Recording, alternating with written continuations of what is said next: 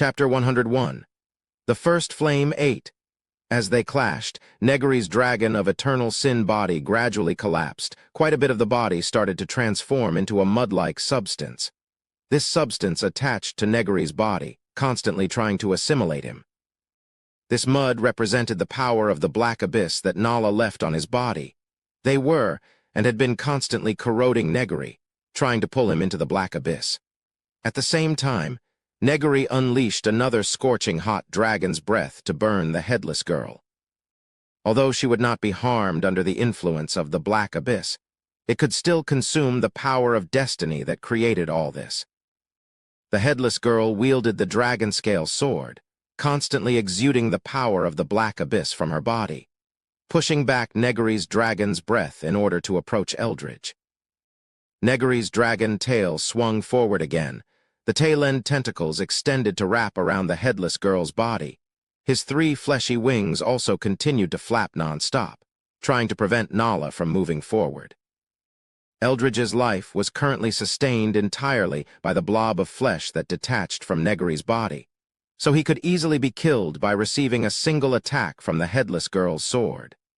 The headless girl raised her long sword, gathering the power of the black abyss into it. Negary was trapped by the mud created from the power of the black abyss, so his restraints on Nala were becoming weaker and weaker. "Nala, are you still treading the right path?" Negary abruptly questioned. Nala, who was about to unleash the attack to kill Eldridge, suddenly paused. Negary took that chance to pull Nala back several steps with all his power. After a long stalemate, Eldridge finally managed to connect to his believers. As Eldridge's head began to float away from the blob of flesh, the world around them appeared more and more fake until the chosen future destiny shattered, revealing the true world in front of Negary. The warm flame hadn't been extinguished, and Nala was still standing by the flames, lowering the dragon-scale sword that had almost cleaved through half her neck. Eldridge's floating head slowly closed his eyes. Negary half-squinted his eyes as he could feel that Eldridge's true spirit had left his body. But instead of directly disappearing into reincarnation, it had returned to the Roya's kingdom through the last god's power. Perhaps in the near future, the Roya's kingdom might actually have a real guardian god, but of course that had nothing to do with Negary. Hack, hack, hack. In the end, I still lost in the hands of Lord Negary. Granny Seal had collapsed on the ground, her old body falling on death's door. Obviously, the backlash from having her destiny broken was great. Although I had great confidence in my destiny, as soon as I think of the enemy being Lord Negary, the thought of I might be defeated by Lord Negary would always manifest in my mind, Granny Seal chuckled. And sure enough, there is just one thing I do not understand.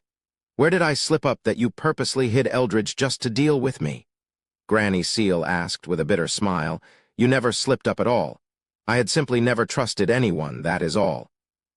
Negary still maintained his dragon of eternal sin form, as a large amount of black abyss mud was still clinging on to his body.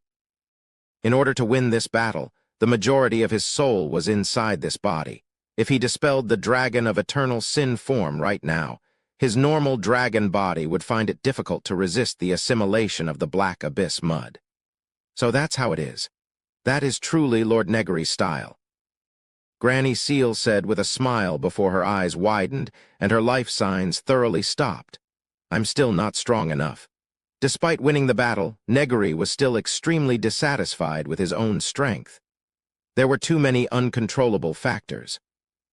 Since the factors that determined his own life and death were still held in the hands of others, Negary found it unacceptable.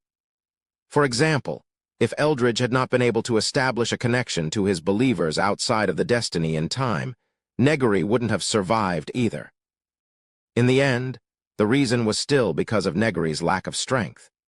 If he was strong enough, he would have been able to directly break Seal's destiny, or perhaps notice Seal's scheme ahead of time and prevent all this trouble in the first place. If you hadn't exposed it yourself this time, I wouldn't have realized that a part of you was lurking inside me. Nala, who was standing by the first flame, suddenly spoke up. How terrifying, Negary. In the false future, If Negary was simply questioning whether Nala was still treading the right path, he would have most likely already been dead. There was no protagonist aura in this world, and simple words did not have the power to change anything. Negary's words were indeed very charismatic, but each time, he would always combine it with psychology, mental power, or powers like dragon's pressure in order to achieve the desired effect. In that false future, although Nala had become the decapitated, a part of Nala's essence still remained because it was false. Negary had used the second personality hidden inside Nala to stimulate and awaken her, thus stalling for a bit of time. "You want to kill me now?" Negary casually asked. "After all, your father died because of me, your mentor Chris was also killed by me, and your followers who came with you this time also died at my hands. No, I can still feel that it would be extremely hard to kill you right now. This would waste a lot of time." Nala denied this. Her eyes were fully focused on Negary and asked, "I just want to ask you one question. Why does one without a true spirit, an embodiment of error like you, exist? Why does the fact that I have no true spirit mean that I can't exist?" Negary asked in return. "Perhaps when I was still named Wang Yuan, I would have also pondered the meaning of my existence and the reason why I existed. Everyone has something in their heart that they want, but cannot pursue, because those things to them are wrong." Negary pointed at Nala and said, "You are also the same. You have indeed treaded the right path from the very beginning, and your heart never wavered, but you are not truly without other pursuits. It was because of this that the Negary in your heart had grown to such a degree that you couldn't even discover him.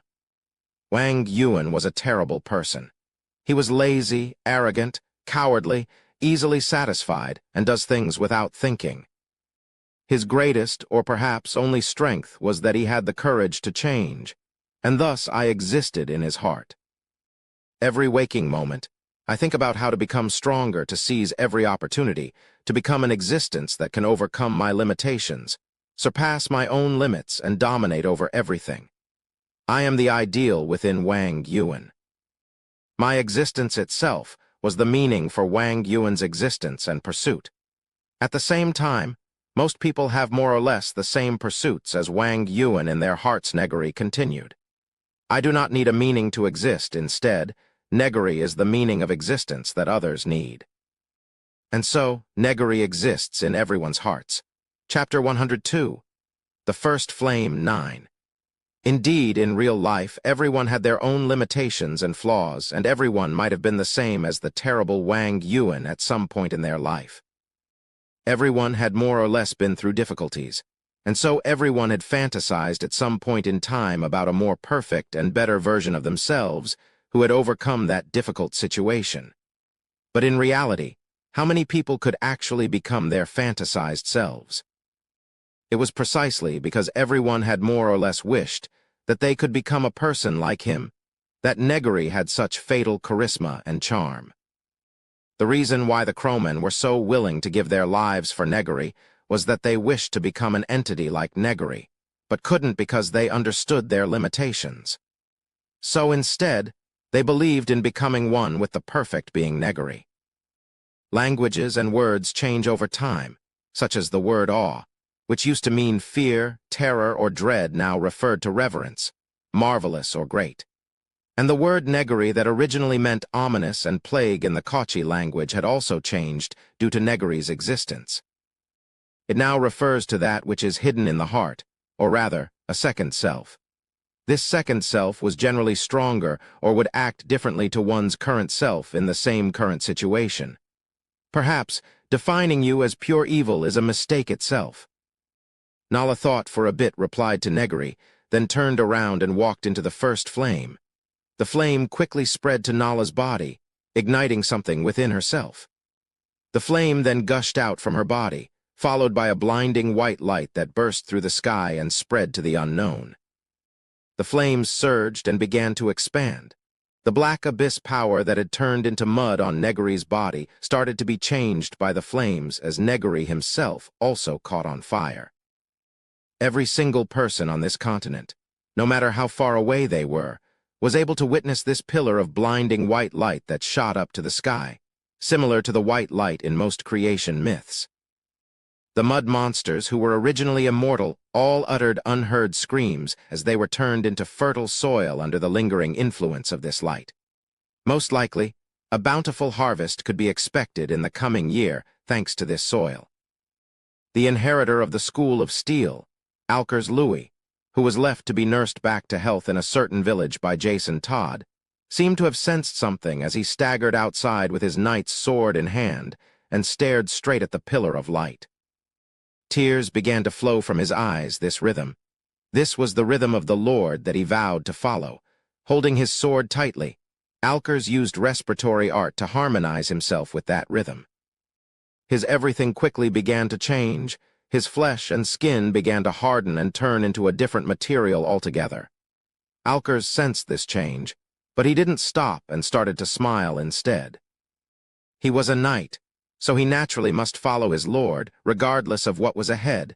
There was no need for him to fear, because his lord's glory shined on him always. The pillar of light gradually dissipated. The black abyss was once again burnt away, and the first flame, which was also the flame world, was successfully prolonged. Meanwhile, at the kiln of the first flame, Negary was still burning with flames, while Nala had turned into a stone statue similar to the last god. She stood there with a quiet expression. Her eyes contained no confusion or hesitation, and Nala, who had trodden on the right path to the very end, was indeed commendable. The first flame was burning his body as well as his soul, but Negary simply watched the flames on his body without fear or panic. Because the channel within the first flame, the channel that led away from this world, had already been opened. Within this flame that symbolized everything in this world, Negary found that his dragon of eternal sin body was undergoing some sort of change, while a large amount of information related to this world was rushing into Negary's mind. The true history of this world unfolded before him. The black abyss and white light were two entities that were greater than the world itself, and they collided. Of course, this collision might just be a way of communication for these two entities. Just like how a certain kind of human communication could be considered collision for certain tiny tadpoles, couldn't it? Naturally, that was only an example. Regardless of what the real meaning of the collision between the white light and black abyss was, for the tiny life forms that thrived within them, this collision was equivalent to world-scale war. After the collision, under the white light's influence, a certain fragment of the black abyss broke off from the greater black abyss. The nature of the fragment was then altered, and later became the world that Negary was currently on. The white light established the flame system on this fragment, then transformed the life forms that originally lived within it into the three gods of flames: the giant, the new deity, and the progenitor dragon. The giant was the most powerful. He completed his mission and created more life forms from the flame. As these life forms breed and multiply, they would slowly deprive the power of the black abyss. His actions of creating life itself was a form of prolonging the flame. But when it came time for the new deity and the progenitor dragon to accomplish their missions, the black abyss retaliated. It gave them the free will to escape their missions and the opportunity to do so. After the new deity and the progenitor dragon ran away, the flame world began to collapse. The last god was the white light's solution, which led to its victory, but not by much. After this struggle, this fragment of the black abyss no longer contained much value, so the attention of the white light and black abyss slowly shifted away from it, as there were far more places that these two entities collided than just this single fragment. It was because of this that Granny Seal had offered Negary as a sacrifice in hope of attracting the attention of the black abyss again. This world is truly full of despair. Negary continued moving forward in the flame. The essence of this world was nothing but a single collision by two gigantic monstrous entities. Regardless of whether humanity chose to follow the flames or return to the black abyss, they would still only be chess pieces of the two entities and follow their domination. Perhaps even escaping from this world does not mean escaping the status of being a chess piece. After all, Even the true spirit that is said to be the essence of life itself originated from those entities. Even as Negary thought this way, he did not hesitate to enter the passage to leave this world. Not moving forward out of fear simply means that there is no escape. Regardless of what happens, it is already near impossible for me to continue to improve in this world. Those great and indescribable entities are still too far away from my current self. What I need to do right now is to continue strengthening myself. I hope that there will be a way to improve the quality of my soul in another world. Negary's dragon of eternal sin form slowly vanished in the passage. As for this current world, he might decide to come back here one day, or he might never return again. Who knows? Within the grand burning flame, only the stone statue of a girl stood still by herself, perhaps unchanged no matter how much time passed. The former knight of divine grace Rivers and Isabella came together and soon had a daughter. The new king of Royas continued his predecessor's legacy, still burning with wild ambition. Ever since the Black Cloud of Crows incident, the people of Intercam had started to become less than healthy. After a certain noble's secret room was opened by a group of greedy treasure seekers, a terrifying plague spread all over the land of Intercam. In a place called Taroy, a youngster put on a mask full of scars together with various mementos and began his journey. Within the unknown wilderness where lush green grass grew and prospered, the final bits of a finger bone crumbled away. Chapter 103, Disaster Authority. Alert! Alert! Alert! Abnormal Disis Force 1 reactions detected in Area 14. The energy level is Grade A. Request immediate dispatch of the Disaster Emergency Response. DER, Division to investigate and register. Repeat. Abnormal response of Disis Force in Area 14. The sirens kept repeating the relevant information. A team of several fully armed people in uniform were led by two individuals. They boarded the kinetic car and quickly headed towards their destination. Target information. Are there any obvious characteristics with the Disis Force? A man in uniform and glasses held a document in his hand as he kept flipping through the pages. Standing next to him was a woman in the same uniform with her long black hair neatly tied into a bun behind her head. She held a kind of unique instrument in her hands, quickly searched and found the information she was looking for. Specific address has been determined. Area 14, Room 3, 101 Street, owned by Wang Zhao. However, the house is currently being rented to the tenant Zhu Ming, male, 23 years old, a professional internet writer. Already confirmed to withdraw the rent today. Disis Force reaction not obvious. At the same time, inside a rental house, Zhu Ming was lying on the bed, looking down at the things he had packed up with an empty feeling in his heart. What was previously a good relationship was suddenly broken up just like that, causing him to feel helpless. However, he also understood that it was normal for a relationship not to last with his current conditions. While thinking this, he suddenly felt a bit itchy and his mind a bit dizzy. Is it because of my insomnia last night? When such a thought crossed through Zhu Ming's mind, the entire world in front of his eyes became irregular, as if everything was wriggling and changing. What's the matter with me? Zhu Ming raised his hand in front of his face. He first saw scales growing on his hand, which swiftly disappeared and were replaced by small tentacles, while his other hand started to grow black feathers. He staggered into the toilet and looked at himself in the mirror in front of the sink, but didn't find his face that he was familiar with, instead replaced by a face that couldn't be described with words. As he stared at that face, Zhu Ming felt a sort of yearning emotion in his heart before his consciousness became blurred, and his sense of self became completely lost. Negary looked at the soul that had lost its consciousness. This pitiful soul no longer had any resistance against him, so as soon as he took it one step further, he would be able to seize this soul and obtain his true spirit, take his identity and continue to live in this world. What kind of desire is to become famous and make *** regret? Is this the so-called obsession of the former host after being possessed? Negary speechlessly chose to give up this option.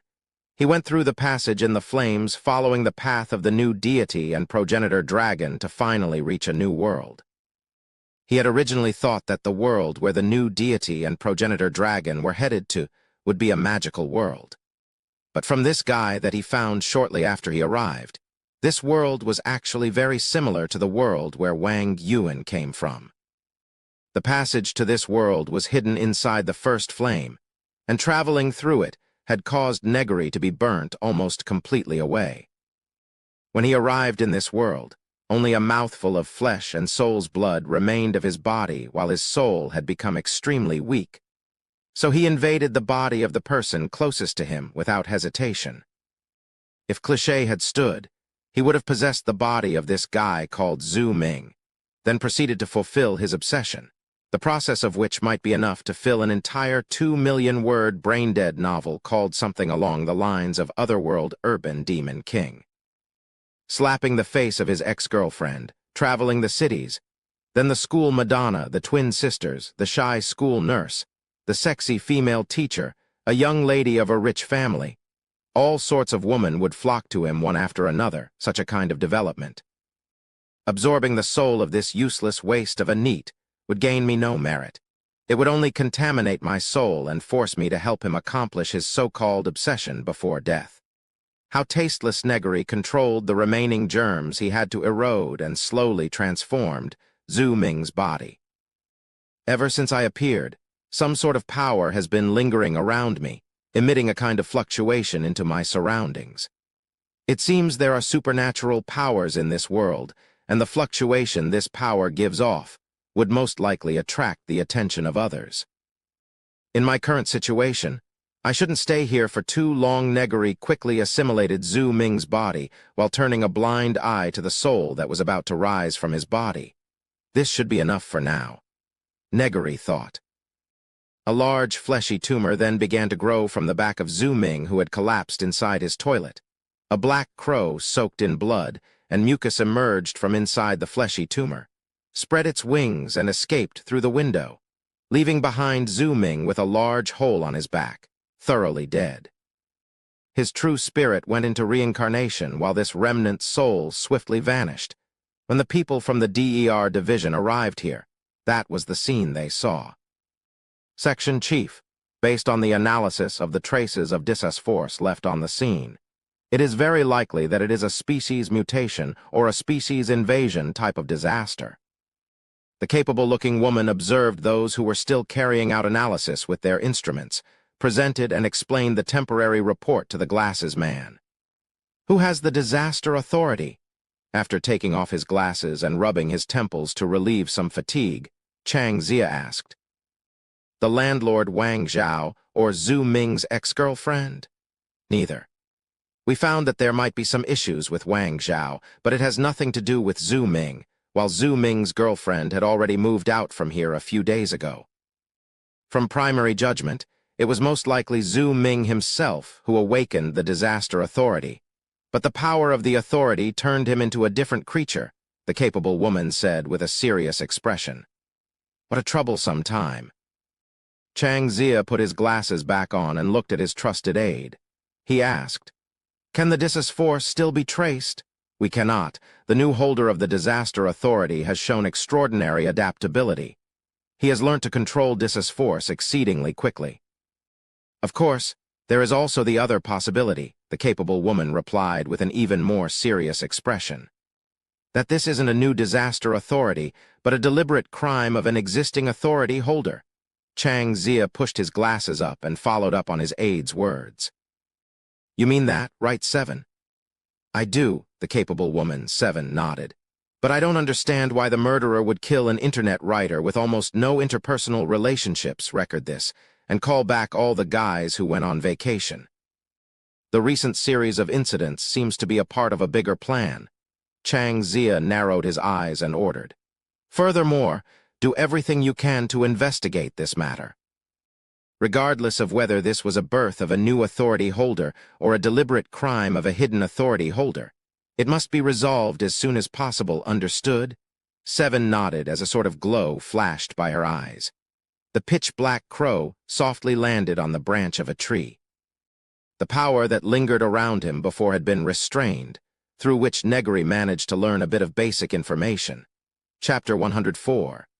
Disaster King. Once the power was restrained inside his body, Negary obtained the relevant information regarding the power from itself. Disaster Authority. Otherworld Invasion. All destructive actions will generate disesforce, so disesforce is the name of this power. Negary sensed the power within his body. It can be released from the body at will to affect the outside world, but considering its characteristics, the effect would most likely result in destruction more often than not. Is this because it was derived from disasters? Negary was constantly changing his position through flight. He wasn't sure if he had left traces behind or not, so in a situation like this, it was better to be cautious. So I obtained this authority because I am an invader from another world. If the Otherworld Invasion Authority exists, then most likely other disaster authorities also exist. Negary's thoughts turned. The most urgent thing to do right now is to conceal myself, restore my soul to how it was, and slowly learn more about this world. However, I also need to make sure to avoid anything that might be considered a destructive action, as that would generate disesforce. Although I can quickly suppress it, it would still reveal my location. Negary landed on top of a large tree as his gaze scanned everything around the area. At a glance, this world seemed to be very similar to Wang Yuan's world, as well as some differences. Firstly, although the languages were similar, they were not the same. Secondly, there were certain issues with this world's social structure. This place was neatly divided into several major domains, each domain divided into several areas. With such detailed planning, it was very convenient for the government to maintain order and rule. Another important factor was that each area had its own emergency shelter. According to Negary's observations, if any disaster occurs, people in the entire area would be able to quickly take refuge, as if disasters were commonplace in this world. Grabbing an unknown bird with his claws, Negary's talons turned into tentacles and pierced into the bird's body, swiftly assimilating it to become a part of himself. This action of his naturally generated disesforce. Quickly suppressing the disesforce fluctuation, Negary changed his position, disguised himself as an ordinary bird and perched just a bit further away. After a bit of waiting, he saw several people arriving in vans at his previous position and took out their instruments to investigate. All of them were wearing uniforms, and the pedestrians didn't seem to be very surprised about their existence, but still reacted to their arrival, namely, they quickly sped up and moved away. Obviously, the department that these people belonged to wasn't a secret, and the pedestrians also had a certain level of understanding about their existence, which resulted in them speeding up. Negary didn't observe for too long. He soon spread his wings and flew away. In any case, this was an unfamiliar world, so necessary precaution should be taken. No abnormalities detected. Authority holders' intention unclear. I suspect that the other party is trying to lure us into wasting our strength while planning something else. 7 reported the situation through a communicator. Understood. Continue to keep a close eye on the situation. Chang Zia pushed his glasses up and hung the call. A lot of disesforce reactions reports were spread out in front of him. During this period, more and more undocumented disesforce reactions had been detected, so someone was obviously planning something. A holder of a disaster authority could use their authority to create disasters, but could also limit disasters through them. For example, a particularly famous authority holder held control of transportation disaster, also commonly known as car accidents. He is able to absorb disesforce from car accidents, as well as use his ability to prevent car accidents from happening. Within his presence, even if you purposely wanted to cause an accident, his authority would prevent it, either by causing your vehicle to be unable to start or something similar. The point was that such a disaster would never occur, and authority holders who used their abilities to restrain the occurrence of disasters were naturally the government's favorite kind of people. However, there were also ambitious people who would actively use their authority to create disasters for various reasons, the most infamous incident of which was the Yubu earthquake of 16 years ago.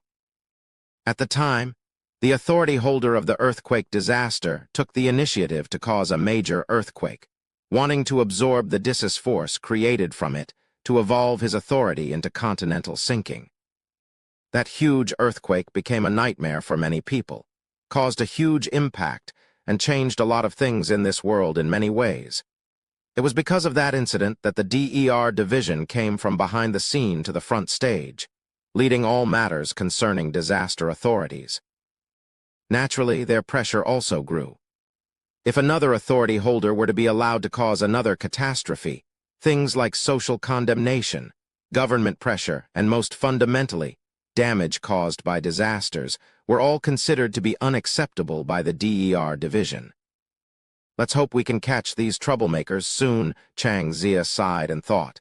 It really is tiring to be the chief of the 6th Domain's DER division. And those bastards had better return soon. If anything really happens, at least we'll have a way to respond to it. As the sun slowly went down, Negary landed on top of a building and watched the sea of lights in front of him, thinking of looking for an opportunity to infect a few servants to provide him soul essence. Otherwise, his currently weak soul would probably take a long time to recover. From this point of view, isn't this disaster authority actually restricting me? Such a doubt crossed Negary's mind. Due to this otherworld invasion authority, any of Negary's actions to cause damage would create Disas force and reveal his location. Right now, the power of Disas force wasn't important to Negary. Being able to restore his soul while remaining concealed was a lot more important. Wait a minute, that is. Negary abruptly looked up towards the sky as he felt an immense amount of surging Disas force in the sky. In comparison, if the amount of Disas force he obtained from killing a bird was like a strand of hair, then the amount of Disas force currently in the sky was probably enough to cause the extinction of all birds. With such a huge amount of Disas force right there, any Disas force Negary generated right now would be unremarkable. He wouldn't be discovered if he created some servants right now, and even if he was, those people would probably ignore him. As soon as he sensed that amount of Disas force, Negary's instincts told him that there was an issue. It was too convenient, especially since this wasn't the flame world and there wasn't a misfortune characteristic, meaning that the concept of luck actually existed here. However, Negary didn't hesitate and flew directly into a nearby residence. That huge amount of Disas force in the sky was still fluctuating, which meant that it could disappear at any time. It was best that he hurried up. Meanwhile, the eruption of this Disas force caused the DER division to practically explode in panic. The DER division had a scale for grading Disas force, although it wasn't clear who first proposed it, with grade A being the weakest, grade B being higher than grade A. And the current Disas force eruption had been measured to reach grade F, the highest possible level. Those who hold this level of Disas force were commonly known as Disaster Kings. Chapter 105. Asteroid. At some unknown point, the power of disaster authority began to spread around this world, and authority holders were able to wield the disasters they held control over. Holders of powerful natural disasters made people feel like gods, but even ordinary man-made disasters could grant people great strength. From large disasters like earthquakes, tsunami, flood, hurricane, drought, and war, to small accidents like car crashes, falling objects, common cold, and even skirmishes could give birth to their corresponding authority, and there were no set rules or order to the emergence of these authorities. Some people obtained their authority from experiencing the corresponding disaster. For example, the man who obtained the Transportation Disaster Authority went through a car accident that completely broke his life apart, taking away his fiancée and his unborn child inside her belly, paralyzing him to the point that he was confined to a wheelchair to this day. While another authority holder could just be minding their own daily life when a large amount of Disas force manifests out of nowhere and floods into their body. And this was the case with the huge amount of Disas force that appeared in the sky today. Manifesting in the sky like this, what kind of authority is this energy level? Thunderstorm? Hail? No, those disasters can only be grade E at most, not grade F. Chang Zia quickly recalled the level of those monsters who held grade F disaster authorities. For example, if the man 16 years ago managed to successfully evolve his grade E earthquake disaster authority to continental sinking, then that would have been a true grade F authority. However, since this was a direct manifestation of a grade F authority, if this wasn't handled properly, there was a chance for this to become a planetary disaster. The Disas force reactions showed the characteristics of impact and high temperature.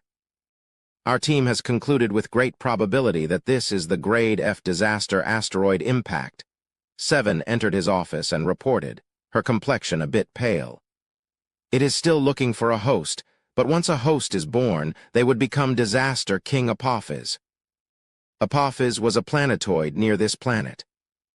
Due to its high probability of collision, and a size large enough to cause the death of all life on this Earth, it was named after an entity in Egyptian mythology whose purpose was to cause the world to fall into permanent darkness, the ancient evil and demon of destruction, Apophis. If this disaster king really was born, they would be able to summon asteroids to strike the Earth whenever they exercised their authority. Not every asteroid they summoned would necessarily be Apophis, but every asteroid that struck the Earth had the chance to be a world-class, or at least national-class, disaster. Furthermore, if an asteroid on the same level as Apophis were to be summoned, the Earth itself might be fine, but humanity would definitely become extinct. After all, there had been several extinction events caused by relatively small celestial impacts in the Earth's history. All personnel stay on guard. As soon as Disaster King Apophis appears in the sixth domain, they need to be immediately found and put under protection. Chang Zia swiftly gave his orders. The appearance of a Disaster King was an issue that couldn't be ignored or glossed over. Why were these people being called Disaster Kings? That was because an authority holder of world-class disasters could act as willfully as they wanted. If it weren't the fact that the non-natural death of an authority holder would most likely cause the authority to go out of control, none of the so-called Disaster Kings would be left alive. Poisoning, assassination, etc. There were countless ways for large organizations and governments to make sure that a single individual died. But because of this fact, Disaster Kings became kings in the truest sense of the word. The Disaster Emergency Response Division practically catered to everything they desired, be it money, power, or anything else they had in mind, with their only request being that the Disaster King doesn't activate their ability. But of course, there was always a bottom line. If the Disaster Emergency Response Division were to agree to everything without a bottom line, the other party would only demand more and more. Additionally, becoming a Disaster King also carried a certain risk. There were always ambitious folks in this world, and the existence of a Disaster King was the biggest threat to such people. In a sense, they were strategic assets and deterrents not unlike nuclear weapons. Every Disaster King was accompanied by a large team that served them, on one hand preventing them from getting out of control, and on the other hand to protect them. One such incident that involved a Disaster King occurred in the year 2012, during which the Disaster King of a certain country was assassinated by terrorists. The authority that Disaster King held was Solar Storm, so when he died, what came after was most likely the most violent coronal mass ejection, CME, seen in human history. At the time, about 1 billion tons of plasma exploded from the sun.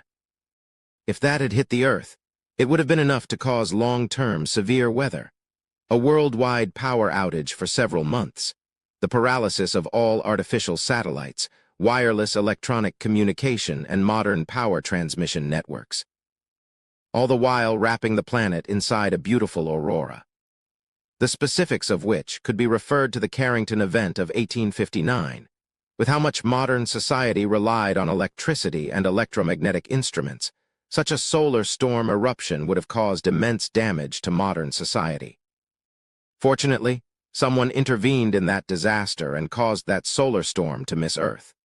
The Disaster King who died at the time held the Solar Storm Authority, but what if it had been the Continental Sinking Authority instead? An entire continent would have collapsed and become submerged, raising the planet's overall sea level. Because of this risk, the protection of Disaster Kings had always been the top priority. And today, a completely new Disaster King had shown up, holding the authority for asteroid impact, temporarily referred to by the codename Apophis. It was crucial for the Disaster Emergency Response Division to immediately locate, protect, and educate this new king. In Area 13, Fang Zi was observing the stars in the night sky through Kyo Jai's one birthday gift, a telescope, with a happy smile on his face. As a high school student, his hobby was astronomy, so the fact that he now had his own telescope made him very joyful. The other reason why he was ecstatic was because of the one who gave him this gift, Kyo Jai. Kyo Jai was a girl 3 years older than he was who lived next door. Their families had quite an amiable relationship. The two of them had been close ever since they were young. So as Fang Zi matured physically, it was inevitable for him to hold a sort of indescribable good emotion towards the neighbor sister who had been taking care of him. And the pure joy of receiving a gift from someone he liked was probably enough to leave Fang Zi on cloud 9 for several days. Huh, what is that? Through the telescope, Fang Zi saw a ray of light that grew brighter and brighter in his vision. Then, before he could react, he felt something rushing in his mind before he fainted from the headache. Meanwhile, Negary looked down at the 4 unconscious people collapsed on the floor. These were all people who were used to living in peaceful times. Although the power of disaster existed in this world, it was still something detached from their daily lives. Individual will and characters aren't up to standard, basically useless even if they were turned into crowmen. Negary observed these people and commented about their unbearably weak willpower. Zhang Jiu Wei, the owner of this house. Bai Jai, wife of the owner. Zhang Yulu, daughter of the 2 Negary, didn't act in a hurry and instead slowly confirmed the identities of the 4 people present. Hikayo, Zhang Yulu's best friend Negary, confirmed the identity of the last girl. Looking down at the 4 people, Negary flapped his wings and sensed the violently changing Dissus force in the sky outside. If he didn't act now and waited until the Dissus force fluctuations calmed down, his modification of these people would generate a great amount of Dissus force reactions and cause him a lot of trouble. Chapter 106. Protagonist. I really don't know what happened last night. Sorry that you had to sleep on the floor all night. It's okay. I'll see you later. As the 2 girls said their goodbyes at the door, a strange creature hovering in a secret part of the corridor was observing all of this. It then quietly followed the girl who left. Negary squinted, flapping the 3 fleshy wings on his back while trying to conceal his body as much as possible. Due to Negary's paranoia, he had chosen to transform into his dragon of eternal sin form. As the embodiment of error and mistake, the dragon of eternal sin's wrongful form had the ability to nullify many abilities.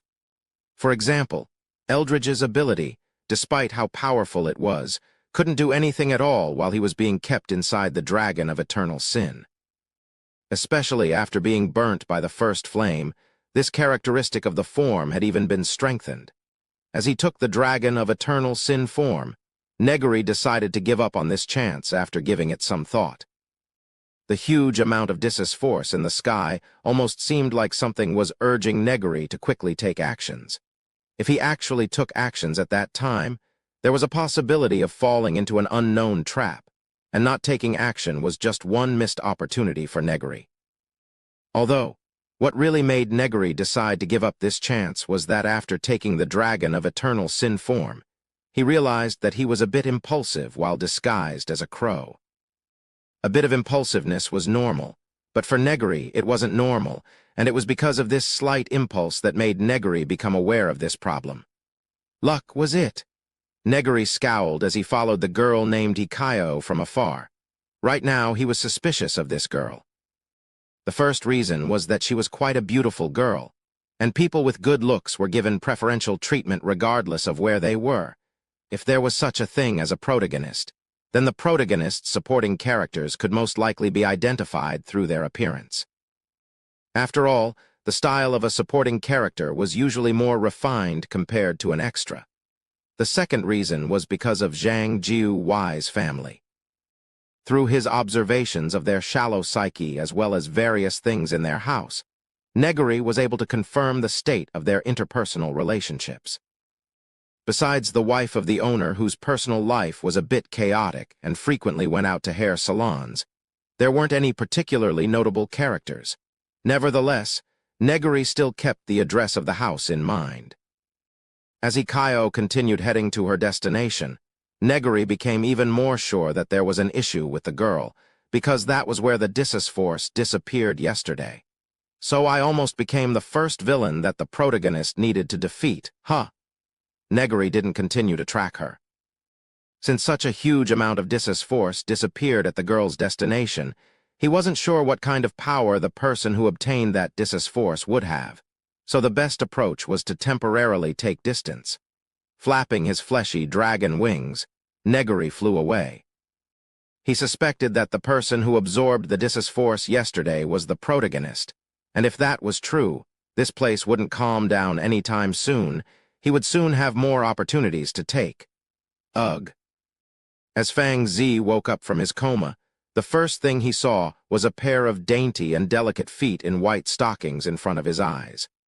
By slightly tilting his head up, he saw a girl in a maid costume tilting her head down looking at him. Even more embarrassingly, from his current position, he was easily able to see the sight hidden within the absolute territory. At the very next moment, the girl knelt on one knee in front of Fang Zi and lowered her head. Her long black hair fluttered in front of Fang Zi with a slight, comfortable fragrance. "Your subordinate is Liu Shi. Greetings, my king Apophis. Wait a second." Fang Zi hurriedly retreated as far as he could, then got up and looked at this girl who seemed to have come out from some fantasy, considerably confused. "Why are you dressed like that? And this is my house." Finally having a grasp of the situation, Fang Zi quickly asked, "And what the hell is Apophis? Is that some sort of demon's sword? I don't have money to protect Allah, you know." Doesn't your highness like maid costumes?" the girl Liu she asked, tilting her head. "All the movies you watch have this kind of clothing, cough, cough, nonsense." Fang Zi became flustered. "And even if I like it, it's just 2D, okay? How can anyone, really? Wear such thing?" Fang Zi's voice became lower and lower as he spoke because there was actually a girl wearing such clothes right in front of him. "You still haven't told me why you're in my house." Fang Zi looked at the girl in front of him and quickly changed the subject. "And why are you calling me something like Your Highness? Your Highness is Your Highness. Liu Shi's duty is to protect Your Highness' safety." Liu Shi answered with a serious expression. "After all, Your Highness has only just taken a hold of your authority. As Your Highness isn't familiar with the application of Dissus Force, it is easy for Your Highness to be ambushed by people with ill will authority." As Fang Zi heard that, information began to surge within his mind, informing him about his asteroid impact disaster authority. There were currently a total of 19,500 known asteroids near Earth. Among them, several hundred had been confirmed to be over 4 km in diameter, and probably more of them unconfirmed. Even the Apophis asteroid that was enough to destroy the majority of life on Earth was only about 394 m in diameter, not even 400 m. In 2002, an asteroid with an estimated diameter of 10 m collided with Earth. The asteroid exploded and burnt away in the atmosphere, but the amount of energy it released was about the same as that of a medium-sized nuclear weapon. In 2013, an asteroid with a diameter of about 15 meters exploded into a meteor shower above the sky of Russia, the shock waves of which caused the windows of 300 houses to break and the injury of around 1,200 people. Studies had shown that an asteroid with a diameter of about 40 meters was enough to level a city. After Fang Zi recognized the authority, he understood what he was able to do, almost like it was a natural instinct. With a single thought, he would be able to summon any asteroid he wanted, but the bigger the asteroid he wanted to guide, the longer it would take. As soon as he gained this authority, Fang Zi's first reaction was fear. This was the kind of power that could create a great disaster with just a bit of carelessness. So, I'm a disaster king now. Fang Zi sat down on his bed with a dazed expression. He wasn't a transmigrator or a NEET who knew nothing about current events. Ever since the Yubu earthquake incident of 16 years ago, and the Disaster Emergency Response Division became the authoritative department. Even if the public didn't quite know how many disaster kings there were or who they were, they still had a basic understanding of concepts like disaster authority and disaster king. After all, it had become mandatory for schools to conduct orientations and educate all students about disaster-related knowledge. Only by making the relevant knowledge widely known would there be no people who disregard the law and order because they happen to obtain supernatural abilities. A particularly famous example in these orientations was the most renowned authority holder of the sixth domain. He was originally just an ordinary salaryman, but as he obtained the disaster authority of medical malpractice, every hospital in the domain welcomed him like a VIP, while people who were actually VIPs took the initiative to associate themselves with him. Just by doing nothing and staying at a hospital every day, he earned a large amount of money, eventually marrying the office goddess who used to look down on him, becoming an overall winner in life. Chapter 107, Otherworld Invasion. Negary was feeling gradually weaker, the reason of which was because his soul hadn't been replenished for a long while. But Negary didn't regret his decision. As he was still within his period of weakness, he had more to lose than he does to gain by rashly getting involved with the protagonist's events. And there are still a lot of doubtful things about this world.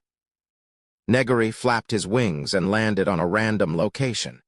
He originally traveled to this world through the channel left inside the first flame, following the traces of the new deity and the progenitor dragon. In other words, if there were no accidents, the new deity and progenitor dragon should have already arrived in this world. But there isn't a single trace of them in this world at all. Negary had used the Zhang Jiu Y family's computer to check the relevant information. But there were two issues. Firstly, Negary's understanding of this world's language and writing all came from the dead author Zhu Ming. And since he was in a hurry at the time, he only picked out some commonly used phrases and common sense to absorb.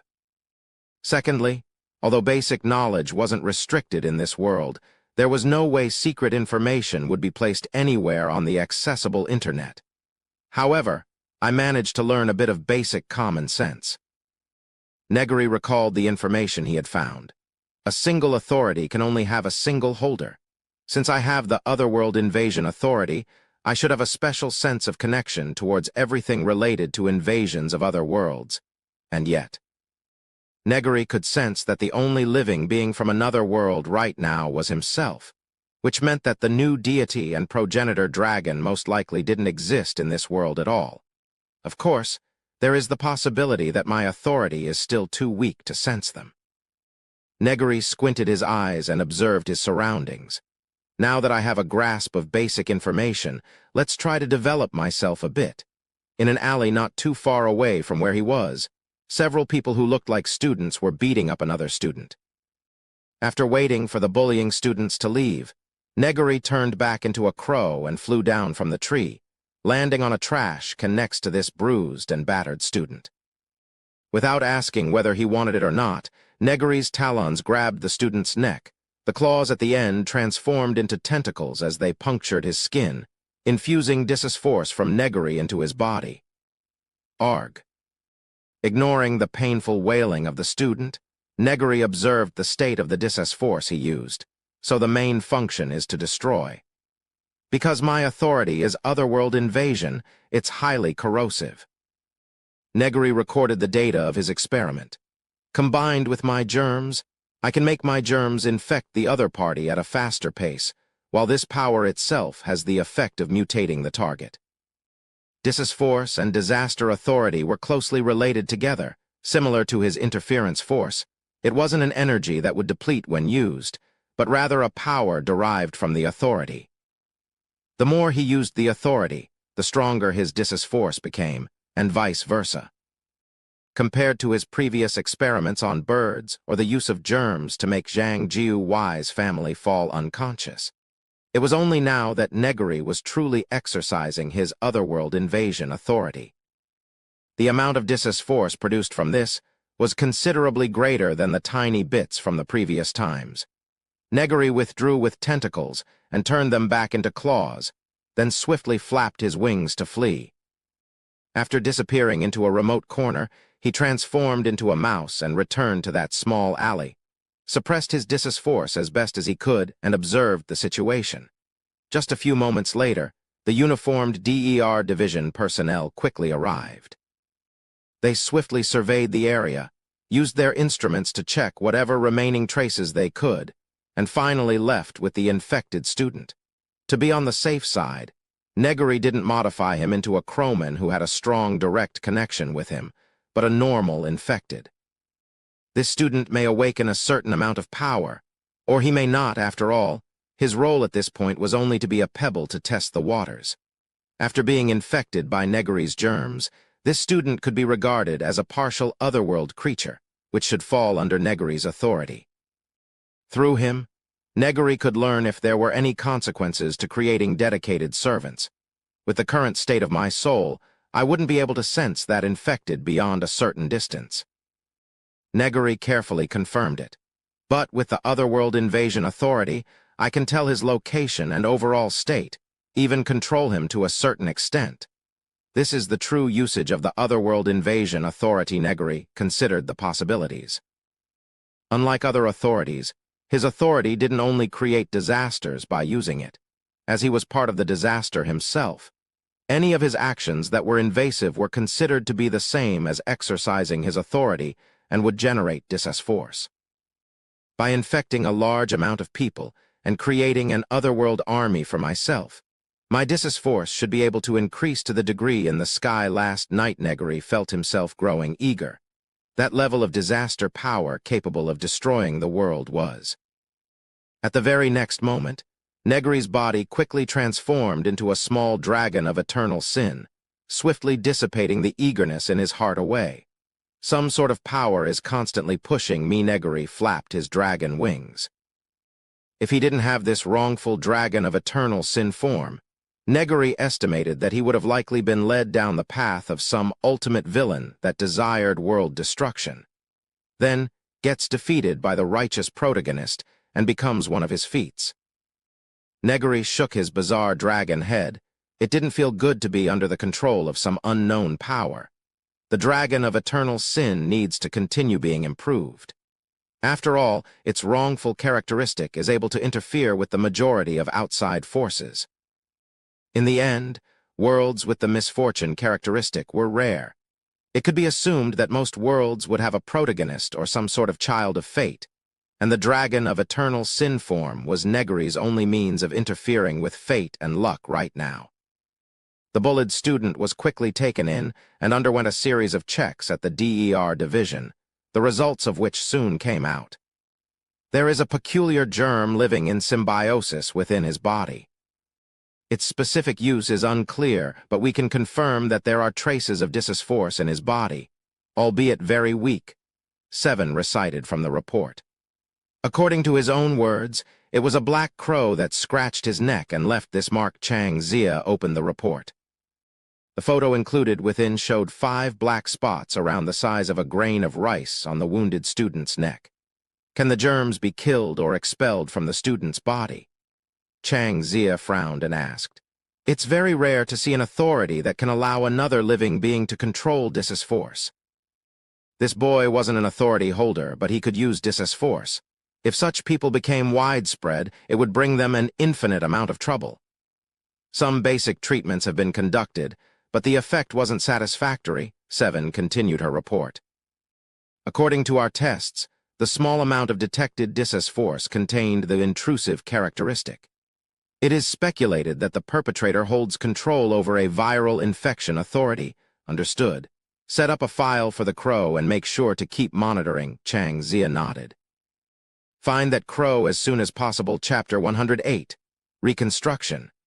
As Wang Bin looked at the slowly closing door behind him, A flash of gloominess appeared in his eyes, but quickly returned to his original soft and weak appearance. Because he was attacked by an authority holder, he received a suitable sum of money as compensation, but those people didn't agree to his other requests. It seems general education for a basic sense of value needs to be improved. Chang Zia was slowly rubbing the bridge of his nose as he watched the CCTV footage from his computer and commented, "Indeed, for him to actually make that kind of request." Seven put a cup of coffee on Chang Zia's desk, then turned to the surveillance footage of Fang Zi and said with a glad tone in her voice, "Perhaps I should say we're fortunate that Apophis isn't that kind of person." The student named Wang Bin had been bullied for a long time, and this was a sad thing to hear. He had never even thought of changing or trying to resist, an overall cowardly and weak person.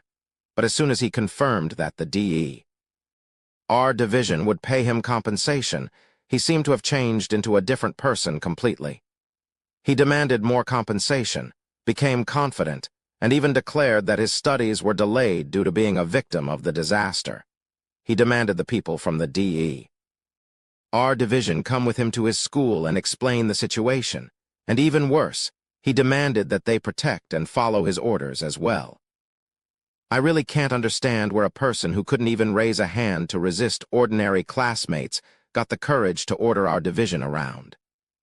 Seven shook her head. If she hadn't seen it with her own eyes, she wouldn't have believed that such people existed at all. He's the type that can only bully the weak. In his perception, the classmates who have been bullying him won't respect him and were hard, while we who gently offered to compensate him became the soft that he can squeeze, Chang Zia chuckled. If he knew that there was force in his body, he might have been even more arrogant. If he had the courage to face his classmates with the attitude just now, he probably wouldn't have been bullied so easily. Seven shook her head and sighed. Maintain monitoring on him. Although we've confirmed that the germs in his body aren't contagious, they might do something other than just giving him a weak force reaction. The one who gave him those germs might come into contact with him again. Chang Zia rubbed his temples. During this period of time, disaster-related incidents had been occurring one after another. At first, there was a hidden authority holder who made trouble. Then a suspected new authority holder appeared, causing one death, followed by the birth of a disaster king, and then another person who was attacked by an authority holder popped up. Of course, it was possible that the one who attacked this time was the new authority holder. The original force reaction was only grade A, so it shouldn't be a particularly powerful living being sacrificial dance, Chang Zia comforted himself. After Wang Bin left the DE.R. division, he carried his school bag and walked back home. After an entire day of diagnosis and checks, it was already evening. Fortunately, the DE.R. division had already asked for a sick leave for him.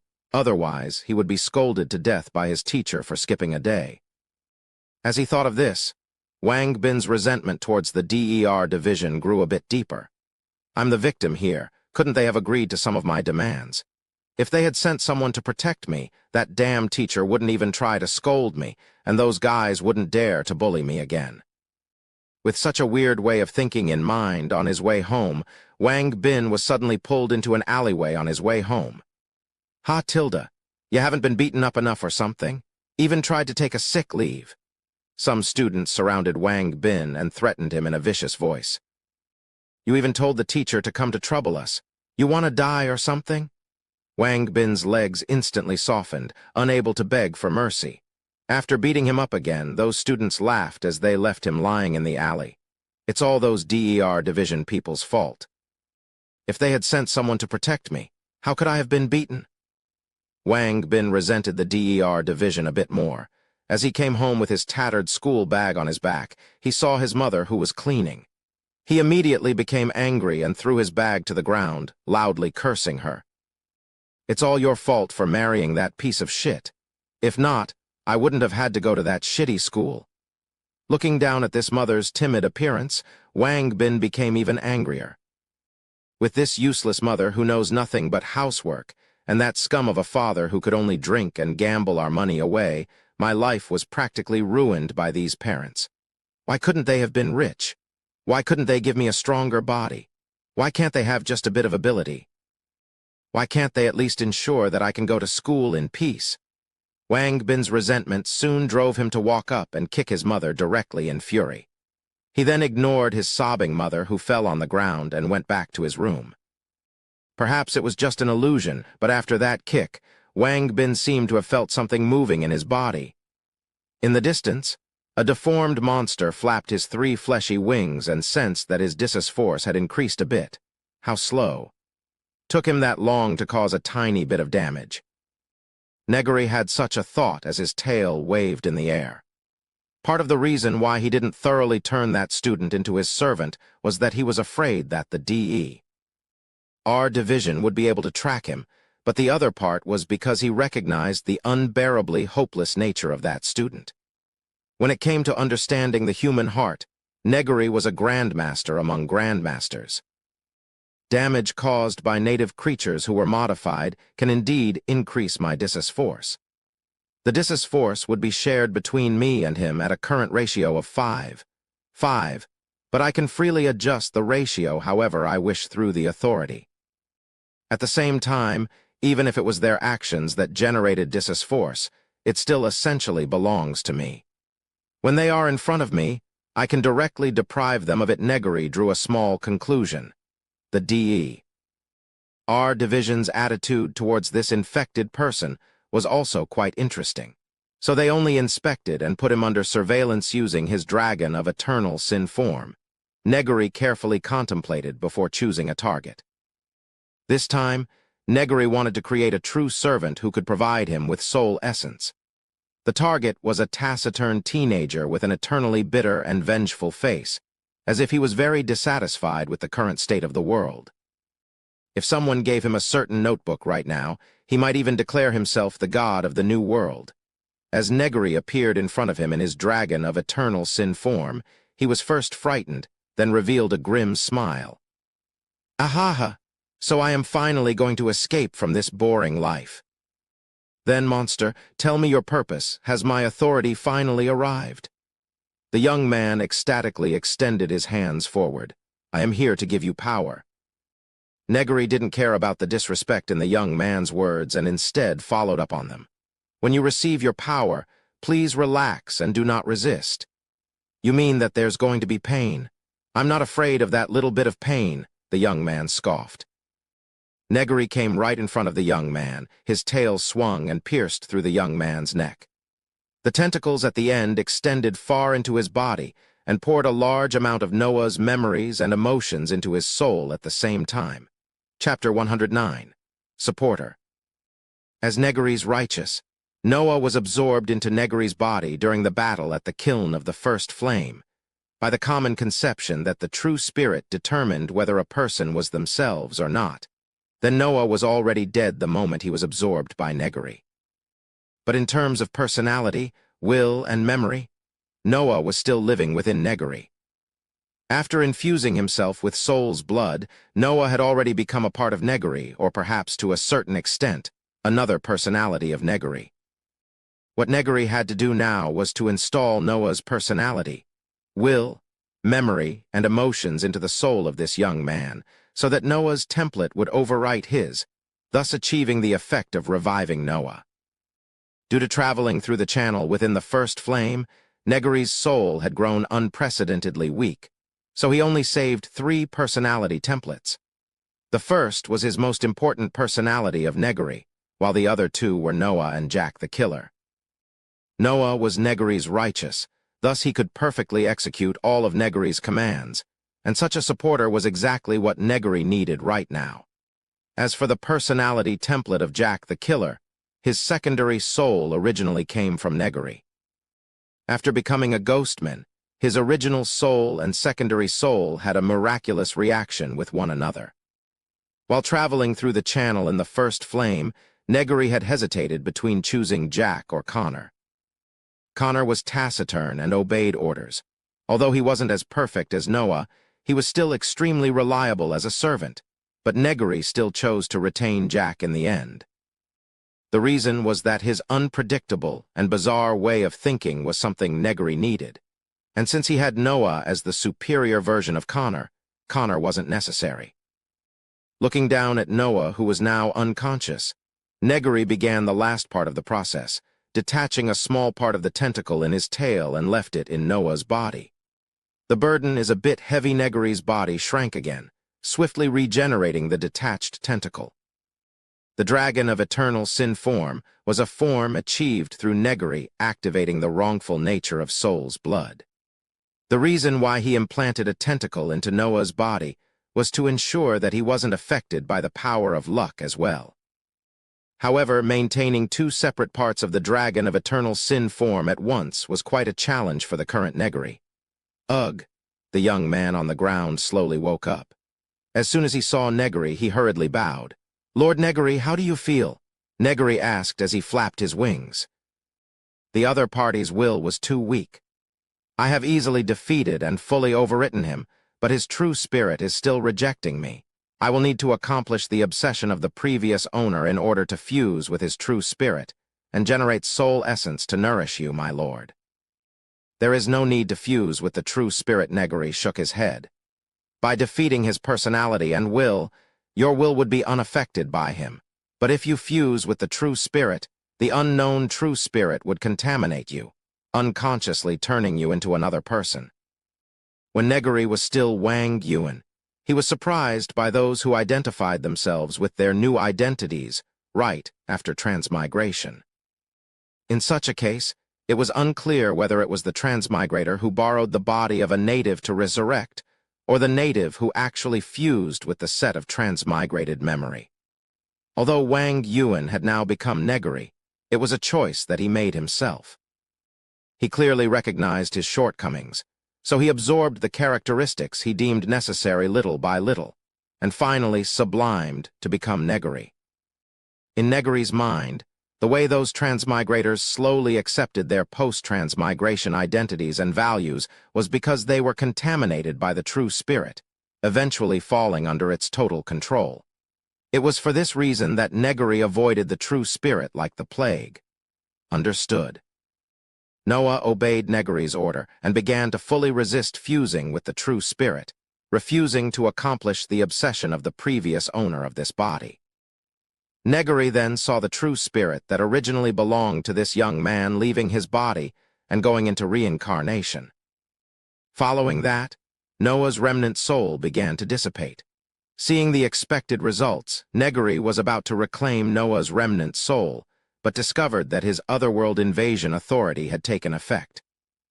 Noah's remnant soul was being protected by the authority, although because he didn't have a true spirit to support him, Noah's control over this body was insufficient, resulting in him appearing lifeless, almost like a corpse, just as I thought. Or perhaps I should feel fortunate to have obtained the otherworld invasion authority. Through Noah, Negary understood the importance of this otherworld invasion authority to him. This world was different from the flame world. It didn't have the error of the flame world, so normally, a remnant soul would never be born. Without the otherworld invasion authority, at the weak state Negary was in when he arrived in this world, he had to either absorb the true spirit of Zhu Ming or hunt living beings to supplement and restore himself, neither of which were preferable to Negary.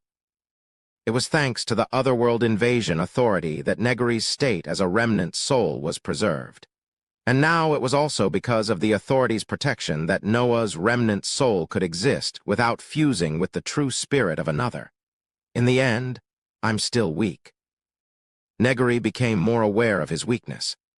This time, it was thanks to good luck that he gained the otherworld invasion authority, as well as the fact that his status as a remnant soul just happened to be regarded as part of another world that he was protected by the authority. In other words, if I had arrived in a world without authority, I would have been forced by the situation to do things that I didn't want to do. That's why. Only by becoming stronger would I have more privilege to choose. At the time, if Negary had been a bit weaker and couldn't have even killed to survive, the only choice for him would have been to fuse with the true spirit. On the contrary, if he was stronger at the time, wouldn't he have been able to maintain himself without relying on his good luck to obtain the authority? Of course. This didn't mean that Negary would discard the Otherworld Invasion Authority to show how great he was. Admitting one's own weakness wasn't shameful, and as long as one was willing to seize every opportunity to change, that would actually be a precious quality instead. Negary thought particularly highly of this quality of his, because only by doing so would he constantly be able to discover his own shortcomings, take the right chance to fill them up and overcome such shortcomings. Noah, for the time being, live under this identity.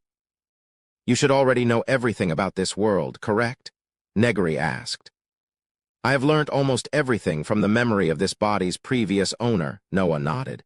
And I have also shown signs of pseudo-release, but since my soul is too weak for now, the specific ability hasn't manifested yet. Very good. The people from the DER division should arrive here soon, so be careful. They will definitely monitor you, but don't worry. Although they are powerful, they are shackled and restricted by their rules. I trust that you can deal with them, my righteous Noah. I understand your orders shall be fulfilled, my lord, Noah responded. Chapter 110, Shackled People. Is the diagnosis done? Noah asked with a gentle and smiling face, but the lifelessness drifting around his body made the gentleness feel a bit terrifying. If there are no issues, I'll be going back now, Noah said with a smile on his face. According to the Disaster Management Act, without evidence, I can only be detained for 24 at most. Are you really not going to remove the parasite within your body? Seven solemnly asked him. Why should I? Noah replied with his gentle smile. This thing isn't harmful to me, and it can even allow me to have control over Dis's force. Noah raised his palm, showing an ominous power shining in his hand and an expression of excitement on his face. According to the Management Act, a person who obtained disaster authority can enjoy normal civil rights as long as he obeys the Management Act and doesn't commit any crimes, right? Although I'm not an authority holder, I've obtained Dis's force, which makes me a pseudo-authority holder. You have no right to mandate that I perform the operation. Noah maintained his gentle smile, causing Seven, who was sitting across from him, to furrow her brows. But the one who gave you Dis's force. That's your problem to deal with. Noah stood up and walked towards the door. I've told you everything that should be told and cooperated to the extent that I should cooperate. I do hope that you catch the culprit behind the scenes soon. Seeing Noah walking straight out of the DER division, Seven sighed. This kid is hard to deal with. Quite obviously, that Wang Bin from before was nothing but a throwaway pawn to test the waters, Chang Zia sighed from behind his desk. That one was a true abandoned child. After discovering that we dare not take a tough attitude, they immediately created this real subordinate.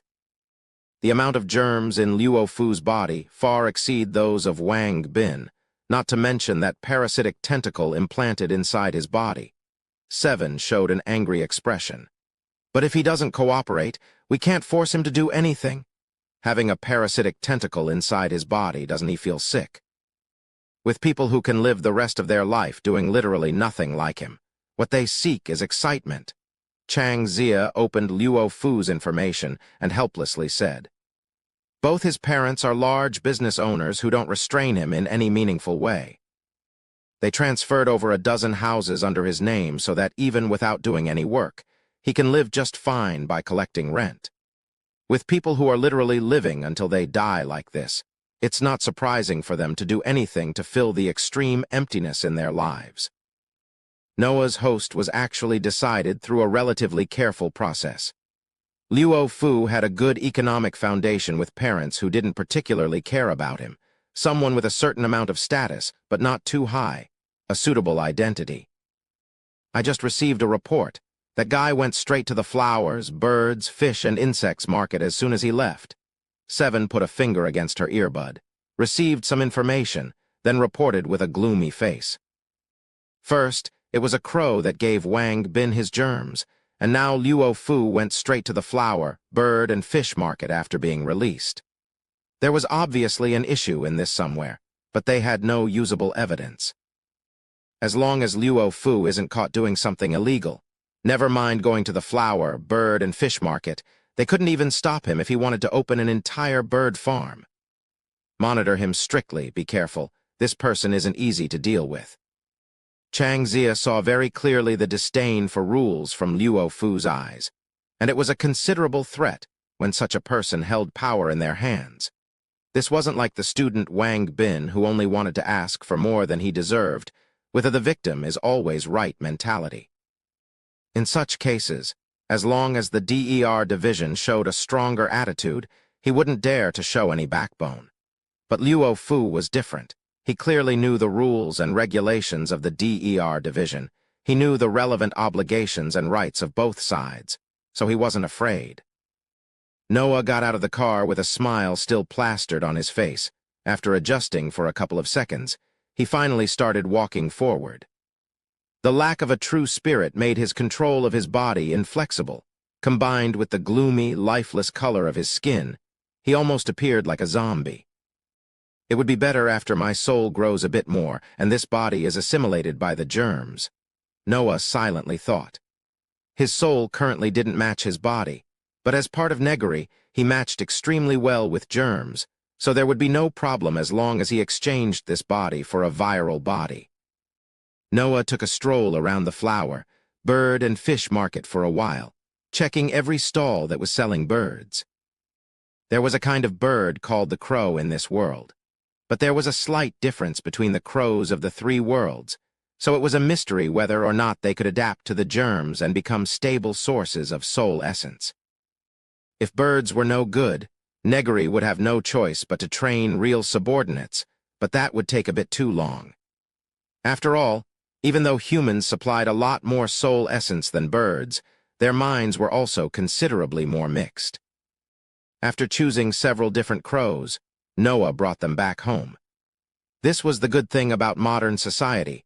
There were crows in almost every region, so success could be mostly guaranteed as long as they were roughly similar. Even if Negary's soul was weakened, he could still control the mutation of his germs to a certain degree. There is no rush to infuse the crows with germs. Let's wait patiently first. Laying on a tree trunk, Negary's dragon of eternal sin form changed color to camouflage himself, then sent such a message through their telepathic connection as Noah walked past. It couldn't be helped. Negary was indeed incredibly weakened right now, and having to bear the burden of the dragon of eternal sin form at all times drained him even more, but rushing wasn't a good idea. Sure enough, 2 days later, an official campaign on pet disease inspection was launched. As he watched several professionals inspect the crows he bought, Noah still kept a smile on his face. This way, the DER division should be quiet for a while. Noah silently thought as he watched the quarantine personnel who had no choice but to leave. His eyes scanned through the places where those people walked by just now to check if they left any monitoring devices. As I thought, they aren't fanatically stupid, Noah shook his head. If they had actually left any monitoring devices, Noah would immediately call the police. This was a society under the rule of law, so even the DER division had to abide by the law. Or rather, it was because they were the DER division that they needed to comply with the law to an even stricter degree. After all, they held information on the majority of authority holders and handled all disaster-related matters. With such large authority in their hands, it was natural for people to feel insecure, and for there to be more than just one department monitoring them. Noah then took out the fish he bought and started cooking, generating a little bit of force. In the DER Division HQ, several people frowned as they heard the sirens. If it was a registered source of force, the system would record without raising alarms like this.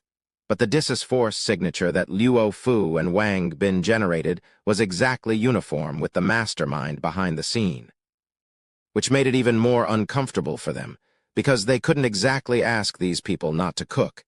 At the same time, several more infected people had been popping up one after another. Right now, with 7 to 8 of them having the same force signature, the constantly triggering alarms were a different kind of headache. Wait, there's another similar signature on the move. Several staff members looked at the monitor. The red dot that represented the force signature was constantly moving around, running circles on the map, then vanished. When the staff members connected the dots, They found that the route was actually a smiley face. Chapter 111, Codename J. "I feel like I'm being ridiculed," a staff member commented while looking at the smiley face traced out by red dots on the monitor. The letter J that represented the nose in the middle of the closed-eye smiling face gave off an indescribable sense of mockery and ridicule. "Did you find our guy?" After a while, the attending staff member could only shake their heads when asked by staff members who came to ask for more information. That fucker ran as fast as a thief, and has most likely received anti-reconnaissance training. The surveillance couldn't catch him.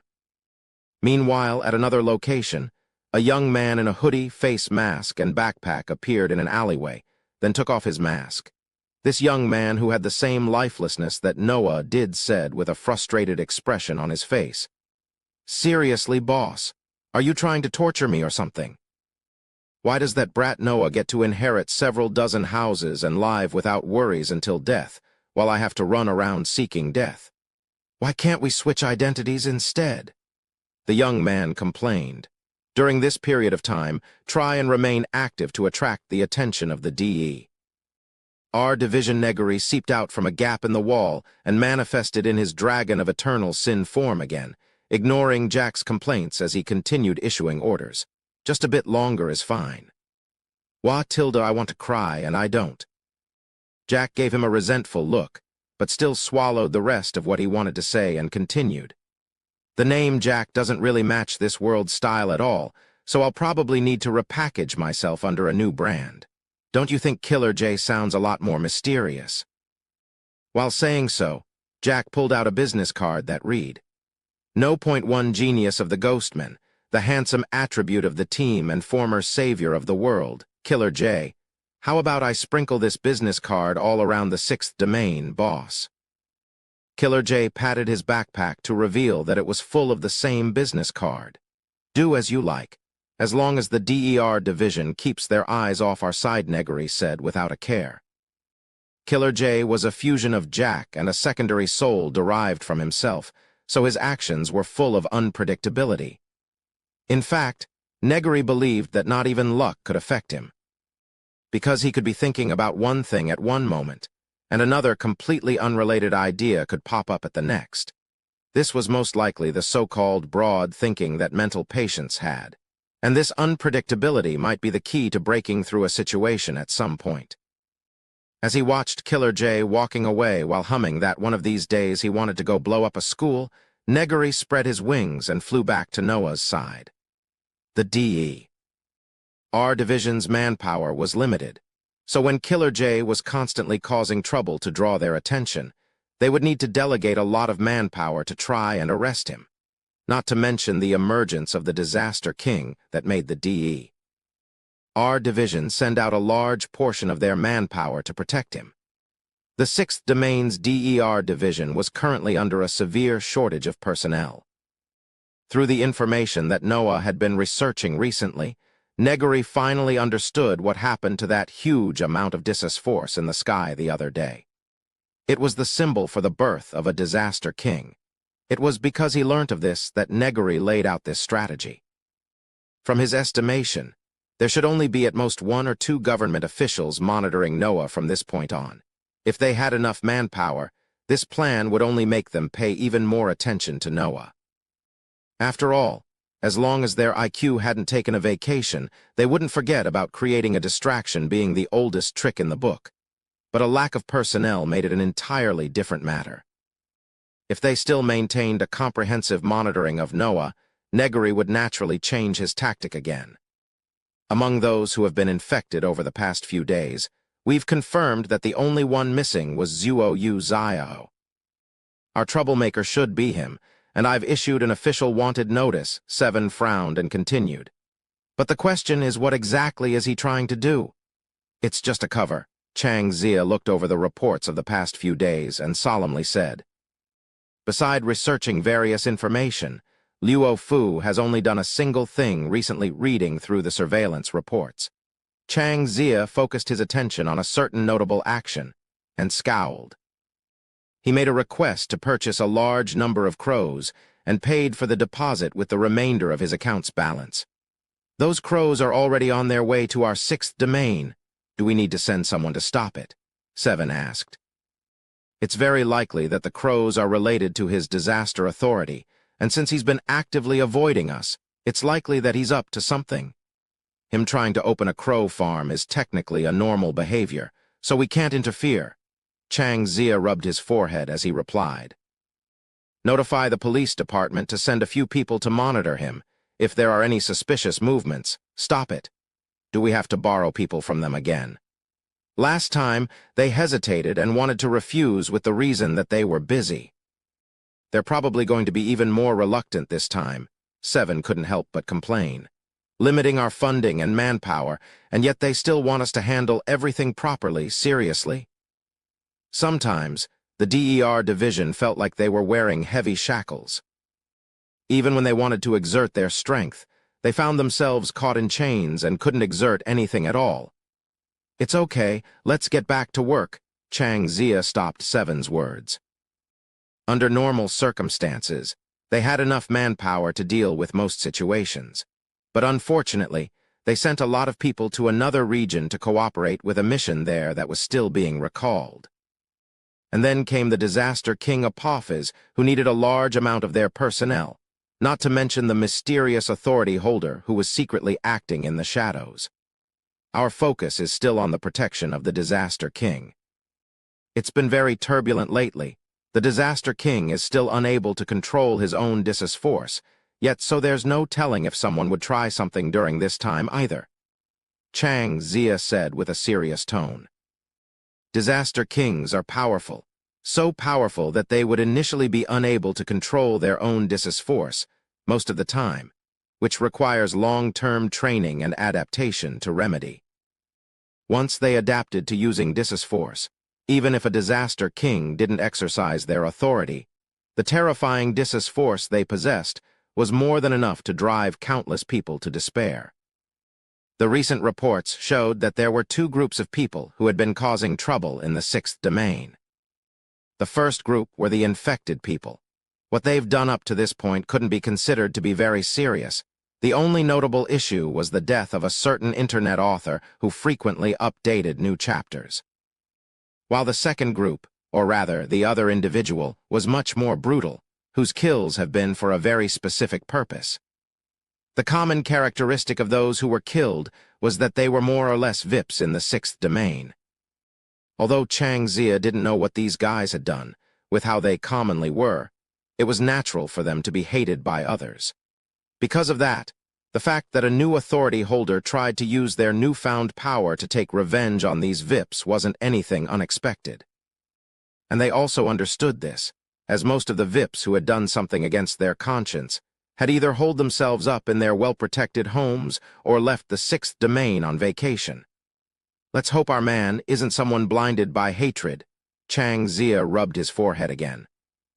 Humans weren't perfectly rational robots, so when they were influenced by hatred and acted hot-headedly, it would be very easy for them to attempt something with irreversibly serious consequences. Chapter 112. A thoroughly insane person. In a dimly lit room, the walls were covered with various photos. The people in those photos were all well-dressed and well-groomed, but some of them had been crossed out in red. Those bastards? A person in the darkness said with a look of pain on his face. Knock, knock. A curt sound of someone knocking came from outside the door. The man looked through the cat's eye on the door, then opened it and questioned with a low voice. Didn't you say you weren't going to come here again? Wang Zhao, sorry for not keeping my words. The one standing on the other side of the door was a relatively handsome youngster with a bright smile. Because one of my tenants died unexpectedly, the people of the DER division caught my tail, and now I'm wanted all over the city. That's why I came here to pay you a visit, while giving you a hand at the same time. Wang Zhang smiled with squinted eyes, looking at the man who didn't seem intent on letting him inside, and said without a care. You should have sensed it as well, the Dissus force that appeared in the sky that night. A new disaster king has been born, and this is his information. Wang Zhao tossed a bag of documents on the ground. His Dissus force surged forward, but strangely, the fluctuations it gave off was incredibly minute. as if it was being obstructed by something. In fact, if you weren't standing in front of him, you wouldn't be able to detect this force coming from him at all. Do you want me to become even more insane?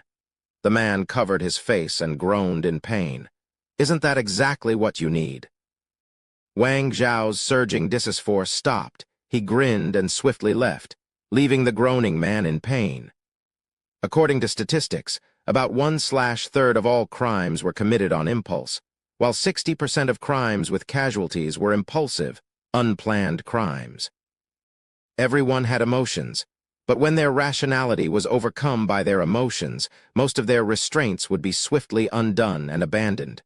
Authority, crime disaster. Its function was to force one's emotions to completely overpower their rationality and release the evil beast locked by the shackles of morality within their heart. A person affected by this authority would have their rationality slowly replaced by the emotion that was most likely going to cause them to commit a crime. If they had hatred in their hearts, they would be dominated by hatred. If they had greed, they would be dominated by greed.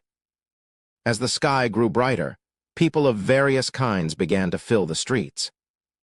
Killer J was riding on a skateboard, agilely moving along the crowd while occasionally giving off a force reaction.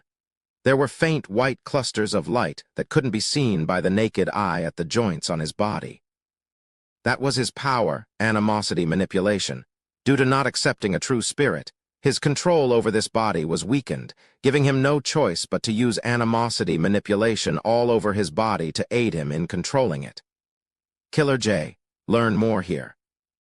While shuffling along the crowd, Killer J was handing out his business card to everyone he could, making the people who were pursuing and monitoring him clench their teeth in anger. Killer J's gaze abruptly froze as he looked forward, as there was another man also handing out flyers. The man seemed to be middle-aged with a particularly haggard expression. He was wearing a propaganda sign in front of his chest with a thick pile of flyers in his hand, handing them out to the people who walked by. Is someone trying to take my business? Killer J weaved through on his skateboard, took a flyer before looking at the middle-aged man again. His behaviors and clothing showed that he used to have a relatively wealthy family background, perhaps even a successful person in another person's eye, but right now, not even the well-kept but old business suit he was wearing could hide his pitiable state. I think you might need this. Killer J put his business card in the man's hand, took a flyer and left. The flyer told a tragic story. The man who was handing out the flyer was called Wan Hengyang, originally a successful business owner with a happy family, a beautiful wife, and a lovely daughter. But then, what could be considered a disaster befell him. His wife coincidentally fell in love, the other party being a well-known public figure of the sixth domain, or perhaps even the entire country. His wife chose to divorce him and married that figure in pursuit of love while he got custody of their daughter. However, this wasn't much of a tragedy, as everyone had the right to pursue their own love. The real disaster happened 3 years later, when his 13-year-old daughter went to visit her mother. A few days after this visit, she died of an acute illness caused by heat stroke.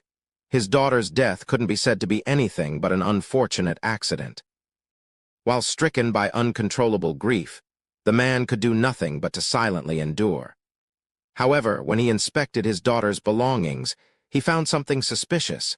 In her diary, his daughter had written that her mother's new husband had always given her a strange look whenever they met. His instincts as a father kicked in to tell him that something was wrong, after which he paid for private investigators to dig through, and found that the man who stole his wife had a history of rape that had been buried away. With a heavy heart, he asked to redo his daughter's autopsy, but found that his daughter's genitals had already been removed, making it impossible to determine whether or not she had been sexually involved before her death. But such evasive actions had already said it all. He wanted to prosecute that man, but was told that the incident had already been qualitatively concluded as an accident, and that reprosecution required evidence. Without hesitation, he hired lawyers and investigators to dig up and made the evidence public through reporters, then finally sued him. However, he still lost the case due to insufficient evidence. The most chilling thing was that his ex-wife, the mother of his daughter, had completely disregarded the girl's death. She resolutely denied that her current husband would do such a thing, instead criticized Wan Hengyang for trying to sabotage her pursuit of romance and using this matter to get his vengeance. He had appealed countless times, looking for all sorts of clues and evidence to do so, but were all denied without fail. It had been 19 years since that time. In order to give his daughter justice, he abandoned his successful career and fell to the state that he was in today. What made him feel even more helpless was that in just a few days, the 20-year maximum period of criminal proceedings would run out, crushing all his hopes of ever bringing that scum to justice. Every day, he distributed flyers on the street, hoping to mobilize the power of public opinion to sanction the other party. But his opponent also wasn't sitting still without doing anything. Many media outlets had warped his image into a scumbag that went bankrupt and was trying to use his daughter's death to blackmail for money. What pure killing intent that was, Killer J muttered as he folded the flyer in his hand into a paper airplane. As he put his mouth against the tail of the airplane, he lightly blew on it while moving forward, allowing the airplane to slowly but stably fly towards a certain direction. It's decided. Killer J Take's first job will begin right now. Let's cook up some trouble. Wan Hengyang watched as the strange youth rode away on his skateboard. Looking down briefly at the business card, he threw it aside. Regardless of what the other party wanted to say, he didn't need a killer. A small disforce reaction appeared on his body following the fluctuations of his emotions, but was restrained by something without being able to spread. If justice cannot be served even after 20 years, then all of them can die along with this case. As he thought about the document that Wang Zhao gave him, a sickly smile appeared on Wan Hengyang's face. Chapter 113. The Justice That Was Never Served. At first, Wan Hengyang only wanted to find proper justice for his daughter, as he couldn't accept her unclear, accidental death. But even when all the evidence had pointed to that person, just because of his high status, everyone ruled in his favor. Even his daughter's mother was partial to that person, making it impossible for him to give his daughter the proper justice that she deserved. He persisted for a total of 19 years, but those people continued to protect one another, continuing to protect that person. At one point, he was even prosecuted for defamation and slander of the judicial authorities. When that failed, they tried sending mental hospital staff to arrest him, almost succeeding in putting him into isolation treatment. If it wasn't for his personal connections, as well as media attention, he would have been sent to prison or a mental hospital already. But in the end, justice for both him and his daughter never came. I just wanted to demand justice for my daughter. Is that really too much to ask for? If he had a choice, Wan Hengyang would have chosen any other means, because using the wrong means to fight for justice would only render that justice meaningless. But now that all of his options had been exhausted and rendered useless, the only options left for him were the wrong means. Sitting at the door of the courtroom, Wan Hengyang looked down at another dismissal of his litigation request and fell into deep thought. He originally thought the death of a few of them would scare those people, but they still didn't change. His enemy was the most famous authority holder of the sixth domain. Authority. Medical malpractice. Medical malpractices were accidents in which the negligence of medical institutions and their staff led to further injury or even death of their patients. Doctors and nurses were people too. They could make mistakes, and thus the holder of this authority, Zhao Shichang, became the most welcomed VIP guest of every hospital in existence. Because of his authority, Zhao Shichang was able to detect whenever medical malpractices occur and prevent them. This authority allowed someone who was originally a normal salaryman to become the literal best doctor in the entire world, and it was such a person that caused Wan Hengyang's tragedy. When he went from being a normal salaryman to a person in power, Zhao Shichang completely let go of his desires. After all, for the wealthy and powerful, the fear of death was a shared trait, and for those who valued their lives above anything else, his ability was nothing short of mandatory. This meant that as long as he didn't seek death too openly and go past the bottom line, all of these people were his strongest backing. Wan Hengyang covered the pained expression on his face with his hands. Wang Zhao's authority of crime disaster had caused him to gradually grow more and more insane in his pain. I have nothing left to fear. Wan Hengyang was walking towards a certain residential district. His ex-wife, his daughter's mother, was living here. She had already divorced that scumbag several years ago. What are you doing here? As soon as the woman saw Wan Hengyang, her expression became fierce. Why hasn't a madman like you been locked up in a mental hospital? I already told you, it was an unfortunate accident. It was simply little Lin's time to go. I don't know anything about her death. Don't bother me anymore. I'm begging you, you've always known about it, haven't you? Wan Hengyang's expression was indifferent. You're just deceiving yourself and those around you, trying to escape your guilt. But you couldn't. You won't ever escape that guilt. Not for the rest of your life. She was your daughter. Your inaction will only haunt you and bring you more pain. People who pretend to sleep may not be woken up, but they're also never going to be able to sleep. Wan Hengyang smiled villainously. You will remember, you will ever be able to escape. Looking at the warped expression of his ex-wife, who seemed even worse off than himself, Wan Hengyang turned around and left. People pretending to sleep won't wake up, but they knew about it better than anyone else. This would keep haunting her, driving her to madness for the rest of her life. After returning to his house, Wan Hengyang began to pack his luggage. He was going on a date, not with a lover but with his daughter, and he didn't want to let his daughter see a sloppy appearance. Looking at himself in the mirror, Wan Hengyang laughed in satisfaction. He knew that he was currently in an abnormal state. He also knew that this was due to Wang Zhao's authority. He had been dominated by his own pain and his love for his daughter. But it didn't matter. If he didn't have such thoughts in the first place, Wang Zhao's authority wouldn't have done anything.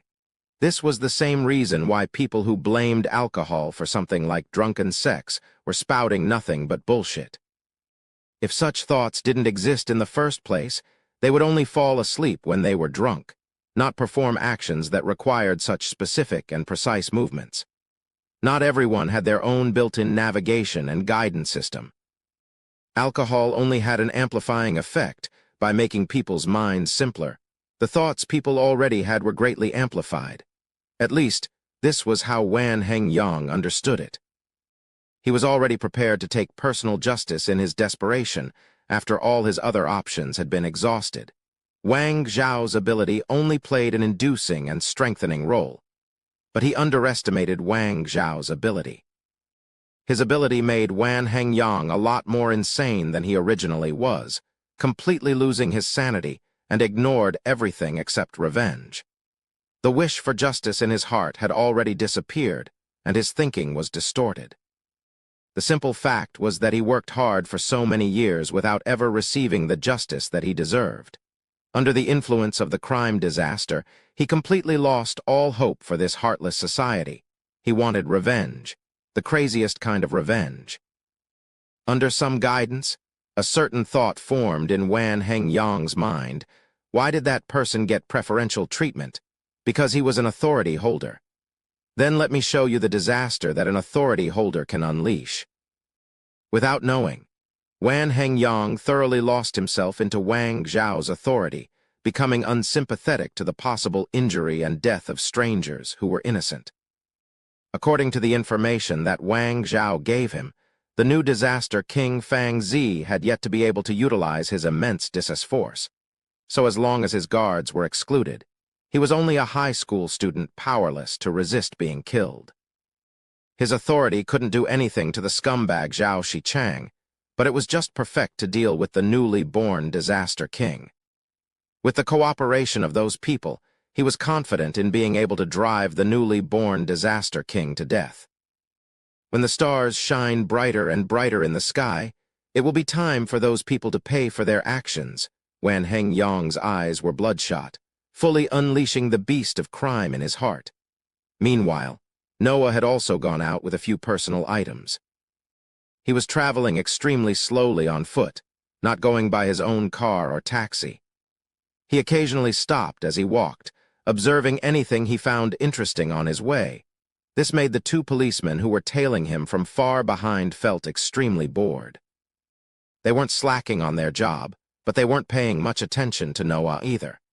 And since they weren't members of the DER division, they would naturally not be that serious with doing DER division's work. The two men were recording Noah's actions in a straightforward manner. They didn't care to question why Noah didn't care about the transaction regarding his crow farm. As long as Noah didn't do anything out of the ordinary, they wouldn't specifically appear to remind him and just stick to the simplest form of note-taking.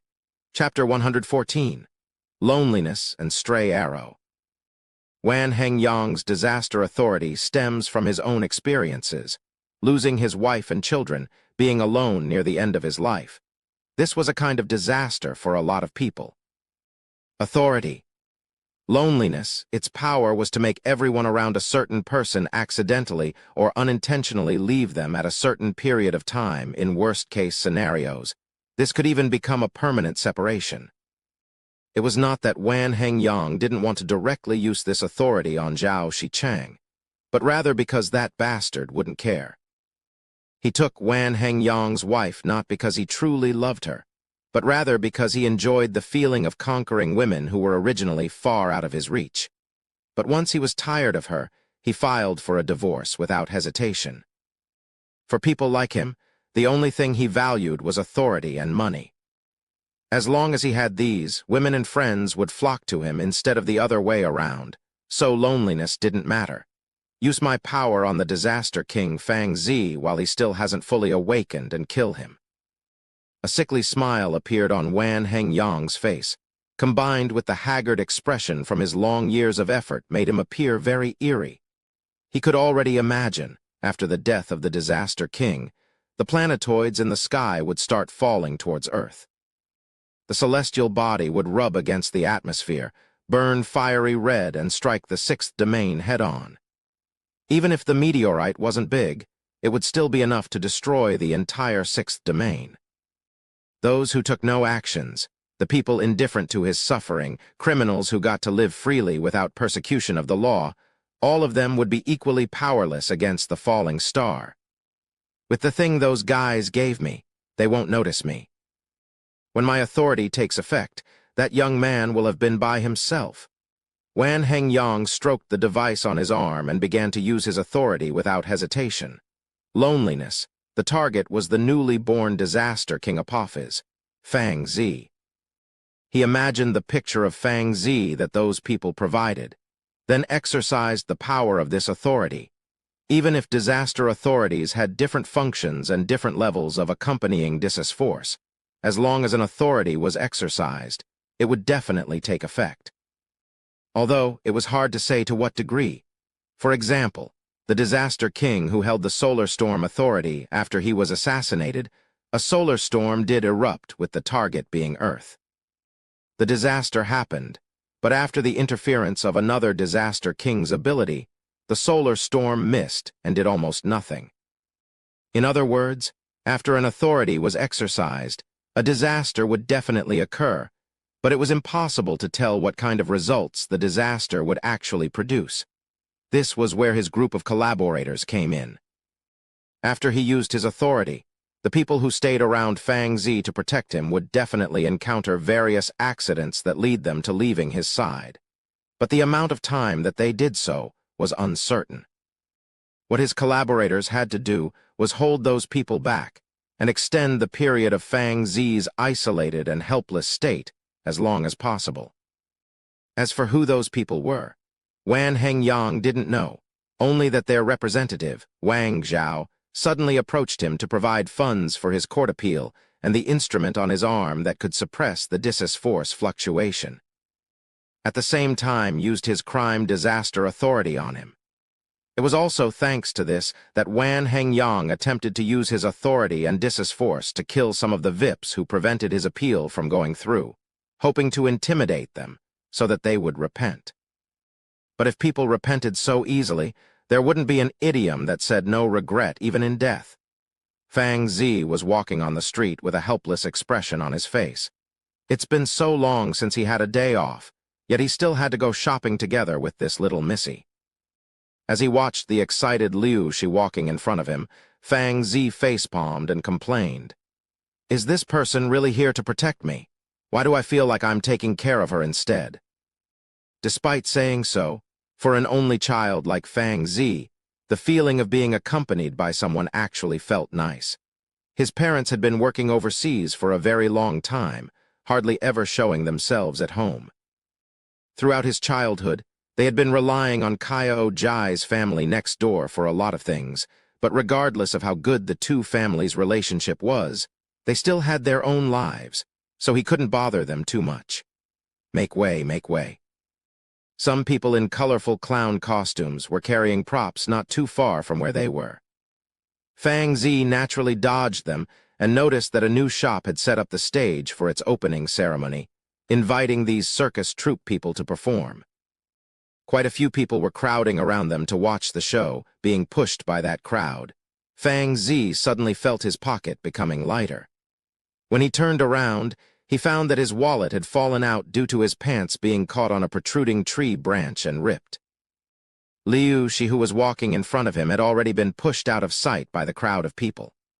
While both of them were authority holders, they weren't crazy enough to use Dis's force within such a crowd. Dis's force wasn't omnipotent, in fact. Most of the time, the only thing Dis's force could actually do was destroy.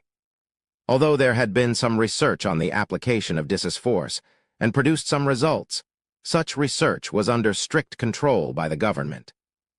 Authority holders were already strong enough, so unless absolutely necessary, they weren't willing to let them grow even stronger.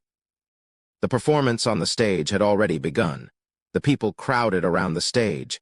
Fang Zi bent down to pick up his wallet, and the performer on the stage was doing a fire-eating trick. Under the influence of some power, the performer who had put the flaming torch in front of his mouth and was about to spit the kerosene out to breathe fire suddenly felt his throat itchy, choked, and vomited the kerosene in his mouth instead of blowing it forward. The inflamed kerosene fell on the stage, igniting it on fire while a staff backstage was preparing some fireworks to shoot into the sky. There was a strict ban on unauthorized fireworks in the city, but as long as you only prepared 1 to 2 of them, no one would actually care to enforce anything. Seeing the performer running into a problem, the stagehand quickly ran on stage to help and tripped a few fireworks at his feet.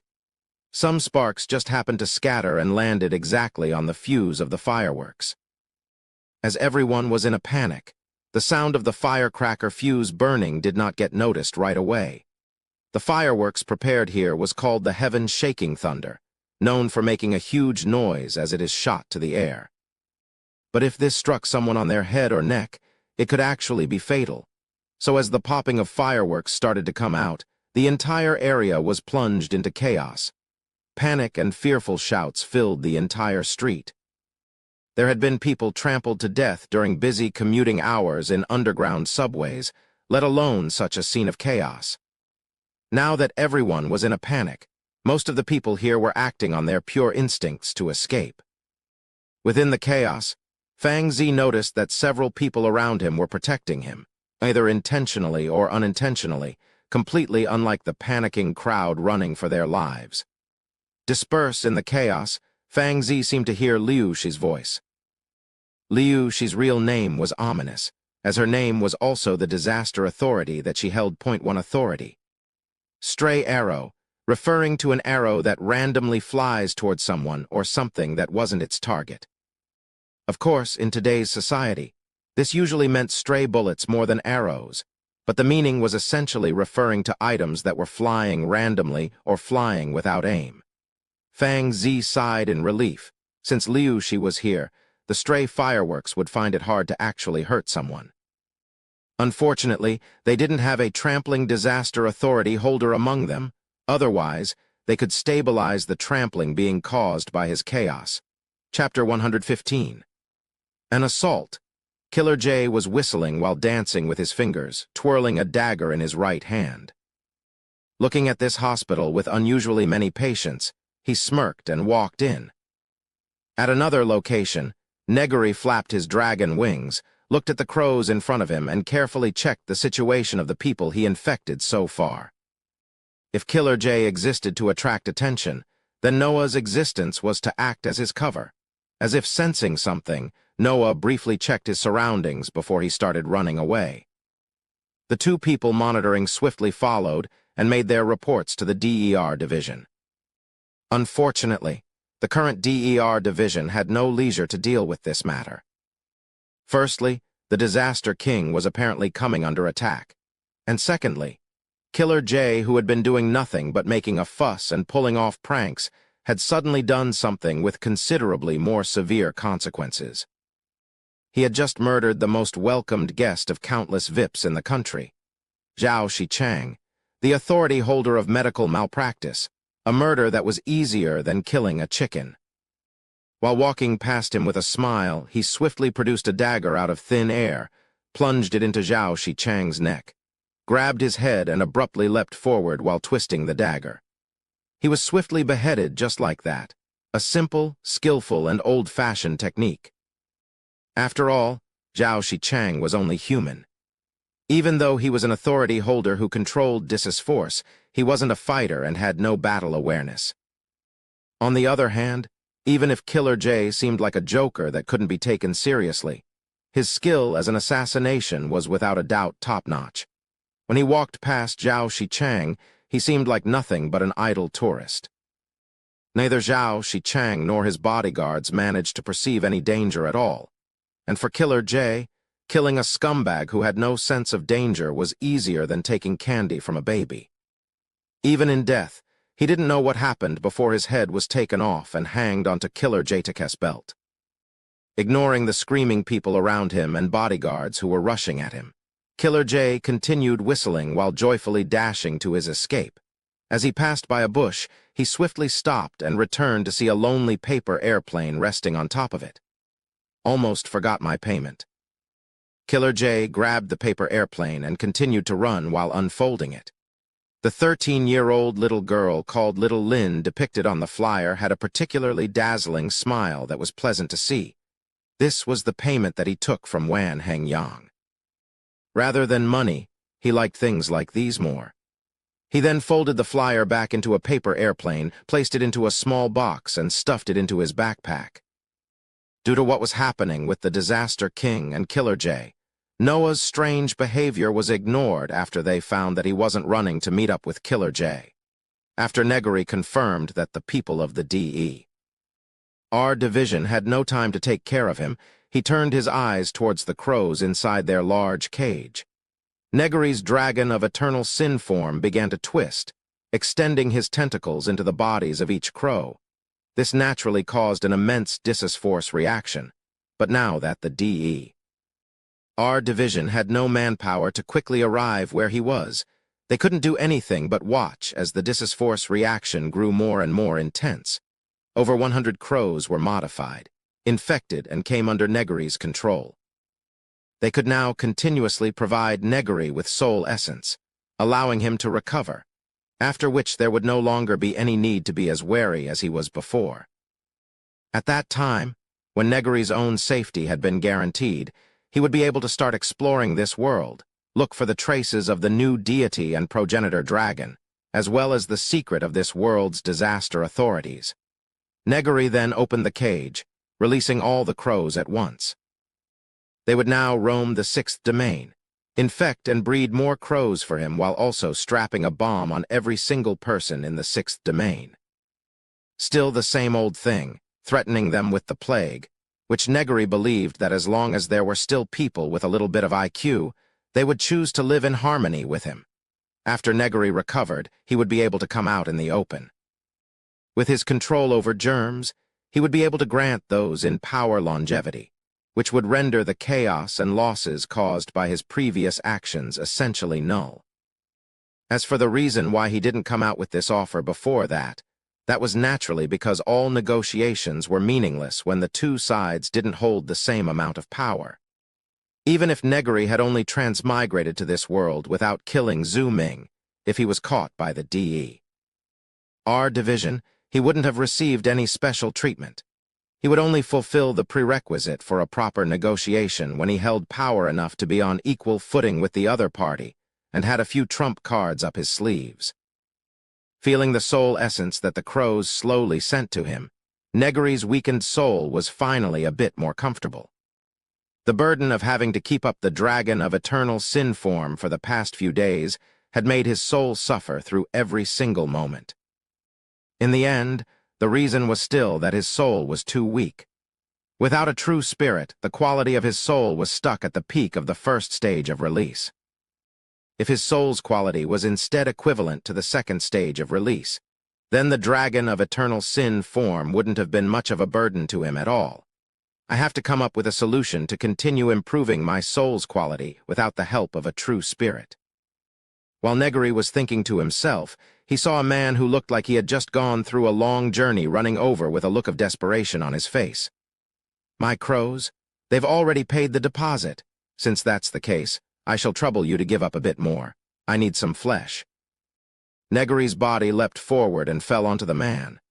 His tentacle pierced through the man's skin and infected his body. His soul was weak before, so he only maintained a body the size of a bird in order to reduce the burden.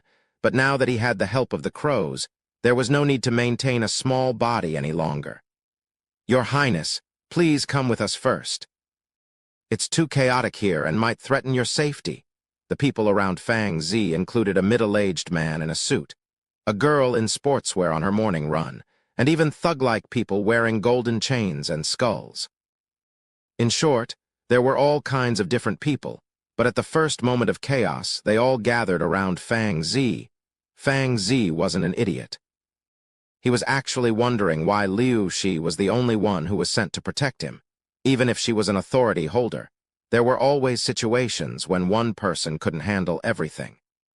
But now that an incident actually happened, he understood that he had underestimated the DER division. Ainz didn't throw a fit and complain about violating his privacy with so many people monitoring him. He could lose his temper and demand his rights, but not right now. Only idiots would question those there to protect them at a critical moment. And he wasn't one of those idiots, in fact. He understood a lot more than he let on. For example, the girl Liu Shi, who had been obedient and adorably airheaded in front of him, was most likely just acting that way. She had probably studied some of his favorite animated characters in order to disguise herself. It was impossible for an actual airheaded person to work for the DER division, especially so at a position as important as this. If he actually believed that to be true, he would most likely be taken advantage of and drained of all his value. However, since her act was very convincing, he truly did have a soft spot for people with such a personality, and there was no need to make his relationship with the DER division become tense. He didn't mind keeping up with the facade. He wasn't a brainwashed anime protagonist who thought with the lower half of their body, or the het-headed kind of protagonist always acting by their emotions. He was Disaster King Apophis, and he had the wits and talents to bear this power. Before I gain actual strength, I should conform and hide myself. This was Ainz's current plan of action. Chapter 116, Sacrifices. No problem. Ainz nodded and walked away from the riot under the escort of these people. This little commotion was a bit strange. It could be a simple accident, but no one had the courage to gamble when the safety of a disaster king was involved. Especially in this world where any disaster could be transformed into an authority, even an accident could also manifest as an authority without anyone knowing. Watch out! Due to Liu Shi's authority, a firework slammed onto a hanging billboard while avoiding the crowd. With a creak, the support frame of the billboard broke and sent the thing slamming downward. If anyone was hit by this heavy billboard, they would either die or become handicapped. Those protecting Ainz had all undergone strict training to be able to skillfully react and adapt to any sudden accidents. As soon as they noticed that something was wrong with the billboard, they flexibly squeezed through the crowd while bringing Ainz away with them, followed by a group of people who suddenly appeared and escorted Ainz away from the range of the billboard's collapse. A series of accidents. We can confirm that this was an attack by an authority holder. Compared to the assassination of the medical malpractice authority holder, Chang Zia's was more concerned with the problem on Ainz's side. The former's death would only cause a few accidental malpractices within the hospital. As long as they stopped and investigated, they would understand that they were accidents caused by his death and could solve it accordingly. But Fang Zi's side was different. If he was killed and triggered an asteroid to fall to Earth, they would have to use ranged means to either blow up the asteroid or change its orbit, which may or may not cause broken fragments to fall and strike the Earth instead. Or they would need to borrow the power of another disaster king, just like the solar storm disaster from years ago, to cause the Earth to dodge the asteroid. However, that method might cause other incidents to occur instead. Chang Zia frowned. Although the power of that other disaster king could work to a certain degree, there was a reason why disaster kings were named as such. Their powers are still derived from disaster. Even with precautions, once they exercised their authority, there would be repercussions. More and more accidents started occurring around Fang Zi, causing those protecting him to keep bringing him away from the scene to avoid those issues, and gradually leaving his side actively or passively. On top of a certain building, a sniper was aiming at Fang Zi, but as soon as he saw his path being blocked by a crowd of people in front of him, he pulled the trigger without hesitation. At the very next moment, the head of the panicking civilian in front of Fang Zi exploded and collapsed to the ground. Fang Zi's escorts didn't even bat an eyelid as they trampled on the corpse and continued moving forward. Seeing the mutilated corpse, Fang Zi felt for the first time how heavy this so-called position of Disaster King was. The other party was just a normal person that happened to block his way because of their survival instincts. That was it, and yet his life was taken without hesitation. Judging from the expressions of the guards surrounding him, they obviously also knew about that. Is this simply how reality works? Fang Zi gasped at the sight and thought. He was smart, but his heart wasn't made of steel, and the fact that a person had just been killed and trampled so severely simply because he stood in the way of another triggered an impulse in him to reject this reality. But right away, Fang Zi threw that impulse away. He was currently running for his life. From the perspective of the bigger picture, if his death would cause an even greater disaster, then every sacrifice right now became necessary.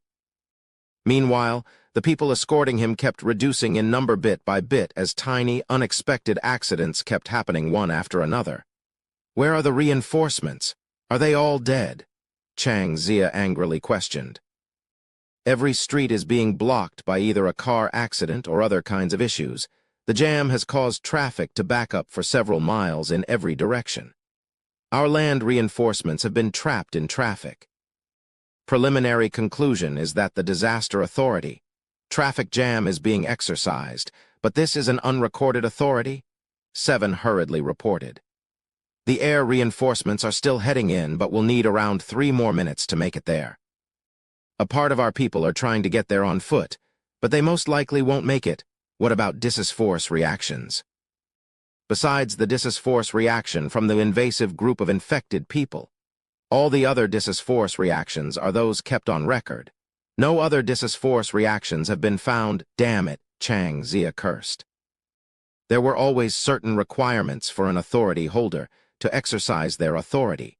For example, other disasters of the same kind as the traffic jam disaster required the authority holder to be in the same area in order to trigger. Especially since they managed to cause the exact route around Fang Zi's location to freeze, they must be nearby. However, since a disaster authority was being activated without any disas-force reactions, a lot of things could be implied from this.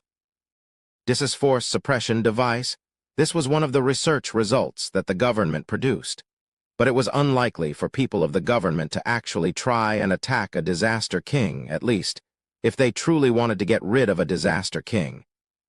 The situation would have gone far beyond what it currently was, which means someone had managed to pass the research results out from the government's grasp. It really is like those guys to do such a stupid thing, Chang Zia shouted in anger. The guards have all been caught in various issues. There's currently no one around Fang Zi, 7 anxiously reported. We've also lost contact with the sniper we set up. Sitting on the rooftop, Wang Zhao looked down at the unconscious sniper next to him and looked through the scope at Fang Zi. Humans are really fragile. Even a disaster king is only a single bullet away from death. Our so-called kings are nothing but a few lucky dregs. That's all, Wang Zhao said with a strange smile on his face. Got you, Apophis? In an alleyway, Wan Hengyang was madly rushing towards Fang Zi.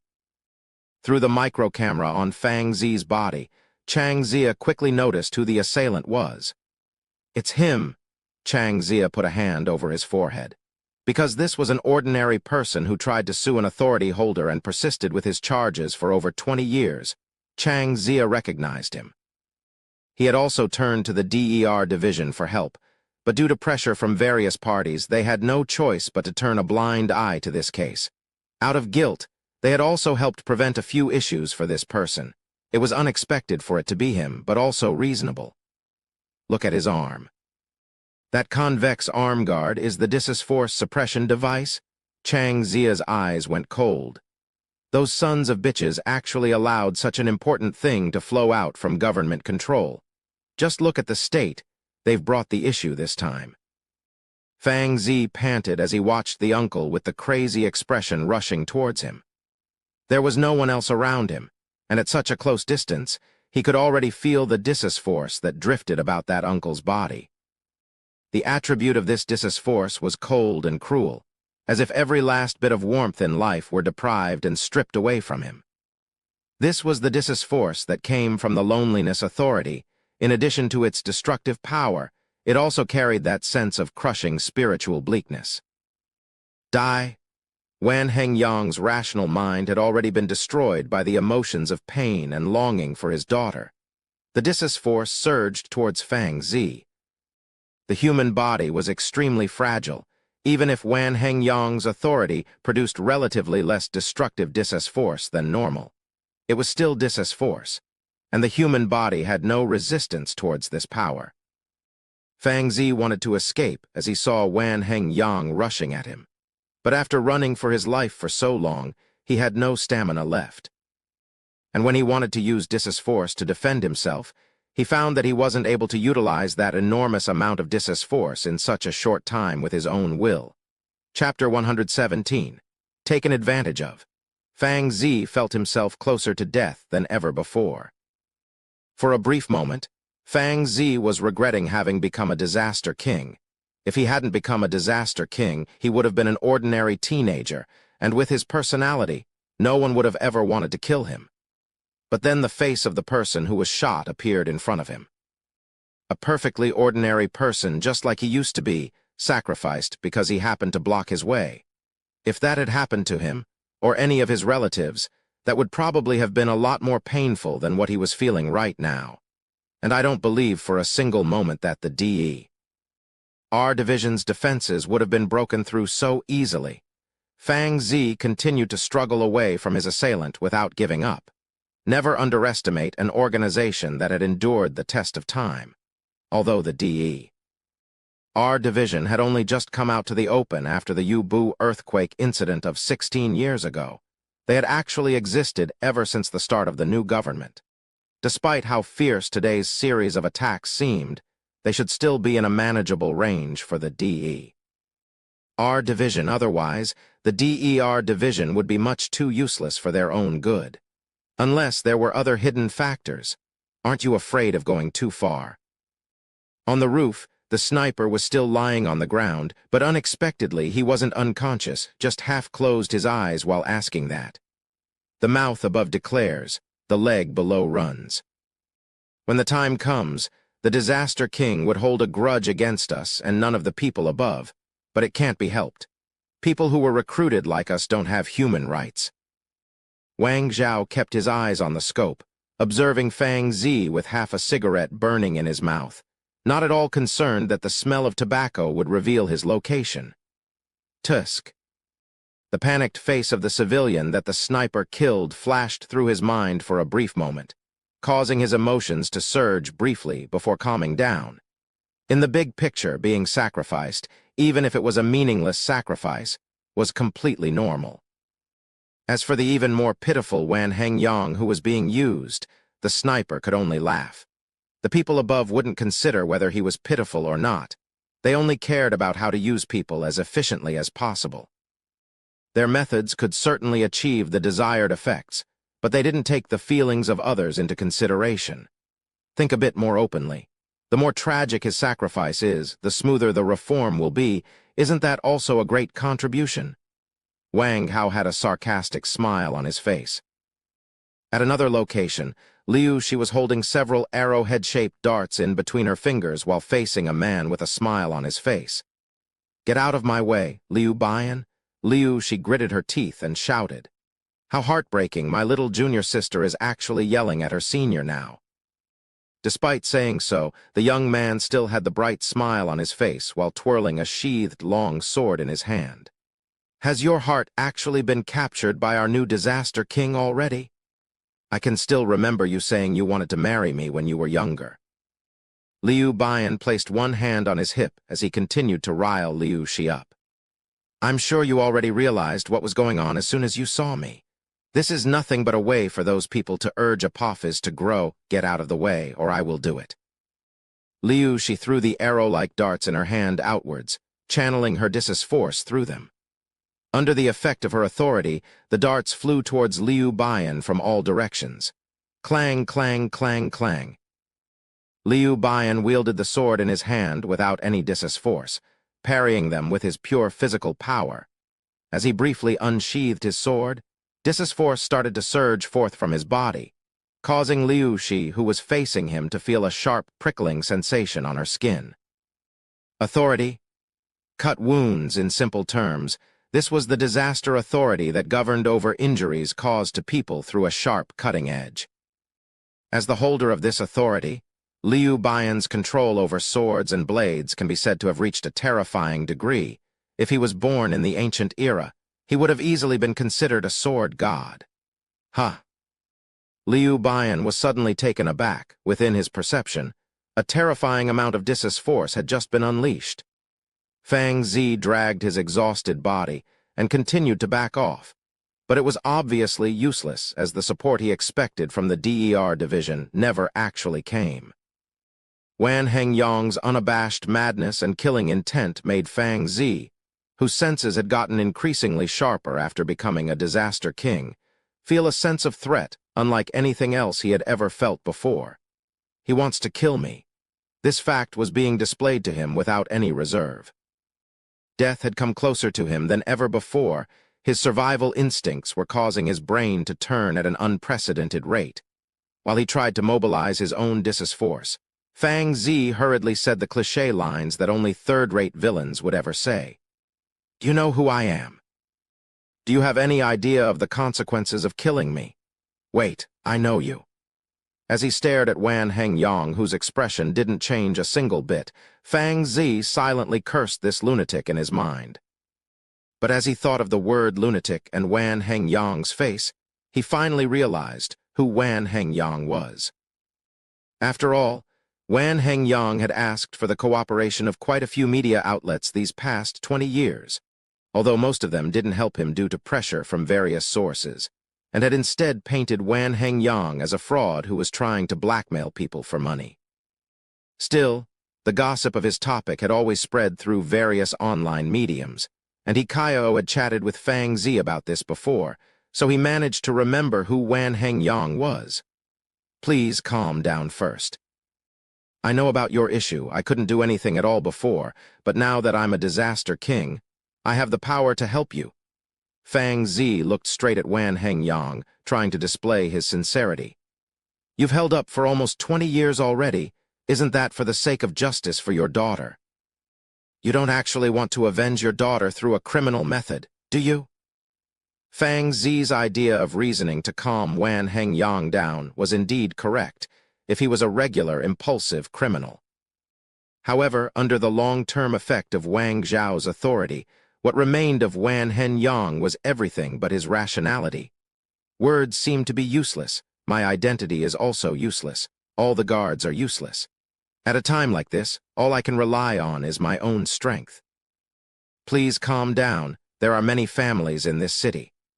They are also normal people like you were, perhaps even have 1 or 2 adorable sons and daughters waiting for them. If you do this, you will only cause more tragedy. Fang Zi continued to try and mobilize his Dissus force, causing a huge Dissus force reaction to come out from his body, but none of it would leave his body. So what if there are? In this kind of cold and cruel world, they would only suffer pain as long as they lived. What I'm doing is ending that pain. Wan Hengyang madly roared, almost at the same time as the sound of thunder booming in the sky. Then, have you ever seen a meteor fall? Fang Zi slowly backed away while the look of hesitation completely vanished from his face. He then swiftly hid behind a garbage dumpster. A huge Dissus force reaction did come from Fang Zi's body, but it wasn't due to him trying to utilize the Dissus force from his body, but rather from him exercising his authority. A bright red rock fell from a distance and struck the street behind Wan Hengyang. The force of the impact and the heat of re-entry caused the meteorite to break apart and shatter, scattering the rubble on the destroyed street as well as meteorite fragments all around and hitting Wan Hengyang's back. Chapter 118. Apocalypse Stone Tablet. The relative velocity of a falling meteorite on Earth is dependent on the direction of the meteorite as it entered the atmosphere. If a meteorite entered the Earth's atmosphere in the opposite direction of the Earth's rotation, its velocity would easily exceed 70 km per second, of course. The average velocity of a falling meteorite only reached 10 km per second. Ever since he confirmed that he had become a disaster king, especially while he was still unable to use his Dissus force, there hadn't been a moment where Fang Zi felt secure. At some point, he began to secretly use his authority to gather several asteroids of varying sizes around the Earth's atmosphere, adjusting their angles so that they orbited the planet like satellites. Without the influence of Fang Zi's authority, it would take several hours for those asteroids to reach the surface, taking factors like atmospheric friction into consideration. But under Fang Zi's authority, the asteroids maintained a speed of 10 km per second and would reach the surface in a mere 10 minutes. Ever since confirming that the chaos wasn't accidental, but rather a planned attack, Fang Zi had called down a relatively small meteorite. Perhaps I'm also a cold-blooded person. Fang Zi looked at the shattered ground filled with rubble and broken glass. There was still ringing in his ears from the shockwaves of the impact that caused him to feel a bit of nausea, not to mention the minor fragments that happened to strike his body. Despite knowing what was about to happen and rushing to take cover in time, Fang Zi was still affected. His authority only accounted for the actual impact, not the shockwaves created afterwards. So if he really did summon an asteroid that could destroy the world, he would probably get caught in it and die as well. Some crying could be heard coming from the houses on either side of the street, probably affected by the aftermath of the fallen meteorite. This was also the reason why Fang Zi was calling himself cold-blooded. When he decided to summon this meteorite, there were still bodyguards and runaway pedestrians around him. Fortunately, all the people in this street had been scattered by Wan Hengyang's authority. Otherwise, he would have affected a lot more people, causing more deaths and injuries. Wan Hengyang had collapsed. His back was a complete mess. The meteorite fragments and street rubble struck his back with immense force, causing it to look like he was blasted by a shotgun shell. He wasn't dead yet, but was most likely on the verge of. His eyes had completely clouded over with bright red blood spilling out of his mouth. Fang Zi coughed a few times, endured the pain, and cautiously walked out from cover. It was impossible for there to be only one assailant. His safety hadn't been guaranteed yet, so he couldn't relax. La la la. I'm the little head seller, tilde, he who doesn't wait until the dark to pick up my goods, tilde. Hearing such a strange, singing voice, Fang Zi cautiously watched the man who came closer while riding on a skateboard. There was a clear flickering Dissus force reaction coming from his body, but what was even more terrifying than that was the severed head hanging from his waist. Here's the head you ordered. Make sure to give a 5-star review, thanks. Killer J put the head in front of Wan Hengyang, then continued to roll away on his skateboard. Apparently noticing something, he turned around and flashed a bright smile towards a certain rooftop. As he looked at the severed head filled with panic and confusion, Wan Hengyang vomited blood and closed his eyes. Wang Zhao moved his eyes away from the sniper scope, sneered, then threw the sniper rifle aside. His task was to create enough pressure for Fang Zi, and to save Fang Zi if he couldn't do it himself. In fact, the only reason why the sniper was feigning being unconscious was because his rifle had been aiming at Wan Hengyang this entire time.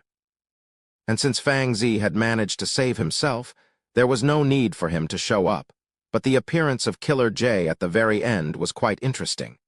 Not too long later, an ambulance siren resounded, signaling the end of this whole charade. It was only when Fang Zi was picked up by the paramedics and was about to be sent in for first aid did she finally arrive with a gloomy expression. Regardless of whether or not this was a test, she was definitely losing her job after this. Chang Zia also had a similarly gloomy face as he listened to the shouting of his superiors coming through his phone. The other side was criticizing him, blaming him for not taking his responsibilities seriously. However, if Chang Zia still hadn't discovered the truth of the matter at this point, then he, the section chief of the 6th Domain DER Division, would be nothing but a fool. It was just that there were some things that simply could not be said straight. How did you actually arrange your personnel this time around? Not only did an assailant manage to slip through, but your reinforcements even came late. The voice on the phone continued to shout. The one who orchestrated this entire assault was fake venting his anger. What a joke I gave you, the perpetrator of the attack, the defense deployment plans. You even used hidden personnel in his operation. If it still failed, you'd be better off resigning. Understood. I will strengthen the defense deployment. Chang Zia hung up his phone and smashed it on the wall. Those shitheads, what are they thinking? Launching an attack in the middle of a busy city, creating the scenario of a madman attacking a disaster king. If something had gone wrong, don't they know what kind of harm it would have caused? Do they have no brains? Minister Chang put his phone down. He could tell the anger hidden in Chang Zia's voice. But so what? Over 20 years ago, he was exactly the same, so young, so brave, and just as awe-inspiring. But some truths needed time to gradually become clear. The scarlet star streaked across the sky. The newly crowned king unsheathed his sword for the first time as the otherworldly crow cawed. The progress of the apocalypse sped up once more. Looking at the line of text written on a huge stone tablet preserved in a special glass material, Minister Chang turned around to face the several screens of light with various people inside. It's already speeding up. We don't have much time, Minister Chang said with an unchanged expression. Everyone, enact the plan, agreed. The people on the screens replied one by one with serious faces. Negary slowly moved his body. Behind him were 3 people who had become malnourished, so thin that only skin remained on their bones. They all had horrified expressions on their faces while shivering as they looked at Negary. Don't worry. I won't kill you, Negary said indifferently. These 3 were employees of the crow farms sent to deliver his crows. While Negary had already taken the majority of their flesh, he actually did not intend to kill them. I'm actually someone who greatly cherishes life. During my long lifespan, I have come to realize that human life itself is also a kind of precious wealth. If not necessary, I would not take the life of anyone, Negary slowly said with an extremely sincere tone. Don't you agree, gentlemen? Negary turned around with sharp eyes and a frightening chill that caused the 2 cautiously approaching people to hold their breaths, Dis's force surging from their bodies. Stand still and do not move. We are people from the DER division. You are suspected of violating the disaster management law. Please do not attempt anything that would cause a misunderstanding. We have the right to kill you, with surging Dis's force coming from their bodies. They held up their guns at Negary and shouted. My apologies for startling you. I've only just gotten this new body. Negary's terrifyingly imposing presence slowly converged and faded, leaving only a gentle smile that could make anyone feel comfortable. Chapter 119. Bargaining Chips. While Negary was in the flame world, His temperament was always very aggressive. Humans were no different from pieces of bread in his eyes, food to be consumed. As such, whenever humans looked at him, they would feel the sense of primal fear that originated from their instincts, an extreme sense of discomfort and danger of having each and every cell in their body dominated by another. His existence itself was a provocation to their wits and reason. But that was because everything was a lot more transparent in that world. The principle of the weak being prey to the strong was a lot more obvious, and having strength also meant having a great sense of charm and charisma. It was for this reason that most people chose to pledge their allegiance to Negary rather than the alternatives. Although the nature of worshipping the strong had not changed, it had been clothed with a layer of so-called civility. Towards the primal fear that Negary inflicted on them, the people here felt rejection instead of acceptance, unable to cope with the barbaric power that he exuded. This was a different environment with different customs and rules. In this place, the perception of humanity was strong. People sympathized with the weak, and being weak was actually an advantage to be used in reasoning. Therefore, Negary would need to adjust himself accordingly. Currently, Negary's aggressiveness has been restrained. He was simply reading a magazine with a gentle smile on his face. His every movement was extremely well coordinated, giving off a sense of warmth and closeness similar to that of the gentle spring breeze. If someone looked at him, he would quickly notice and smile back. This extreme charm and charisma caused the faces of the female staff members here to flush red. Even the male staff members would feel a sense of proud accomplishment as they received his smile, the same feeling that they had after being praised by their boss for a job well done. Clearly, he was a suspect who was escorted back to be investigated, even wearing special handcuffs on his wrists. But as he sat in the DER division's office, it actually felt like this entire place belonged to him instead. This caused the two men, Xiao Ba Fu and Zhang Zai Jai, to feel terrified. As they occasionally glanced at the person who was in the middle of reading, the thought that they had made a mistake and had caught the wrong person would even flash in their minds. After regaining their senses, their sense of deep-seated fear would deepen, convincing them that this person was definitely not human. If they hadn't seen the three people who had become literal living bags of bones as well as the fear in their eyes at the time, they would have likely been conquered by this person's charm as well. Negary looked up, put down the magazine in his hand, and looked at the capable-looking woman in front of him. "Please come with me, Mr. Traveler from another world," Seven said calmly without being disturbed by his charms. "As you wish." Ma'am Negary stood up and followed Seven into the office. "We meet at last. I had thought that you would keep remaining in hiding," Chang Zia loudly declared as they met and looked straight at Negary. "Please forgive a traveler's sense of hesitation as he arrives at an unfamiliar place," Negary answered indifferently with a smile. "I certainly haven't seen any hesitation in you thus far," Chang Zia replied with a smirk. However, Negary simply smiled back without a care. In truth, even if those two DER divisions people hadn't arrived at the scene, Negary would have still turned himself in. Unlike the flame world that was still in the Middle Ages, this disaster world was governed by law and order. A criminal would never be accepted by society, thus making it inconvenient for Negary's future actions. "On day X, month Y, year ZZ, you killed a citizen of our country by the name of Zhu Ming, residing in the 6th Domain, Area 14, 101st Street. Do you admit this?" Chang Zia slammed the table and asked straight. Looking at the furious Chang Zia, Negary felt several lines of sight locked closely onto him from various locations.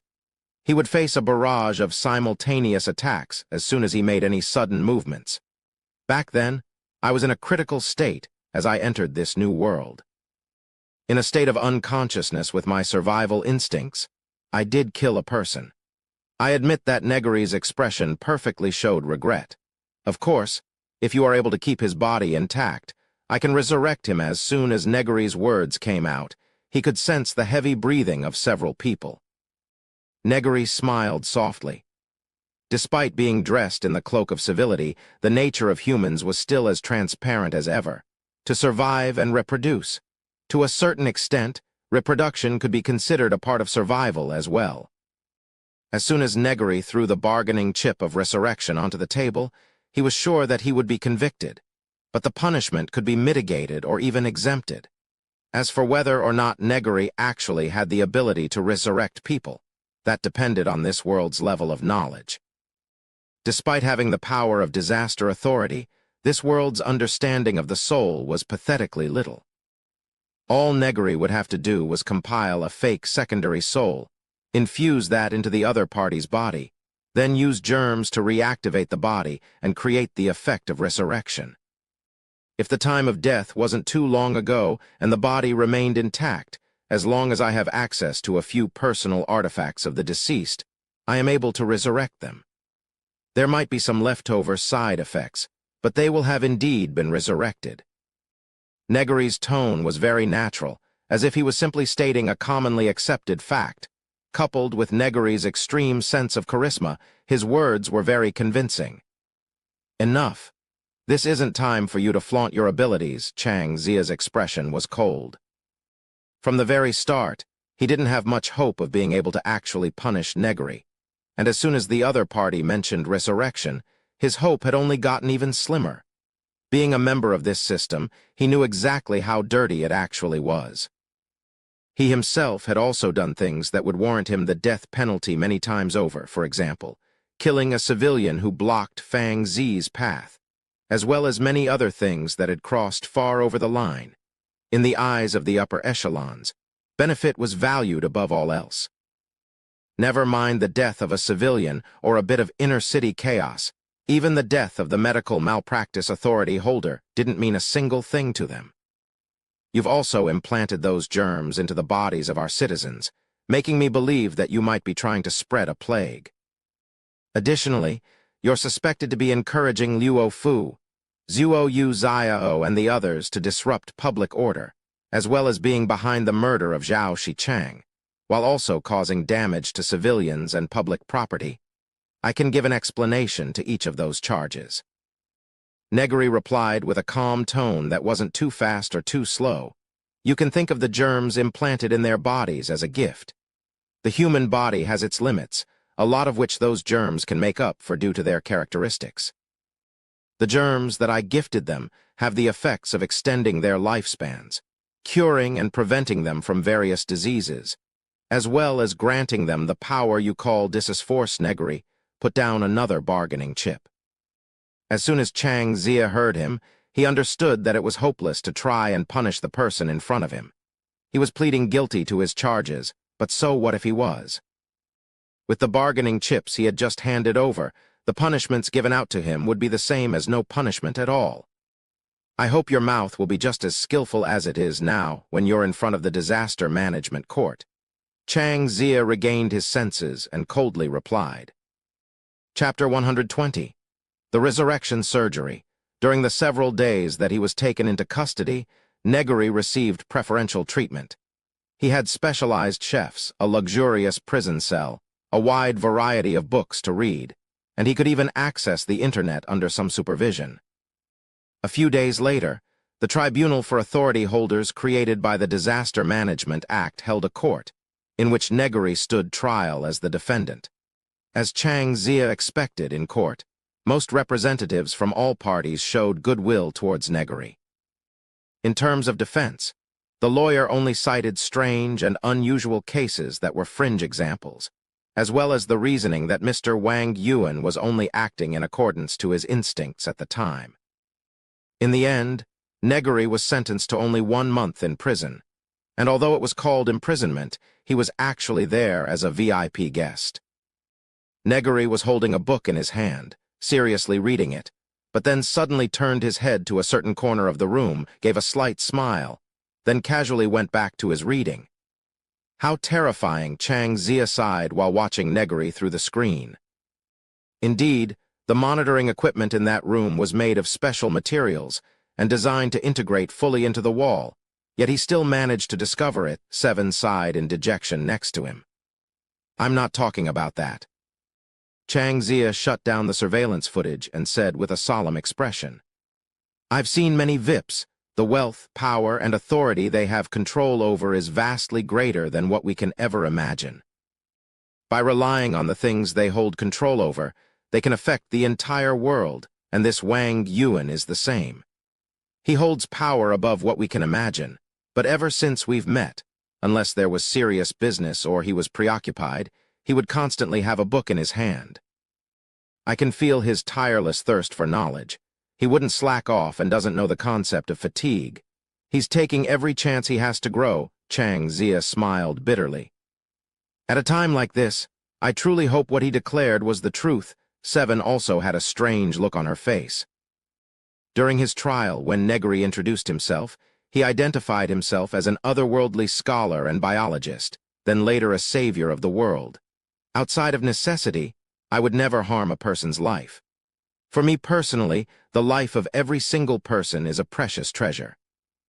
Following Negary's declaration, many of the present psychologists tried to look for any signs of lying on Negary's expression, but instead saw unadulterated sincerity. Indeed, this was exactly how Negary thought. After all, he had already gone through the distress of not having food. Even if he only sought food of high quality at this point, there was no need to waste any precious food, was there? Did we catch Killer Jay? Chang Zia casually asked. Ever since that day, he simply vanished. Our intelligence system couldn't find him at all, Seven sighed. Luo Fu is still there, but we have no right to arrest him. Looking down at the corpse in front of himself, Negary shook his head. Although his words were very persuasive, his claims had to be backed up by real evidence in order to be fully convincing. As a result, Zhu Ming's body, the best test subject, was brought to him, including the materials that he requested. Many of Zhu Ming's frequently used personal items were laid next to his body, such as his cups, notebooks, glasses, clothes, as well as the 2 urban-themed novels that he wrote and various other miscellaneous things. Negary carefully observed these items and pretended to absorb the spirit attached to them. According to what he had said, a person's frequently used items would contain the scattered spirit that humans naturally gave off in their daily lives, and it was thanks to this spirit that he was able to gather and reform their souls. In truth, they were nothing but bold-faced lies. Although Negary had read Zhu Ming's memories in order to learn this world's language, he didn't have much time to read, nor was he interested in reading too much into the personal life of such a person. Because of that, he didn't actually know a lot about the person called Zhu Ming, but when his personal artifacts were presented to Negary, he had already begun to compile the profile of this person in his mind, especially the 2 novels that he wrote. Although the depictions in internet novels were usually completely different from the actual person, there were still bits and pieces of connections that could be traced. Just like that, Negary slowly completed the profile of Zhu Ming in his mind and compiled it into a personality avatar. Negary went back to the corpse. Taking the feelings of these bystanders into account, Negary didn't directly turn his hand into tentacles like he usually did. He instead took out a syringe that contained some sort of active rippling liquid, injected it into the corpse to infect it with his bacteria, mended the corpse's wounds, and reanimated it. He then transferred the Zhu Ming personality avatar inside, thus resurrecting Zhu Ming. I must tell you in advance, since it has been a long time since he died, there would be a lot of missing memories. Negary explained in a responsible manner. At the same time, he should show symptoms of being dispirited and getting tired easily. This is due to the fact that his soul had become scattered once. Although I've patched his soul back together, repercussions still exist. After completing this resurrection surgery, Negary was released from prison early while serving his 1-month prison sentence, due to good behavior. In this period of just over half a month, although it seemed like Negary didn't do anything but read and performed 1 resurrection, quite a few people had actually reached tacit understanding with him. For example, the DE. Our division had largely ignored the crows that were flying all over the city. Some even started to take care of them. For example, a few superiors who were supposedly about to breathe their last suddenly became active again. One of them even announced a happy new wedding. In addition, A group of people headed by Noah, including the 3 people from the Crow Farms whose flesh was stolen by Negary, had gathered, pooled their funds together, and applied to open a new company called Negary Pharmaceuticals. Is Section Chief Chang here to greet me? As expected, Negary saw Chang Zia at the door. I'm only here to ask Mr. Wang Yuan to come and register with us. After all, Mr. Wang Yuan is an authority holder and quite possibly even the next disaster king, Chang Zia answered honestly. There was a big difference between his otherworld invasion authority and other authorities. Since the holder of this authority was a disaster himself, any of his actions that fulfilled the conditions of the authority would generate disforce. Even Negary's opening of a pharmaceutical company could be regarded as a cultural invasion. So Negary was giving off disforce reactions even right as they were speaking. Even more importantly, he was able to grant this disforce to other people, making it so that even those people's actions would accumulate disforce for Negary. With this gradual accumulation, Negary's disforce had grown from its initial grade A to grade C and was still continuing to climb. To an extent, the otherworld invasion could certainly be listed as a disaster king-level authority. Then I'll trouble you, Chief Chang Negary politely answered, got into Chang Zia's car and casually opened a book. Chapter 121, I like to study, studying makes me happy. Have you always been so eager to learn? Chang Zia asked as he watched Negary continue reading his book.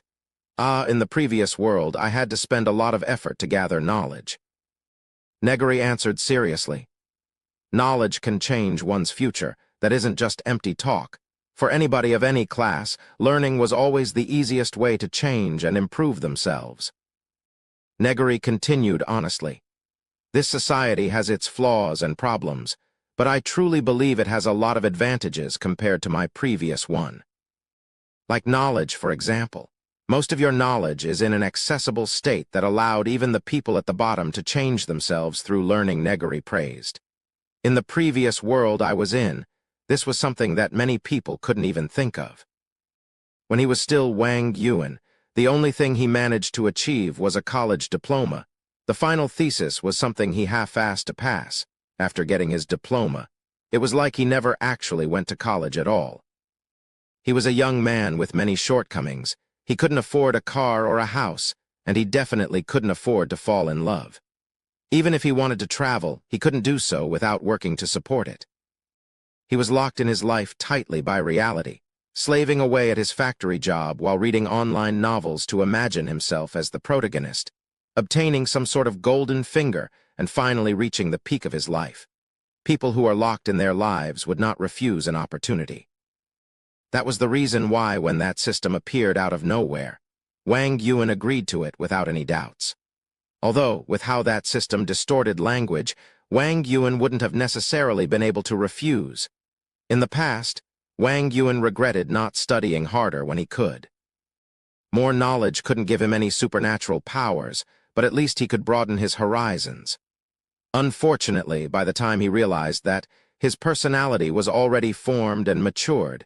Even if he wanted to change, he didn't have the courage to. That was, until he became Negary. The death of Wang Yuan caused him to become incomplete, but it was also a chance. He now had the ability and opportunity to change himself. However, it was still a fact that Wang Yuan attracted the system that started everything because he had the protagonist aura.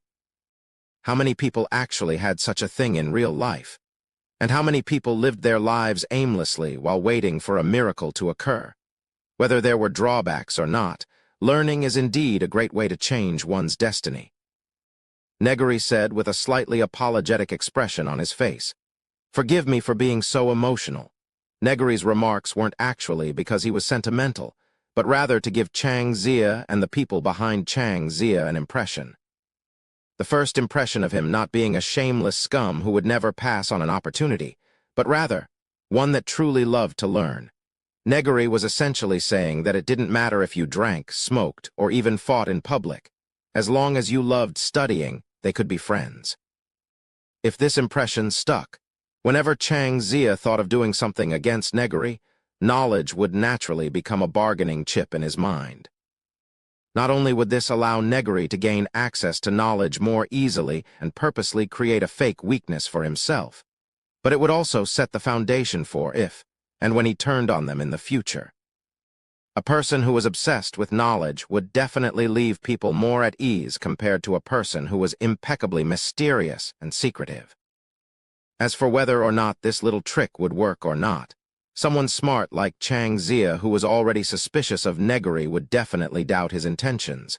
But even if he doubted it, Negary would still have planted a seed of impression in his heart. And as long as Negary continued to deepen this impression, it would eventually become effective, and this was only one kind of precaution. Negary had many little tricks of similar nature, all of which were applications of psychology. Psychology wasn't simply the observation and reading of another person's heart, but it was also leading others on through small, insignificant details of daily life. This way, when the time came, even if Negary wasn't anywhere near Chang Zia, he would be able to predict the probability of some actions that Chang Zia would take in response to encountering something Negary did. This was also a kind of manipulation. Little by little, he guided their thoughts so that in the end, even if they were the ones who made their own choices, it was actually under his control from the start. After reading a large amount of psychology books in this world, Negary had begun to experiment with these techniques. In the end, knowledge is always a good thing. His registration was swift. Information of the Otherworld Invasion Authority holder Wang Yuan had already been recorded, so they only needed to take his blood sample, his Force reaction signature, his overall physique and body conditions into their database. From now on, whenever he generated or used Force, as long as the reaction wasn't too great, it wouldn't raise an alarm but would still be recorded. At the same time, he could also obtain a bit of monetary support from the DER division every month. This was put in place in order to prevent authority holders from resorting to crime when they aren't able to take care of their own livelihoods. The damage that authority holders are able to cause was unpredictable, even with their understanding and experience. For example, after Wan Hengyang's death, his loneliness authority affected the households within the area of the meteorite strike and caused several heart attacks that resulted in the people of those households becoming lonely permanently. This was the danger of disaster authorities. Any disaster authority could go out of control, either through their holder actively causing disasters in order to strengthen their abilities, or authorities acting up after their holder's death. An authority holder could either be the one who restrained or the one who promoted a disaster. The Great Yubu earthquake was an eternal pain in many people's hearts. When that man who always had a smile on his face went out of control, he actively exercised his authority in order to promote it to continental sinking and become a disaster king. Although he failed to become a disaster king, the aftermath of the earthquake he caused was more terrifying than the damage that any previous disaster kings were capable of. The sight of the broken streets and land, the multitudes of collapsed buildings, the shaking of heaven and earth. All those apocalyptic scenes remained clearly in Chang Zia's mind even today. As he watched Negary leave, Chang Zia sighed with a deep look in his eyes. As Negary pushed the door open, he saw the woman called Seven waiting right outside, still with the same mature and capable appearance that she seemed to always maintain. It must be tiring. Negary actively spoke up with a smile. A huge rock seems to be constantly pressing down on his heart. If he keeps this up, one day he would either be crushed by it or thoroughly driven to madness by it. And you've always been worried about him, haven't you? Negary's gaze seemed to be able to pierce through anybody's heart, causing Seven to reflexively take a step backwards. After all, he was the one who brought you out of Yubu all those years ago. Negary took a step forward that carried oppressive pressure. His words made Seven involuntarily recall that time 16 years ago, when everything she knew had fallen to become rubble on the ground, and her 7-year-old self was staring at her parents buried under the fallen rocks in despair. At that time, it was Chang Zia in his youth that brought her out. With the information he had managed to dig up as well as his observations of them, Negary drew this conclusion and used it to temporarily break through Seven's guard. then told her in a soft voice, "If there is ever a time when you feel helpless, feel free to come and find me." After saying so, Negary swiftly left after planting another hidden card away. Perhaps one day it might pay off. Chapter 122. Uncrowned.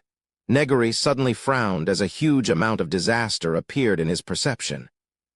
That force carried a strong feeling of impact and destruction, as well as a sensation of heat. There was only one person in the sixth domain with this kind of force, the man called Disaster King Apophis, Ainz. This should be our first meeting. As Negary left the DE. Our division building, he immediately saw the young man stepping out of the car. A mass of force was constantly surging and flowing around his body. Apparently, after half a month of adapting, he was now able to derive and control his own force. A layer of force was clinging to the surface of his body, making it so that any attack that reached him would be destroyed by his force. And this was why disaster kings were ridiculous entities. They simply had too much force, enough to be immune to the majority of attacks as long as they wrapped themselves with it.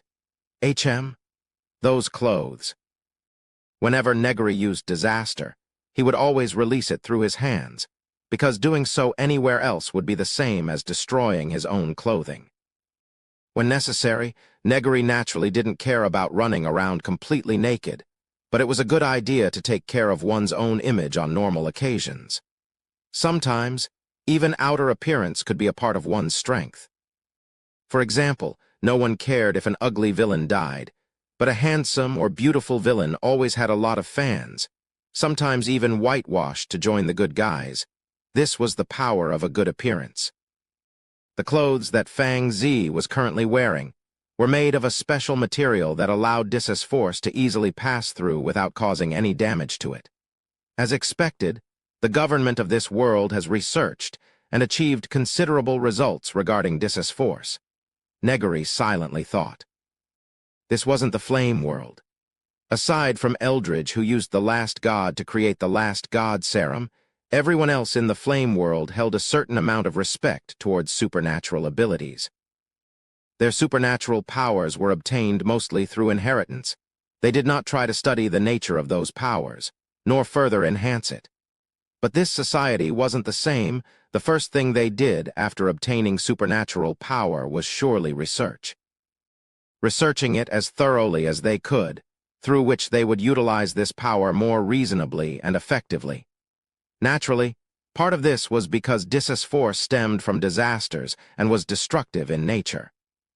If it was some power with a gentler nature, they would probably play around with it a lot more. Negary didn't remain for long and left after observing Ainz for just a bit. As soon as Ainz saw Negary, he felt a sense of discomfort. This sensation was hard to describe, but he was sure that it wasn't jealousy. Indeed, if comparing personal charms alone, wherever he stood, he would always be the center of attention. But I don't have a reason to be jealous. I am a disaster king, one of those who stand at the peak of this world. A king doesn't need to envy others. This feeling seemed to be more instinctive, as if he had met a deviant or a traitor, inevitably making him feel a certain sense of hatred towards Negary. The uncrowned king that had given up his qualifications to be a king instead became an error that shifted the star off course. Minister Chang read the words on the Doomsday Stone tablet and sighed. This stone tablet recorded a lot of information, including past, present, as well as future, but most of this information was vague. Some words seemed to hide some deeper meaning, some they had interpreted, but most of the meaning was quite unclear, such as the crown that was mentioned over and over again. They originally thought it was referring to a disaster king authority, but after some consideration, that didn't seem to be 100% correct. They knew that Negary was a visitor from another world as well as a few things about him, but they also didn't know a lot of things. For example, they couldn't tell from the tablet if his method to extend lifespan and resurrection were actually real or not. Modern times are not like the Middle Ages. Negary was riding in a car. Now that his identity and other matters had been established, he could relax and develop his strength, continuing to study how to break through his own limits. The first order of business is to develop an intelligence network. Negary narrowed his eyes. Over half of the reason why he managed to develop in the flame world so quickly was because of his wide intelligence network at the time. The diffused germs, although it wasn't as strong as the Black Crow and definitely incomparable to Soul's blood that had become Negary's essence, its characteristic of being able to spread widely allowed it to become Negary's best eyes. As long as they were within the range of the germ's spread, nothing could hide from Negary's observation. But this was a modern society. They had ways to control and quarantine diseases, so secretly spreading germs like he did before would only cause the other side to become vigilant and ask questions. "How's the company?" Negary asked. "Everything has been greenlit and ready to go," Noah replied. "In addition, we've also been conducting talent recruitment. Quite a few people have been hired, but I'm afraid not all of them might be clean, so there are undercover spies." Negary muttered with a smile, completely unfazed. Undercover agents might be professionally trained and have excellent psychological qualities, but they were dealing with Negary. He couldn't be more familiar with the undercover cliché. Everyone had their individual needs, so long as he grasped and exploited these needs. He would be able to manipulate and even turn those agents into people for his own use. In that case, let's release our diffused germs in an open and honorable manner, although its functions might need to be changed slightly, Negary mused. Cooperate as much as we can with the government. They hold the most information and is the fastest way to learn every secret we need. There is surely some sort of hidden secret in this world. Negary still hadn't forgotten about the new deity and progenitor dragon, who seemed to have vanished when they were supposed to have migrated with their entire races in tow. If he was able to follow their footsteps from the passage of the first flame to this world, there was no reason why the new deity and progenitor dragon, who were both considerably stronger than him, couldn't arrive here. Negary had even checked through the recorded history of this world. Normally, if something had happened, it would surely leave traces behind. Even vague legends could be traces of the existence of the new deity and progenitor dragons passing through this world. But to Negary's surprise, there were simply no traces, as if they had never been to this world in the first place. Did they not enter this world and instead opened up another passage to another world? Such a thought flashed through Negary's mind, but quickly dismissed it.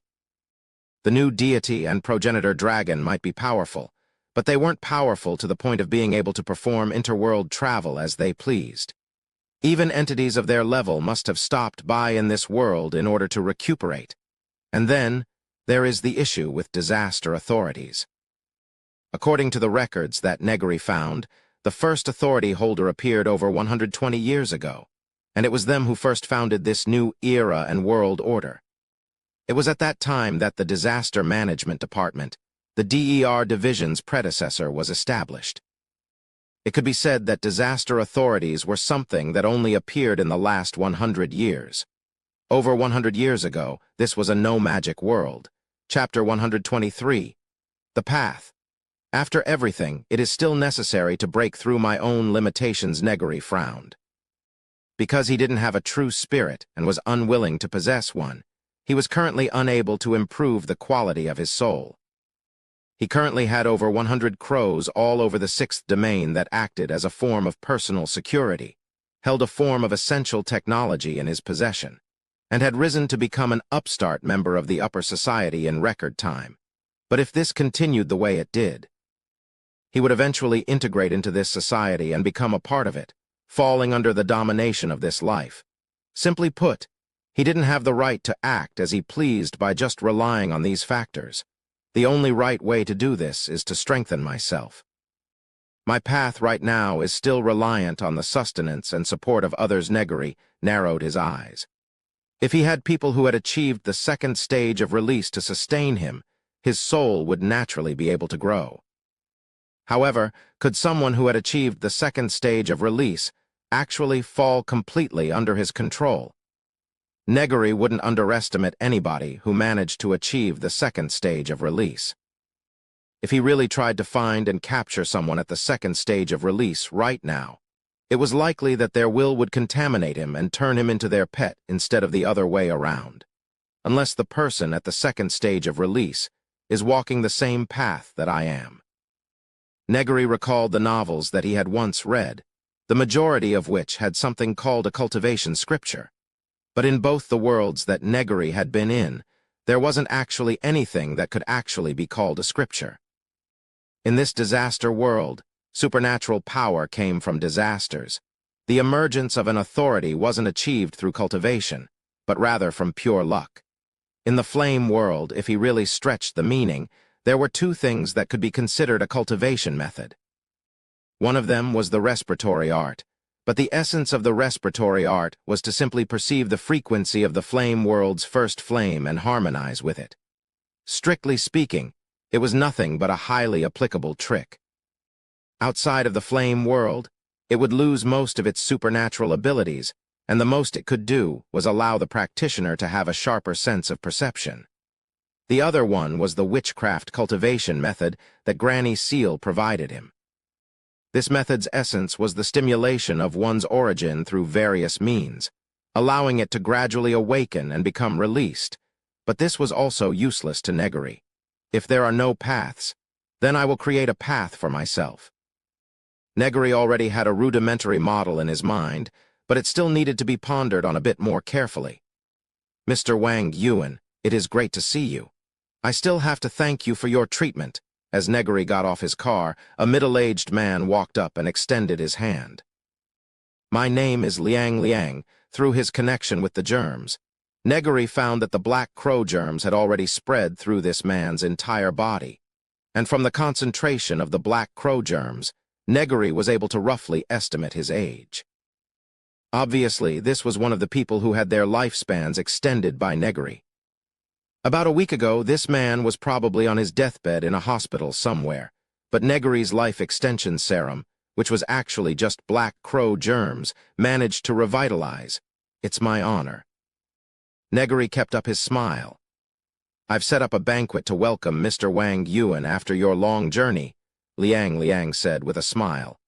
Mr. Wang, you truly must join this one for a couple of drinks. Negary squinted his eyes. This kind of social interaction was essentially unavoidable in modern society. If Negary truly yearned for such social rules, he might be able to take advantage of it and prosper at a rapid rate. But for Negary, such things were essentially useless and a waste of time. After resonating his willpower with the black crow germs within the other party's body, Negary patted Liang's shoulder twice and replied, I'm not going, you guys have fun. Ah, I understand, Liang nodded, turned around and left. Let's go to the lab first and release our first product. This will help us ease up the current situation. Negary's company was still relatively new. He barely had enough office workers to count on one hand, and a few more scientific researchers. During his time in prison, Negary provided a certain amount of black crow germs in exchange for certain benefits. The company's venue, lab equipment, and funding were all provided through this method. If you asked Negary which of his products he understood best, it would naturally be the black crow germs. By implanting them in various places in one's body, they could replace any diseased or exhausted organs, exert superhuman levels of powers, and even extend one's lifespan if it was spread to one's entire body. The first two effects could be sustained normally, but to extend one's lifespan, they must use the black crow germs to absorb the vitality of others. The germs must turn into tentacles, pierce into the body of others, and consume their flesh and blood to function. Even though Liang seemed to be only middle-aged, he was actually 70 years old. With the absorption efficiency of the black crow germs in mind, he had reverted a total of 30 years and 5 months, which equated to absorbing the life of around 30 young adults at the prime of their lives. If he did it in the peaceful way that didn't permanently harm their bodies, this estimated number would triple. Negary had only provided the black crow serum just over a week ago, which meant that man just now consumed the lives of at least 30 people in a mere 7 days. Regardless of whether or not the upper class of the government were willing to utilize this kind of cannibalism, they would definitely not agree for it to spread into society. But what truly surprised Negary was that they did not restrict Negary from spreading his germs like he expected them to. After all, the more he spread his germs, the greater his Dissus Force grade would become, and more people would be working for Negary. In fact, there should already be a theory that anyone infected by Negary's germs would fall under his control. And yet, instead of restricting Negary from spreading his germs, those people even suggested that as long as the germs weren't too harmful, he could even sell them as products. This gave Negary a feeling that they were looking forward to Negary's growth, perhaps even urging him to grow as fast as he could. Then the first product shall be this one. Negary didn't put too much attention on the company. He had no need for excessive wealth. The only reason why he even established this company in the first place was to make it convenient and justified for him to spread the germs, at the same time providing an adequate environment to research more germs and viruses. Besides the side effect of increasing the rate of metabolism within the infected, the diffused germs were perfectly harmless to the body, so after Negary adjusted their characteristics slightly, he released it as a product. Taking advantage of its only side effect, the germs were marketed as a fitness medicine. By injecting the diffused germs into one's body, their fat and daily calorie intake would be consumed at an accelerated rate, leading to them slimming down after a bit of time. Furthermore, they wouldn't grow fat again no matter how much they ate. It was essentially the miracle drug that fat people had always dreamt of. After the drug was sent in for testing, it was easily allowed to circulate without any hindrance. Negary found the government and the D.E.R. division's attitude towards him to be even more bizarre. Regardless, since it wasn't blocked or restricted, this germ medicine quickly spread. Although it wasn't quite the same as before, where his germs completely filled an entire region, it was still enough to bring Negary plenty of information and created him an intelligence network. Now, I can research my path with peace of mind. Sensing his ever-increasing Dissus Force, Negary calmed his mind and started to complete his idea. Chapter 124, Dissus Force Cultivation Method, First Edition, Dissus Force. Negary extended hand, sensing his power with the invasive and mutative characteristics. By injecting my germs into another person's body, they would obtain the power of Dissus Force. Whenever any of them performed any invasive actions, their Dissus Force, and by proxy, my Dissus Force would increase. But all of this is done under the influence of the authority, and this power belongs to the authority. Negary silently thought as he looked at the Dissus Force in his hand. He wouldn't reject the power of disaster authority, but he would also not trust it too much. Perhaps, through combining respiratory art and the witchcraft cultivation method, I would be able to borrow Dissus Force as the catalyst to create a set of cultivation methods that others can use. Negary thought. The witchcraft cultivation method boiled down to the use of potions combined with visualization and thought exercises in order to stimulate one's origin and release it. In essence, any creature that had an origin would be able to practice the witchcraft cultivation method. The first step was to find herbs and medicines that had the property of stimulating the true spirit, refine them into potions through alchemy, and use those potions to stimulate one's true spirit. At that time, the true spirit would derive more soul essence and strengthen one's soul. Because of this, even without releasing their origin, a witch was able to obtain power from their soul, combined with the laws of the flame world. They were able to manifest incredible feats of magic, or apply interference force through their souls like Negary could. Through the constant consumption of these potions, slowly stimulating their true spirit step by step, while using thought exercises and visualization to adjust the state of their soul, a witch would eventually achieve the first stage of release.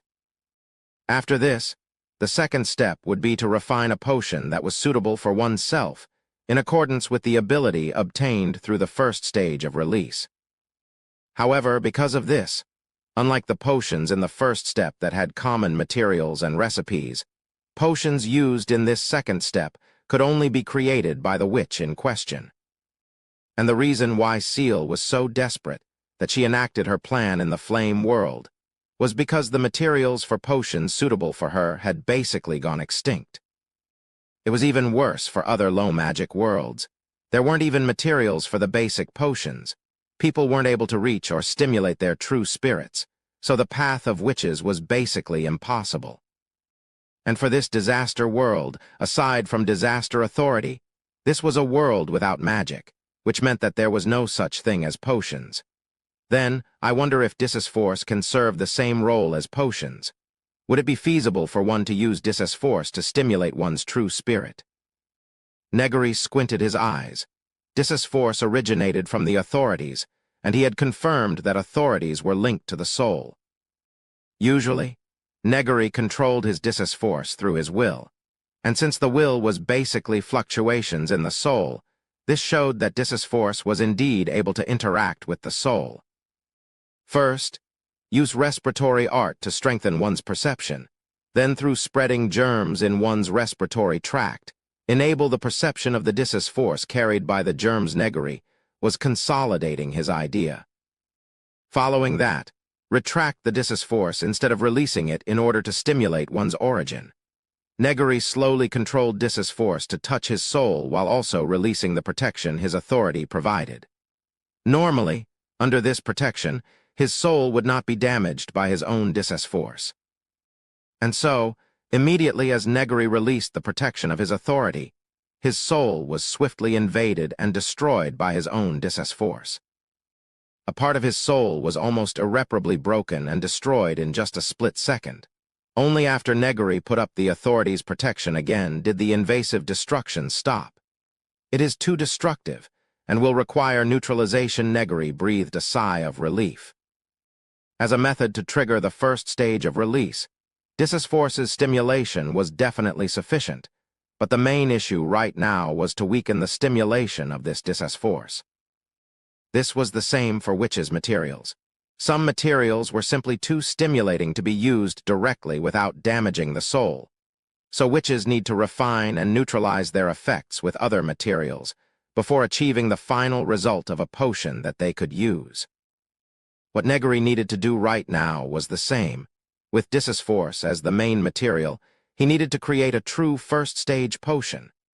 What I need to do now is conduct a large number of experiments in order to find out how to adjust the destructive tendencies of Dissus Force just enough. The government and DER division have surely conducted research of similar nature. Perhaps I would be able to exchange some benefits for a certain amount of research materials. Negary recalled the clothes that Fang Zi was wearing the day they met. If they could already create fabric material that was resistant to Dissus Force, they must surely have conducted very in-depth research on Dissus Force. Wasting no time at all, Negary first contacted a number of people. The old men who regained their youth and vitality by relying on the black crow germs were mutual beneficiaries with Negary by nature. So after Negary gave up a part of benefits, he obtained what he wanted. Dissus Force wave sensing technology, Dissus Force material manufacturing technology, and Dissus Force stabilization technology. Negary had obtained these 3 research products that took the DER division who knows how long to produce, while only giving up another portion of black crow germs and 2 new highly marketable drugs. That was too simple. Negary shook his head. On one hand, this was because of these people's corruption, but on the other hand, it was due to the conspiracy of those truly in charge. Ever since they didn't restrict him from spreading his germs, Negary already had a feeling, and now that he saw how easy it was to obtain this supposedly top-secret technology, Negary was sure of it. These people were looking forward to his growth. There surely must be some sort of secret hidden here. Negary didn't think about it too much. Fantasies wouldn't produce any results. The only thing he had to do right now was to strengthen himself. What I should do first is to reform respiratory art. Negary started thinking about the DER division's Dissus Force wave sensing technology. Negary's ability to sense Dissus Force came mostly from his authority, while an ordinary person would not be able to sense the existence of Dissus Force. But the DER division's personnel couldn't all be authority holders. On the contrary, most of them were normal people, so they had to rely on this technology to monitor and oversee authority holders. They had these sensing devices set up all over the place, allowing them to detect and identify even the smallest Dis force fluctuations. If it was an unrecorded fluctuation, an alarm would be raised. This alone caused a lot of trouble for Negary. However, it still takes a lot of time to turn research results into actual applicable products. Negary was feeling the limit of his mind. Even after he had absorbed the elite traits of many people and gained top-class human intelligence, an individual mind had limits. With more and more projects to research, he was feeling increasingly powerless to take them on. His soul's computational speed could only go so fast. This was the limit of his soul's quality. This way, Negary had fallen into a vicious cycle. He couldn't obtain research results due to the limits of his mind. But the research results were related to him breaking through this limit. Normally, it was extremely easy for such a situation to completely overwhelm and crush an individual. But Negary would not stop because of this. Instead, he would seize every opportunity to break through this limit. Chapter 125. Scheme. Dis Force Level 3. In front of everyone, a young man was breathing a bit heavily as he muttered the results of his calculations. Past wearing a white lab coat standing next to him, Negary nodded. After this, wait a bit and you'll be able to go and receive this week's salary. Thank you, Mr. Wang. Lai Chang happily said. The salary in this laboratory was extremely generous. Even a week's worth of salary was enough for his living expenses for 2 months. By implanting parasitic germs that carry Dis force in the respiratory tract and form a miniature pseudo-organ, combined with the use of respiratory art, it is possible for humans to perceive Dis force. Negary recorded the data and sighed. The current scale of Dis force only ranged from grade A to F, while the Dis force provided to other people through Negary's otherworld invasion authority usually didn't even reach grade A. For this reason, it was necessary for him to come up with a more detailed scale of Dis force energy level. Negary divided the Dis force below grade into 10 levels, ranging from level 1 to 10. The experiment that the young man performed just now was to use respiratory art to perceive the level of Dis force contained within a nearby Petri dish. By breathing at this specific frequency, the germ microorgan within the respiratory tract would adjust and function accordingly. During that period, the small amount of Dis force within the test subject's body becomes active through guidance. It can be directed to the true spirit. Unfortunately, in such a case, the test subject's soul would first be destroyed by the Dis force and succumb directly to death. Negary muttered. Even with the DER division's data and records, it was still an almost impossible task to condition Dis force to be suitable for the soul. Perhaps I should alter my train of thought a little bit. Negary retrieved the data on the manufacturing of Dis force-resistant material, as well as the record on forging soul weapons. This was a technology he obtained from the Church of Divine Grace back in the Flame World.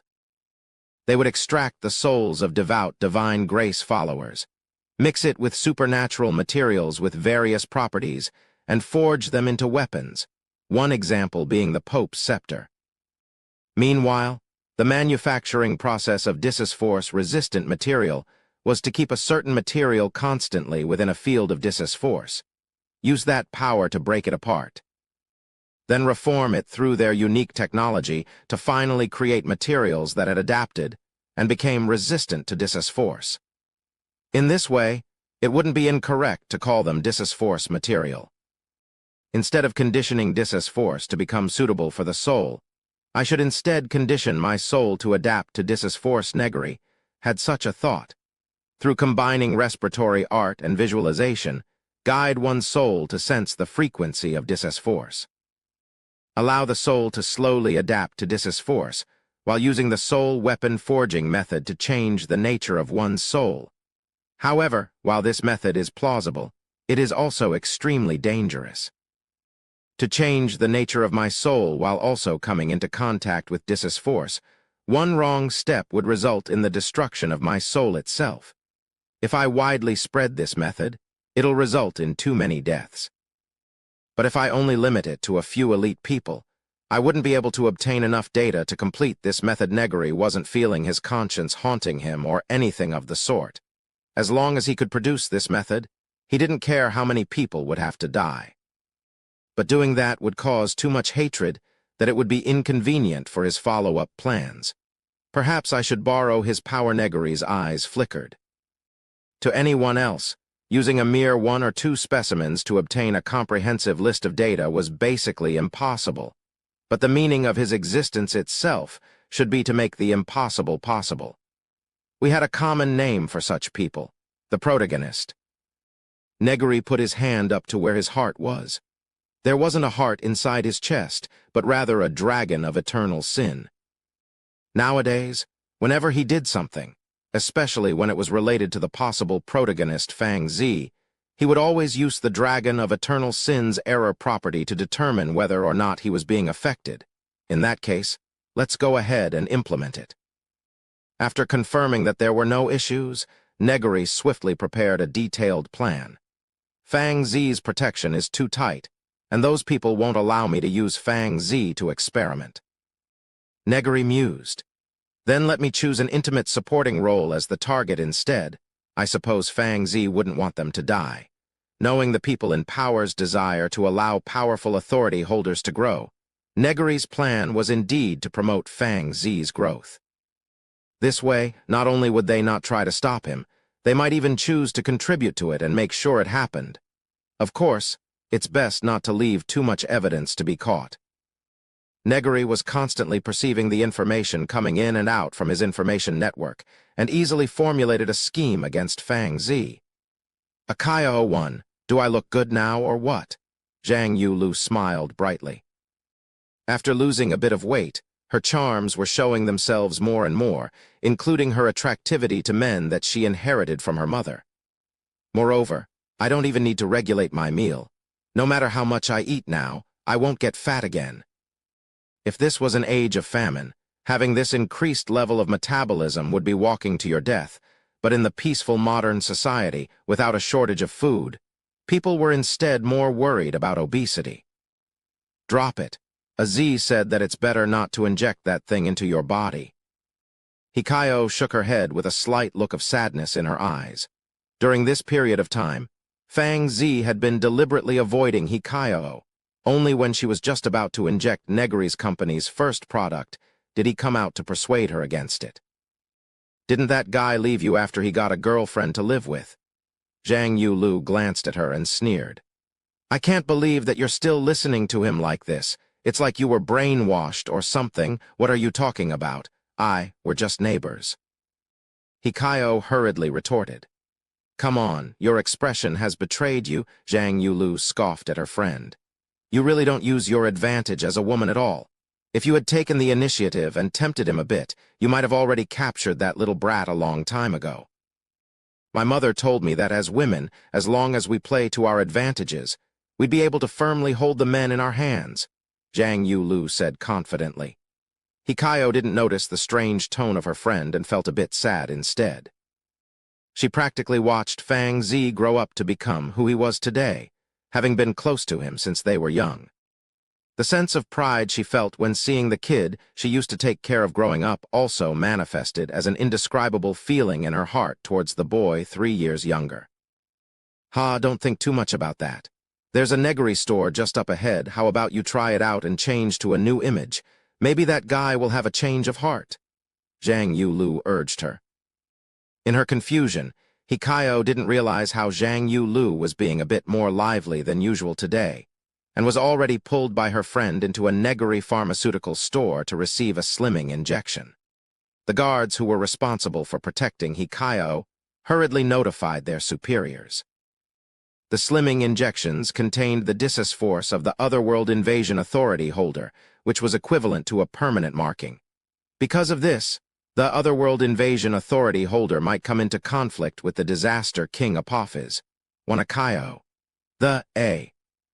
Before the name is the Chinese equivalent of the Chan or San suffix, only used by either people close to you or your seniors, Chapter 126. Picking a fight. Furthermore, Zhang Yulu was also a bit strange today, Her personality model seems to have changed today, several people quickly reported and prepared to interfere as soon as they were ordered to. The DE. Our division treated a disaster king with great importance, so not only did they form and keep records of the personality models for people close to them, but also for those who frequently came into contact with such people. If anybody suddenly acted inconsistently with their personality models, such changes would be immediately reported and sufficiently dealt with in order to prevent conspirators from using people around a disaster king for some sort of scheme. Zhang Yulu is carrying the Otherworld Invasion Dissus force, so it's most likely that she's being affected by it. Is that guy scheming something? Chang Zia rubbed his temples to ease his headache. These guys couldn't ever live a decent life, always causing trouble. Send someone. Before Chang Zia could give the order, a dedicated communicator in his office rang. After picking it up, Chang Zia's complexion became even worse. The most despair-inducing thing wasn't that there was always someone trying to cause trouble, but rather when his own people wouldn't try to stop them and was instead eager to help the culprit cause trouble. A syringe of medicine slightly different from the normal slimming medicine was injected into Hikayo's body. The germs quickly gathered in Hikayo's respiratory tract, slowly forming microorgans that caused Hikayo to feel an itch in her throat. The itch grew to become discomfort, forcing her to open her mouth in order to breathe more easily.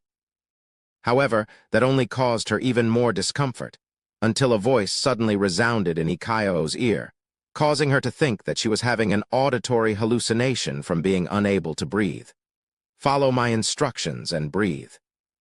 The voice started to instruct her to breathe at a certain frequency.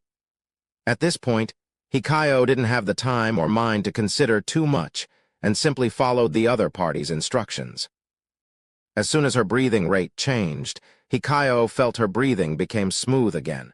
Not only that, she felt like she had gained a new vision and could even sense a special power. My apologies, you must be Miss He.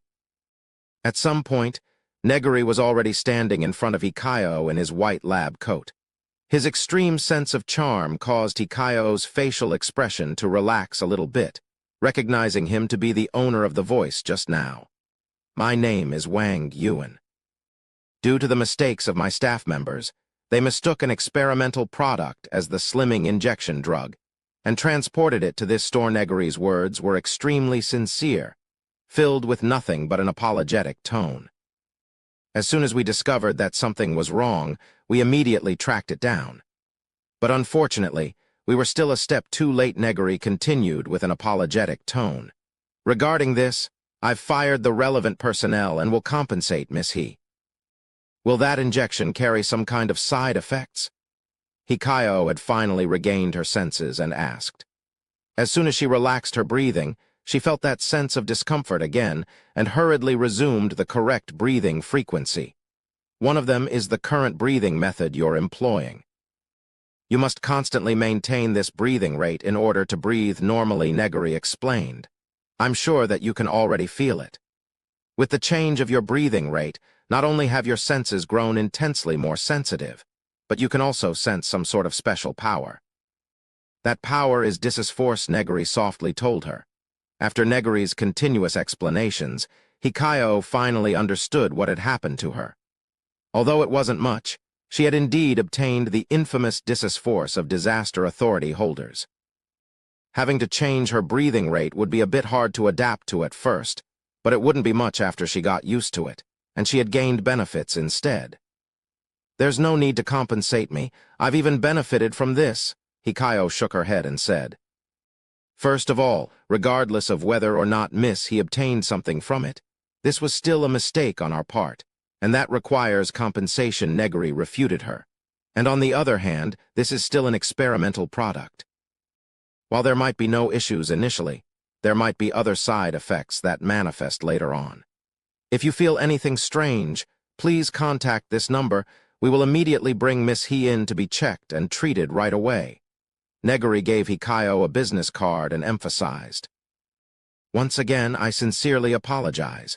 This is a mistake in our work. As he watched Hikayo leave, Negary narrowed his eyes and sat still in the shop, waiting. It didn't take too long for Negary to feel something approaching him, an extreme level of force. With a loud noise, the wall of Negary Inc. storefront was directly shattered to form a giant hole. As Fang Zi approached him step by step, the dust and rubble were swept aside by the layer of force around his body to reveal his expression of anger. It was you, wasn't it?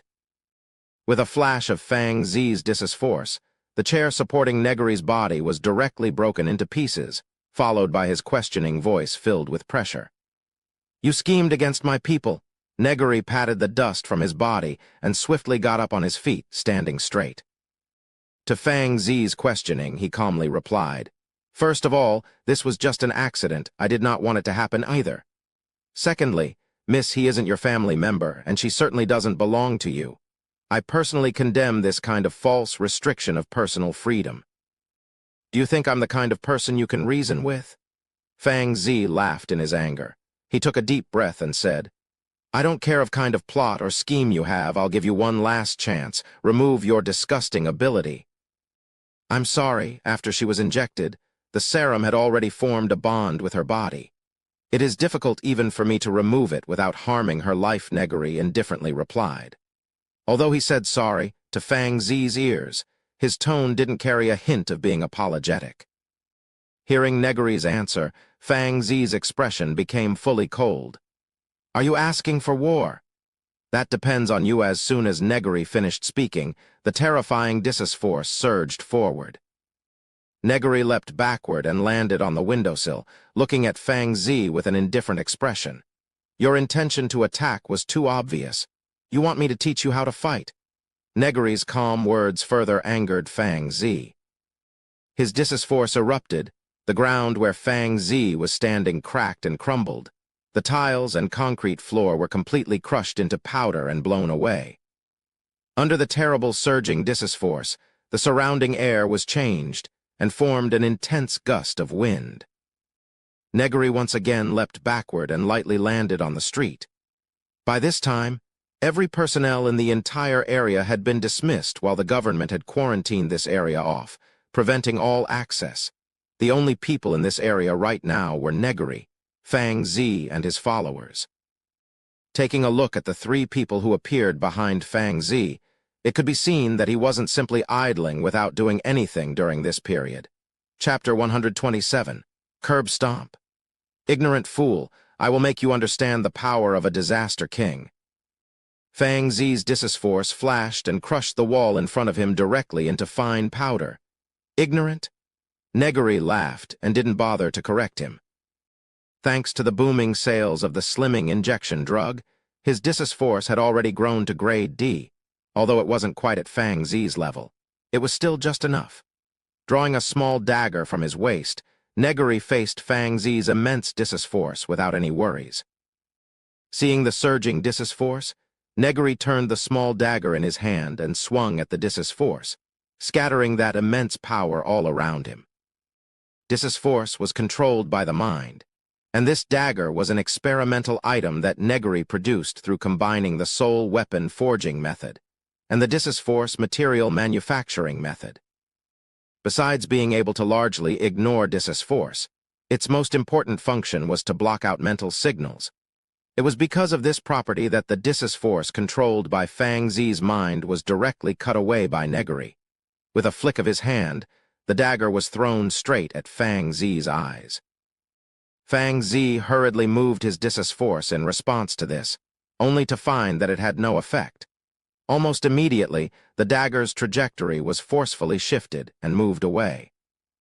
With another flick of his wrist, Negary pulled the dagger back to his hand. At this point, it could be seen that there was a fine thread made from force material attached on to the hilt of the dagger. An authority. Negary looked at the young girl among the three people behind Fang Zi, recalled the information he had obtained, and understood. Liu Shi was it. Fang Zi exhaled heavily to calm himself down. At that moment just now, he almost thought that he was actually going to die. So that dagger is what you're depending on, to nullify control over force. Fang Zi's expression turned serious. He really had to admit that he was careless to underestimate this bastard just now and almost put himself into a dangerous situation. Once again wielding the dagger, Negary didn't reply at all. He still had too little of this manufactured material, only enough to make such a small dagger. If he had just a bit more, he would have been able to make a pair of gloves or a longer weapon like sword or blade. "I won't give you another chance." Fang Zi's clothes began to flutter as more of his Dissus force surged forward. "You will also need to cover your hand in Dissus force in order to attack me with that dagger through my Dissus force." Different kinds of Dissus force would cancel each other out. But when the difference in strength is too great, your grade D Dissus force won't be able to stop me. Just try and attack. My Dissus force will grind your hand to dust. While saying so, Fang Zi was being extremely careful. His mind that was originally clouded by anger was slowly regaining clarity. Dissus force that not even Dissus force material can completely be immune to. Negary looked at Fang Zi's fluttering clothes. They were all made from the same Dissus force material that he had, but was still affected by Fang Zi's immensely surging power. Wielding the dagger, Negary rushed forward. His body nimbly weaved through the Dissus force, his hand covered in his own Dissus force to parry Fang Zi's attacking Dissus force. You make too many unnecessary movements. Limited by your own human instincts before you make any attacks, your reflexive behaviors would already reveal your intentions.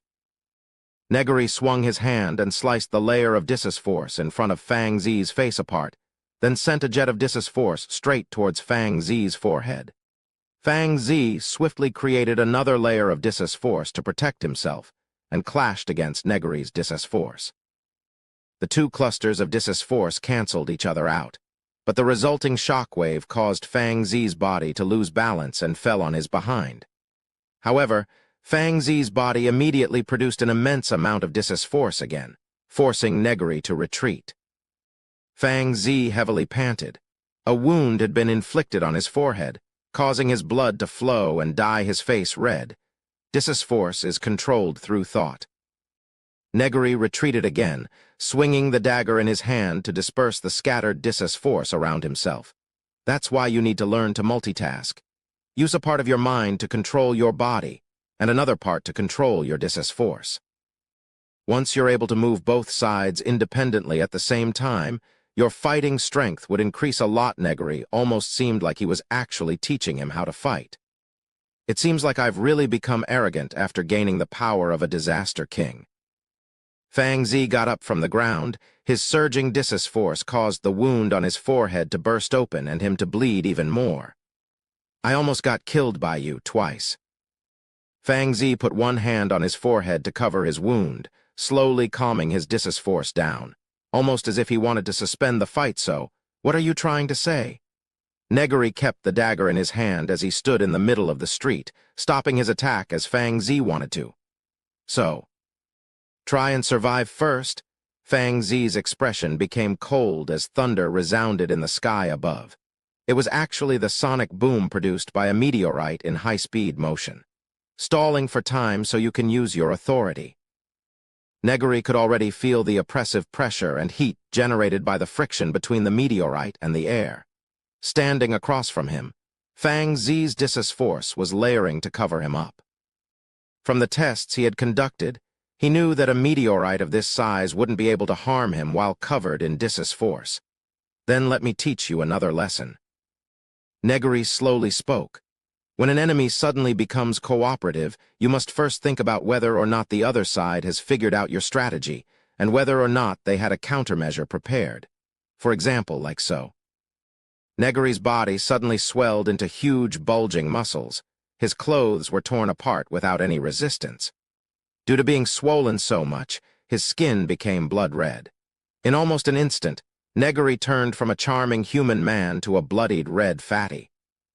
With a tug of his hand, Fang Zi found that something had wrapped around his body, pulling him towards Negary. "It's the thread." Fang Zi immediately recalled the thread that was attached to Negary's dagger. When he was attacking me, not only did he use the dagger to disperse my Dissus force and attacked with his own Dissus force, he was also using the threads to tie me up. Because the thread was made from Dissus force material, Fang Zi couldn't break it right away, unable to do anything as he was pulled towards Negary. His Dissus force could only protect him from being affected by the aftermath of a fallen meteorite, but not from being hit directly by one. If he was struck directly, he would at least be crippled, if not killed right away. Is he aiming for mutual destruction? Fang Zi had nothing but fear in his mind. Almost right away, Negary's eyes became dull. The meteorite slammed directly on top of him. His bulging flesh exploded, flinging Fang Zi backwards into and through the wall of Negary's store. Fang Zi coughed up blood, battered, exhausted, and collapsed on the ground. At this moment, a box next to him was pushed aside as a severed hand crawled out. A mouth appeared in the middle of the palm and spoke with Negary's voice. And one final lesson: pay attention and observe. You aren't the only one capable of using their words to attract the attention of others.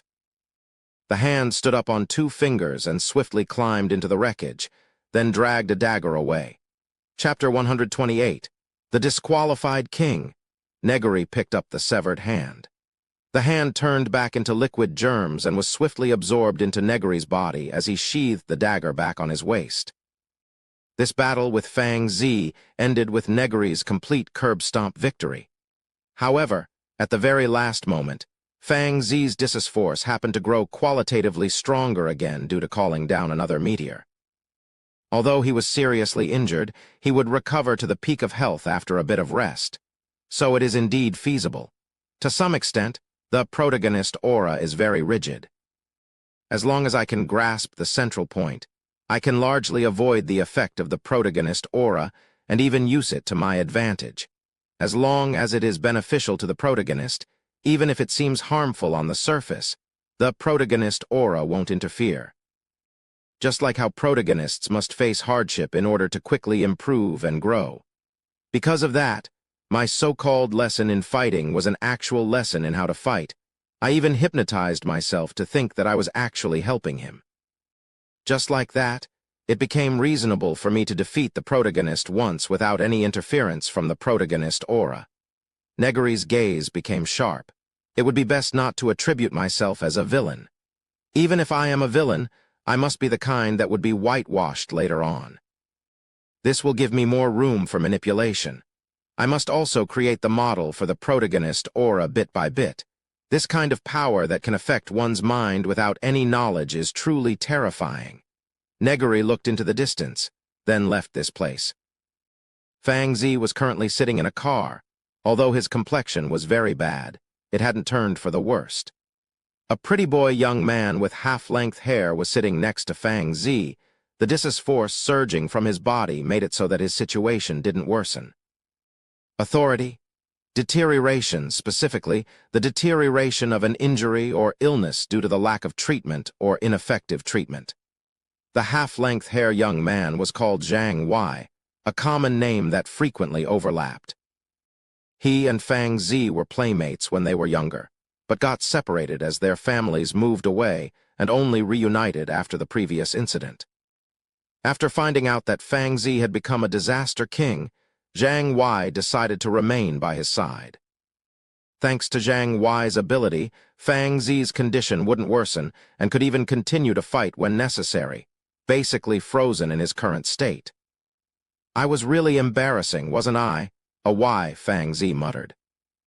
Acting so aggressively trying to stir up trouble, but was instead taught a lesson. Not only did Kaiao Jai's problem not get resolved, but I also became seriously injured. Isn't that natural?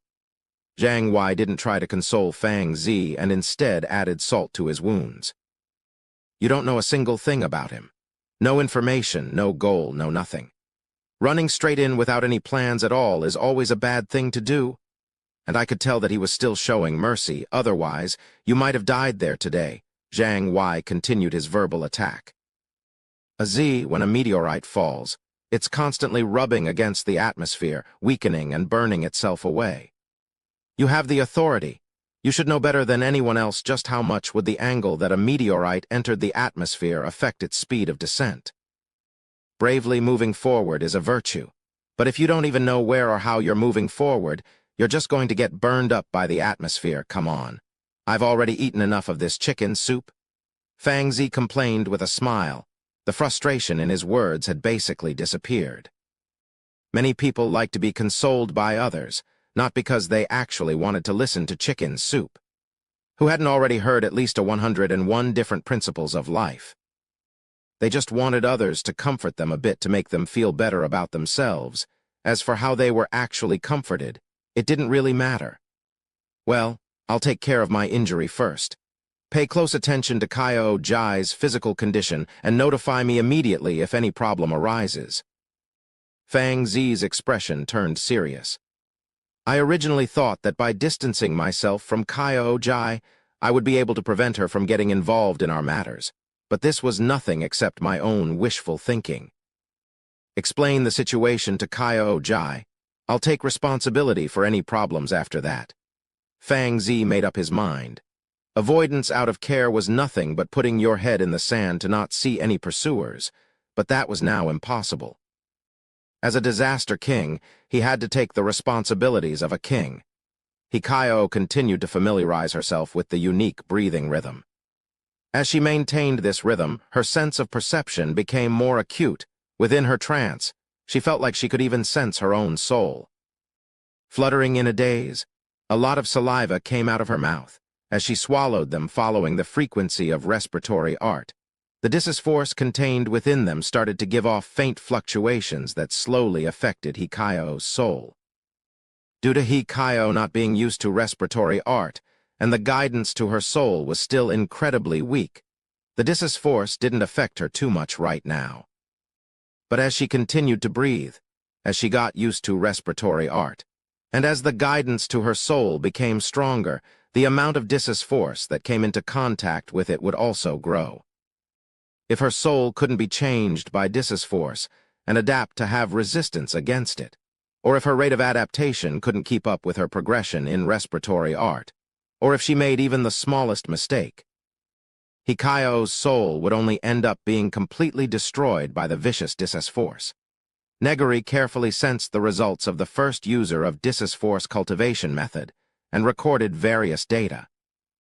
Whether or not Hikayo succeeded, she would still contribute crucial data for Negary's experiment, allowing the cultivation method to develop and be further perfected. Naturally, Negary still hoped that Hikayo would succeed.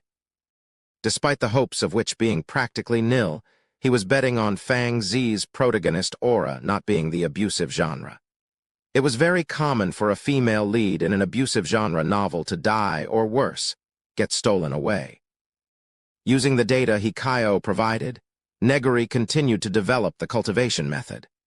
The one currently being employed was only the very first prototype. The more it was developed, the higher its rate of success would be. Fang Zi calmed down during his recovery, at the same time, began to seriously train his combat skills. After the battle against Negary, he noticed many of his own shortcomings. His intent to attack was too obvious. He was still moving his body reflexively when using Disys force, so on and so forth. He believed that if he could overcome these problems, with his immense Disys force, it would be simple to get rid of that otherworld invader Wang Yuan. He left the scar on his forehead, as it was without allowing doctors to remove it. This was a shame he had to bear, and a constant warning to himself, telling him to always maintain caution and humility. The king's laurel crown shines more and more. Under the eyes of all living beings, he would eventually become the king of all, the crimson seal in the sky. The disqualified king who originated from a distant land opened up the path of error, led the stars into his orbit, but did not know where he was heading. The right path and the wrong path, the king and the wrongful king, both are unknown. Chapter 129, Building Collapse. A large-scaled collapse of buildings has occurred in the fifth domain. It is suspected to be an attack by authority holders. The fifth domain's D.E.R. division has refused to comment on this matter. A reporter was delivering the news as they stood in front of a collapsed building. Is the D.E.R. division really protecting people, or are they acting as accomplices for those monsters? The scene on TV changed to a public interview with various bystanders. They're all monsters, monsters that can only bring about disasters. I think they belong in mental hospitals or prisons. All of their crimes are judged under the D.E.R. division's jurisdiction. Even the verdict is only reported on paper. We wouldn't know even if they moved somewhere else and changed addresses. We want the list of authority holders to be open to the public. They're all dangerous psychopaths. We don't want to live in the same area as these psychopaths. In some areas, the people had even resorted to parading in protest, leading to the rift between authority holders and normal people to become a step larger. There were many issues with this. First of all, like they said, authority holders were certainly dangerous. Even an authority of the lowest grade could easily kill another person using their force. A disaster authority was like a gun. Imagine if a person happened to always carry a gun with them but weren't educated or trained to use such a thing. Even worse, authority holders weren't unique in any other way. They were still people with dark emotions like pain and anger. So the fact that they had an authority only made it easier for them to have violent thoughts. And even more importantly, an authority holder was usually judged with a level of partiality whenever they committed a crime, creating an illusion that authority holders were first-class citizens while normal people were second-class. Quite a few authority holders had indeed led to terrible levels of destruction as they gained their authorities. On the other hand, there was also the issue of envy. In a world with supernatural powers, unless they went through certain experiences, who wouldn't wish that they had superpowers? But there were only so many disaster authorities to go around, which meant there were only so many authority holders. Compared to the number of normal people, the amount of authority holders was pathetically little. This led to the envy of people who didn't have an authority, an extreme amount of envy, in fact. There had never been any complaints about having too much, only too little, so people question why would other people have these abilities while they didn't. Under the mentality of undermining what they could not obtain, the public would intentionally or unintentionally belittle authority holders. Especially with the recent turmoil where the involvement of authority holders could be seen more or less behind the scenes, the sentiment that authority holders were monsters was gaining more and more support from the people. With the large-scale collapsed building event, as the trigger, various anti-authority holder advocacy started to become widespread. Some supported the imprisonment of all authority holders, going as far as telling them to lobotomize every authority holder before giving them a life sentence. Some demanded that a list of all authority holders become public and that they be placed under strict monitoring. There were also some who suggested that an area should be specifically created to accommodate all authority holders, quarantining them thoroughly from normal people. This way, it didn't matter to them if those monsters fought themselves to death. Various pseudo-probable as well as completely brain-dead arguments swiftly spread all over various media, depicting authority holders as rats to be beaten on sight in a short period of time. The D.E.R. divisions of the different domains couldn't really manage this propaganda either, as anything they said could be misinterpreted to fit their own arguments, not to mention how some authority holders truly were as dirty as the rumors had claimed. Standing on the balcony of a building's roof, a figure wearing a D.E.R. division uniform with a pineapple-like hairdo scoffed and laughed at the various comments on social media platforms and forums on his phone. After closing the website, he dialed a number. Should be nearly enough already. When are you going to act? Everything is prepared, but you need to be careful. There are quite a few monsters in the sixth domain. The person on the other side of the phone laughed strangely and replied, "Doesn't that only make it much better?" The man stood on top of a tall building, his force constantly drifting from his body without any intentions to hide it. The building beneath his feet started to crack and crumble and slowly collapsed in on itself. "I sure love the feeling of things breaking apart. Stop your authority, Yikong." The door to the roof was kicked open as a woman in D.E.R. division uniform charged through, pointing her gun at the pineapple head guy. "Surrender. The D.E.R. division's reinforcements are coming. You won't escape, little Ying." The pineapple head guy turned around. His movements were swift and skillful as if he wasn't afraid of falling from this height. "Sure enough. You understand me well to be able to find me before anyone else. you want everything here to collapse as well. So that your past would thoroughly collapse too? Qin Ying shouted. You weren't like this before. The past. Before. Yikong showed a mad grin, a grin so wide that tears were already leaking from the corner of his eyes. All of that had already broken, but since you're now here, let us bid one final farewell. Bang. The sound of a gunshot. But before that bullet reached Yikong, it had already crumbled into tiny round pieces and dissipated without a trace. The dissus force of the building's collapse authority had the property of cracking and structural collapse. It's useless. Use your authority, maybe then you'll actually have a chance to kill me. It was because Lai Xuan ye held back against me that he was killed by me. Yikong's expression twisted, taking off his DER division uniform and threw it on the ground before rushing towards Qin Ying at the end of the stairs. His dissus force manifested as tentacles that started to strike at the other party. Those struck by his dissus force tentacles, due to its collapsing property, would have their bodies immediately crumble and collapse. Facing him, Qin Ying had a pained expression. Gao Yan, Yikong, Lai Xuan Yi, and herself used to be colleagues as well as the closest comrades.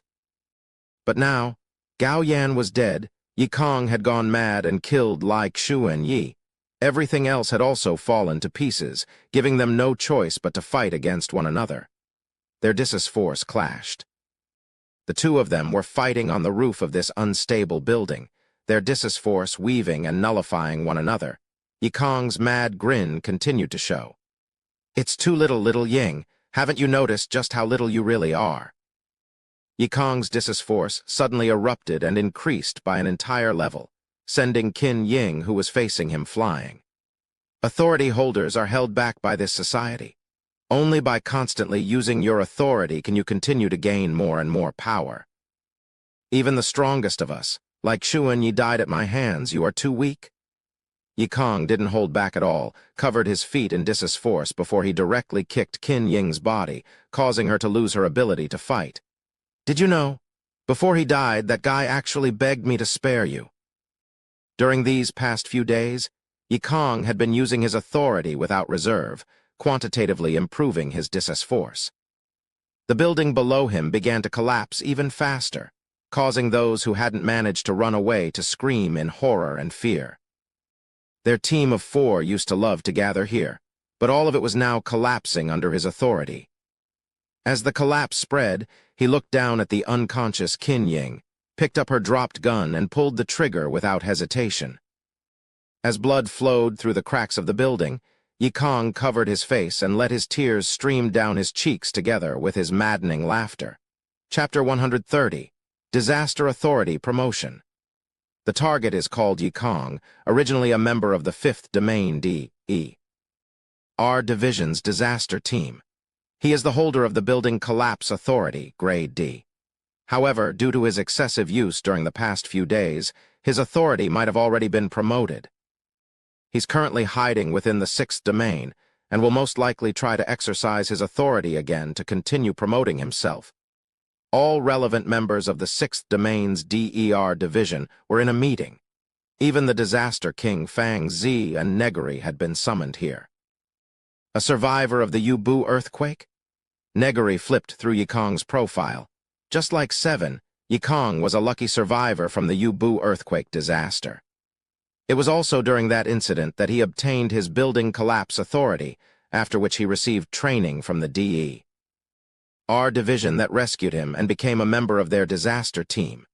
And in truth, there were quite a few people who had the same background, like the girl called Liu Shi who was standing behind the Disaster King. She was also a lucky survivor of that incident. The Yubu earthquake disaster turned many people into orphans, the majority of whom were brought to orphanages under the DER division's management. If they were willing to, they would undergo training and become a member of the DER division after they grew up. There were a total of 12 people who obtained authorities from that earthquake, 5 of whom were orphans who all later went on to join the DER division. Among them, Yikong was someone who obtained a relatively powerful authority, as it was determined by the Grade D. During this time serving in the 5th Domain, he was regarded as an excellent subordinate and hard worker. But everything changed after a certain failed mission. At the time, Yi Kong had just successfully proposed to his fellow disaster team member Gao Yan at their team's favorite hangout, thus planting a death flag right before their last mission leading up to their wedding. However, Yi Kong wasn't the one who died, but instead, it was his fiancée, Gao Yan. The specifics of the case were largely unknown, only that Yi Kong's mental state became unstable after that event, and that he had started to secretly use his disaster authority to promote it. After he was found out, another member of the disaster team, like Xuan Yi, tried to stop him, then was killed by Yi Kong. Currently, Yi Kong had become even more insane. He no longer held anything back and madly utilized his disaster authority, causing the nationwide building collapsing event during this occasion. Then, do you need any help? Fang Zi asked in a low voice. Despite being in the same room as Negary, he didn't display any hostility. Yes. According to our estimation, his authority should have already reached grade E. Furthermore, as he was a combatant before he went rogue, he has considerably formidable fighting prowess. If he's left to continue using his authority as he pleases, he would most likely become a disaster king. When building collapse is promoted to a grade F disaster king, would it simply cause more buildings to collapse? Negary was very interested in this authority promotion, purely because of how rare it was. The only relatively famous one was the authority holder who caused the Yubu earthquake disaster from trying to promote his earthquake authority to continental sinking. Not necessarily, as long as there are relations, there are possibilities of a promotion. A scholarly-looking old man with a silver beard answered him. Many authorities are in fact related to each other. For example, an earthquake would also cause disasters such as collapsed buildings as well as various others. Solar flares from the surface of the sun can cause power outage, loss of Wi-Fi, and similar issues. When an authority gets promoted, as long as the holder is exercising their authority, they would be able to cause their authority to promote towards any related disasters. In accordance with the Management Act, during a time of crisis, we can request authority holders like yourselves to aid the D.E.R. division. Naturally, there would be appropriate compensation for your troubles, Chang Zia said as he looked at the people in the room. They were all registered authority holders currently living in the 6th domain. Of course, they wouldn't bother to summon authority holders with grade and B Dissus force who were no good in battle. The sheer difference in Dissus force alone would make this a suicide mission for them. In large-scale operations like these, those people would only refuse participation either way. Because of that, only 3 people were actually being requested to join: the new disaster king, Fang Zi, the otherworld invader, Wang Yuan, and another grade D authority holder, Arson. I won't participate. The Arson authority holder spoke up first. He was wearing a cap with a face full of burns, speaking in a low voice. I don't have any fighting experience, and my life has only just settled down again. I don't want to get involved into these matters, I understand, Chang Zia sighed. Not everyone was a fighter, and not everyone loved to fight. The Arson authority holder lost his son in a fire and had only just escaped from the shadow of his trauma recently to begin a new life. It was natural that he didn't want to get involved in such danger. You can contact me at any time. I'll come over with my people. Fang Zi didn't refuse. Since he enjoyed many benefits by being a disaster king, it was natural for him to also take up the responsibilities of being one. My work has been quite busy recently. If I have time, I will participate. Negary casually glossed things over and left the meeting room. If this was a novel or manga, this Yi Kong character was surely a villain. Fang Zi was the one who needed to get rid of him. Negary's appearance there would be for nothing but the sake of recording data, namely drafting the model for the protagonist aura and information regarding disaster authorities in general. Hikayo's situation has basically stabilized, but with the trend of the current data, it would be impossible for her soul to adapt to the speed of its change. The Dissus Force's modification of her soul will slowly stagnate and reach a bottleneck. There is a limit to how much the soul can change, and if her situation continues, her soul's adaptation would thoroughly stop, followed by the total destruction of her soul by Dis force. From Negary's calculation, nobody's soul would be able to handle that change. It wasn't a problem of Hikayo alone. Without any unexpected changes in 3 days, Hikayo will begin to show various symptoms like headaches, hallucinations, and drowsiness. After 10 days, her soul would be drawn out by respiratory art and then destroyed completely by Dis force. If no unique opportunities appear during that time, Hikayo will surely die. Negary's eyes flickered. He was still looking for ways to somehow change this situation, but his calculation ability obviously had reached its limit. He might be able to come up with a solution, but it would require long-term experiments. With Negary's current reserve of knowledge, he couldn't come up with a solution to resolve the issue of the soul in a short time period. In truth, several of his experimental specimens had already lost their lives, even if Negary trusted in the power of the protagonist aura. He wouldn't foolishly put all of his eggs in just Hikayo, other than her. There were about a dozen other people who volunteered for the same experiment due to a promise of wealth or various other benefits. But now, Hikayo included, out of the 17 specimens within this experiment, one person had already lost their life due to a certain mutation. This incident might actually be an opportunity instead.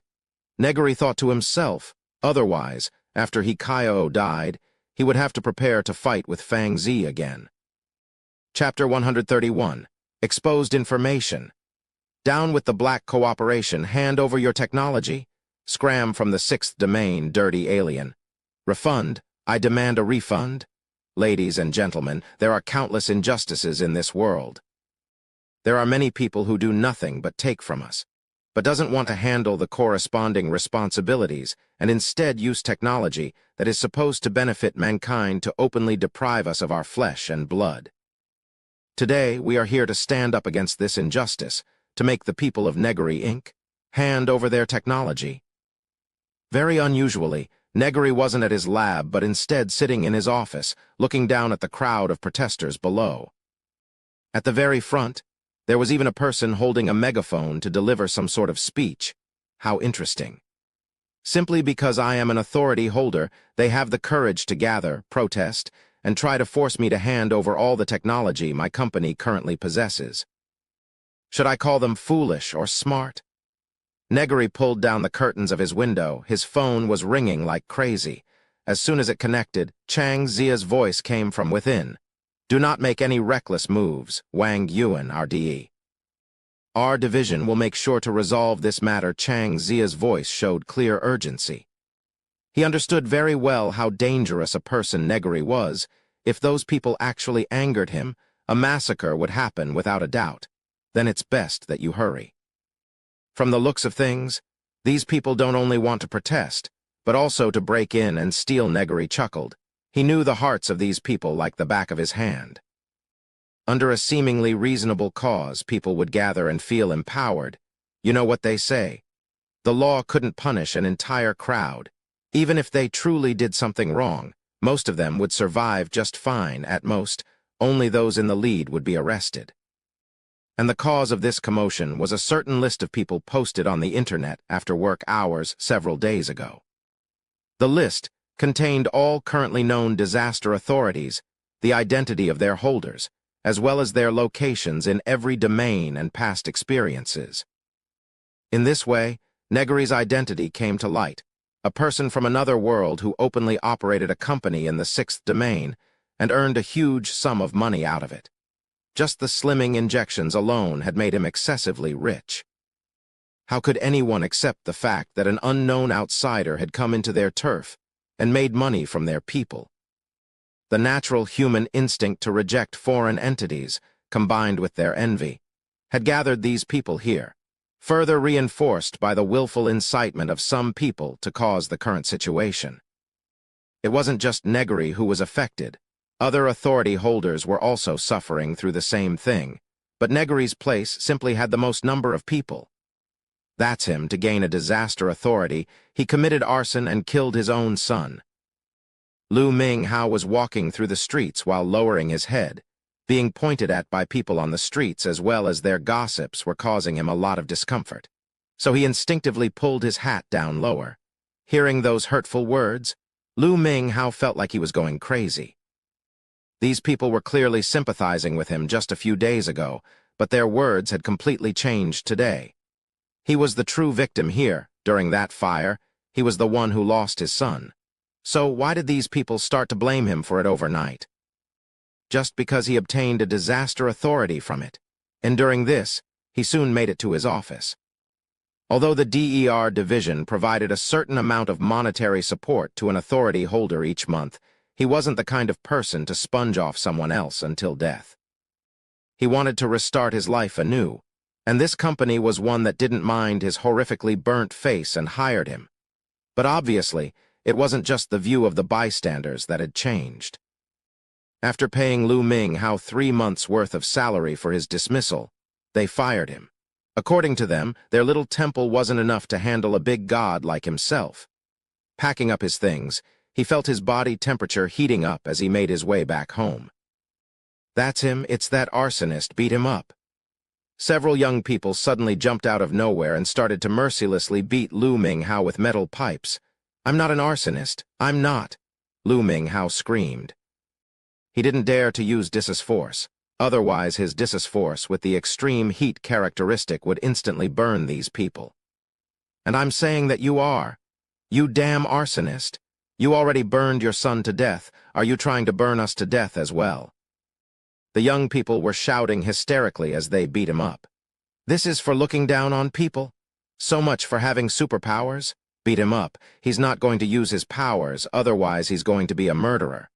I'm going to take this to the DER division. Let's see if they can still shelter this arsonist in that case."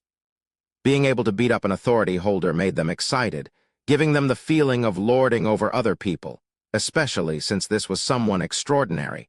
It only made them more excited. Lu Minghao was loudly screaming in pain from being hit by the metal pipes. As he looked around, this was the middle of the day in the middle of a busy street. There were clearly bystanders all around, but none of them were calling the police. Some people were even praising, cheering for these young men, saying that they were doing good for the community. What's going on in this world? His house burning down was an accident. His son was burned to death while he also received permanent burn scars all over body.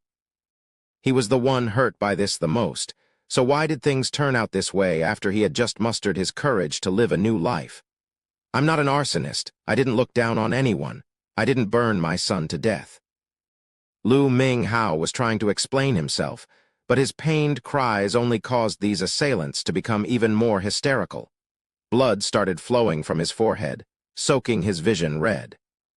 The red sight in front of him made him hallucinate, as if he had returned to the scene of the fire that night. His dissus force began to surge forward, an intense burning sensation erupted around his body. The metal pipes in the young men's hands became heated, causing them to throw the pipes away in panic. "You damn arsonist, you're trying to retaliate. I'm here, burn me." A young man appeared incredibly mad, as if his authority had just been challenged, and walked straight up.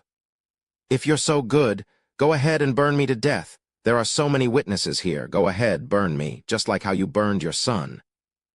"I'm not an arsonist. I didn't look down on anyone. I didn't burn my son to death."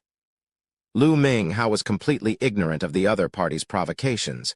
He was simply mumbling the same thing over and over, causing the air around him to warp. The extreme temperature slowly spread all around. "I'm talking to you?" The young man shouted in displeasure, then felt his body becoming hot. It was only after he heard the screams of other people that he realized his clothes were starting to burn. At the same time, the flames spread more and more. Even the surrounding bystanders were starting to go up in flames, plunging the entire street into a sea of fire. Not too far away, a camera accurately moved and captured this exact scene, recording it. Soon enough, a video titled "Authority Holder Committing Arson on the Streets" circulated around all the biggest video viewing platforms. In the video, the beaten-up appearance of Lu Minghao had been censored, showing only the torch-like people around him. Although none of the videos said who it was, There were only so many fire-related authority holders, so the Sixth Domain's protesters soon became 10 times more active compared to before. Chapter 132. Only in fear can one clearly see their own position. Damn it. Chang Zia slammed the table in his rage. The mastermind behind this was a considerable schemer. All surveillance footage of the street where Lu Minghao was assaulted had been cut, leaving only incomplete recordings that all contained the mosaic sensor. From the view of that version, without any proper beginning or ending, the only thing that could be seen was Lu Minghao committing arson in daylight. The DER division's office was being swarmed by civilians roused by their emotions. They were demanding the DER division to surrender the arsonist while also accusing them of sheltering criminals. Regardless of how they explained, the people only believed that the DER division was lying to cover up for Lu Minghao. "What's the situation at the Negary Inc. storefront?" Chang Zia asked. "Highly undesirable. The people we sent to calm the populace down couldn't accomplish their jobs at all. The protesters might charge into the Negary Inc. storefront to steal their property at any moment," Seven solemnly replied. "I suggest we resort to forceful suppression immediately. They've been completely blinded by their own beliefs. Simply language wouldn't be able to affect them any longer," Seven frowned as she reported. "The problem is that the mastermind might be waiting for us right here." Chang Zia calmed down and assessed the situation. "I suspect that there is an authority at work here, for example. Something like the Rebellion Authority. Otherwise, they are acting too irrational." Chang Zia shook his head. Part of this was due to a large part of the DER division's dark past being revealed to the public, but every coin had two sides. Although the DER division did have quite a bit of dark history, they had also made a lot of contributions. It was the same for authority holders. Perhaps quite a few of them were bewitched by their own authorities and made mistakes, sometimes severe mistakes, but quite a few of them also maintained their original beliefs and continued to live normal lives. Or lived while using their authorities to prevent disasters from occurring. However, the flow of the public opinion was too one-sided this time around, a sign that there was involvement from an authority holder. For example, during Lu Minghao's incident, although you couldn't deny that there were many idiots in this world who did stupid things, the young man who confronted Lu Minghao was too much of an idiot, despite knowing that he could be killed if the other side retaliated at all. He still actively provoked such a thing to happen. Not good. The protesters have begun to act. They're charging into Negary Inc. storefront to steal their products, and even their computers. After reporting that, Seven's expression turned heavy.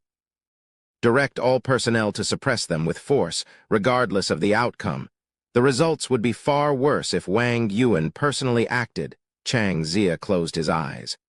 "And also, pay attention to Yikong's movements." As soon as he entered the Sixth Domain, this violent movement immediately began. This can't be just a coincidence. This is mine. Everyone was madly snatching everything that they could from the Negary Inc. storefront. Some people were even harassing the receptionist girls of the company, saying that it was their fault for helping criminals, as if that excused them from their current acts of stealing and harassment. The security doors leading to the company office were torn open using emergency fire hatchets, after which the people began to take anything and everything of value. The joy of destruction had completely changed them from how they normally were, becoming almost unrecognizable. Sitting in his office, Negary maintained a cold gaze, as if waiting for something. He seemed to be indifferent to the commotion downstairs, as Noah and Jack stood behind him on both sides. Humans truly are an easily manipulated species. A lot of the time, their rationality is nowhere near as effective as they believe it to be. With just a bit of guidance, they can be made to do things that they would never do in their entire lives. Negary could already hear the heavy footsteps approaching outside the hallway. Quite a few people among these protesters were highly educated. They should know quite clearly what an authority holder was capable of, and that Negary could easily kill them if he wanted to. But while they were committing their crimes, they had a certain level of blind faith and confidence that Negary would not dare to use force to kill them. As the emergency fire hatchet broke through the precious wooden door, splinters flew everywhere. Through the gap on the door, their warped, hysterical faces could be seen. "Are the people of the DER division not here yet?" Negary casually asked. "Only a few peacekeepers personnel are here, but they've been tied up," Noah affirmed this. "It seems someone is lurking in the shadows, then there is no other way." Negary grinned as he watched the rabid crowd of assailants who were comparable to stray dogs in heat charging into his office. He leaned his face onto his palm and showed a willful expression. "Since I can't rely on others, we have no choice but to do this ourselves." The crowd of assailants had already made it inside. The man in charge wielded his hatchet with an excited expression and loudly demanded, "Wang Yuan, surrender the technology behind your products, or I will let you taste my hatchet." Hatchet. Negary smirked, although it was very probable that these people were being affected by an authority to act this way. But being affected authorities didn't affect your IQ, so a person who could say such a thing was truly foolish. "You mean the thing you're holding?" Negary clapped his hands. "Isn't that just a dead person's arm?" The man squinted his eyes and instinctively looked down at what he was holding, only to see the hatchet in his hand had vanished without a trace and turned into a severed arm that was dripping fresh blood. That fleshy sensation, that foul stench of blood, as he tried squeezing it, the remnant neurons even made the arm twitch a bit. The man screamed in horror and reflexively threw the thing in his hand away. Only after he heard the sound of metal hitting the ground did he regain his senses and notice that the thing he threw away was indeed an emergency fire hatchet. These people were already in a trance of their own making, having fully focused their attention while acting on impulse, so it was child's play to hypnotize them. With a lick of his lips, Negary's originally amiable and personable aura vanished, replaced by an overwhelming sense of terrible aggression that trivialized human life that spread all around the room. Each and every person here felt themselves being coiled around by countless poisonous snakes, depriving them of any courage they had to move. Although I can remove my own emotions and feelings, I've never removed my sense of fear. Negary slowly stood up. His overwhelming presence caused these people to start trembling. In the end, people have to feel fear in order to clearly see their own positions. But since you've been living in a time of peace for far too long, your sense of fear has become dulled. In the flame world, even a 3-year-old child understood the simple truth that you couldn't point your weapons at powerful people. Negary reached one finger out and pressed it against the leading person's chest. The razor-sharp nail directly went through his flesh, slowly sinking in until Negary's entire hand was inside his chest, tightly gripping his madly beating heart. With a faint smile, Negary gently asked, "So, have you seen it clearly yet?" Chapter 133. God's words realized. The hand that easily went through his chest was tightly gripping his heart. With every beat, he felt his very life being held under the control of the other party.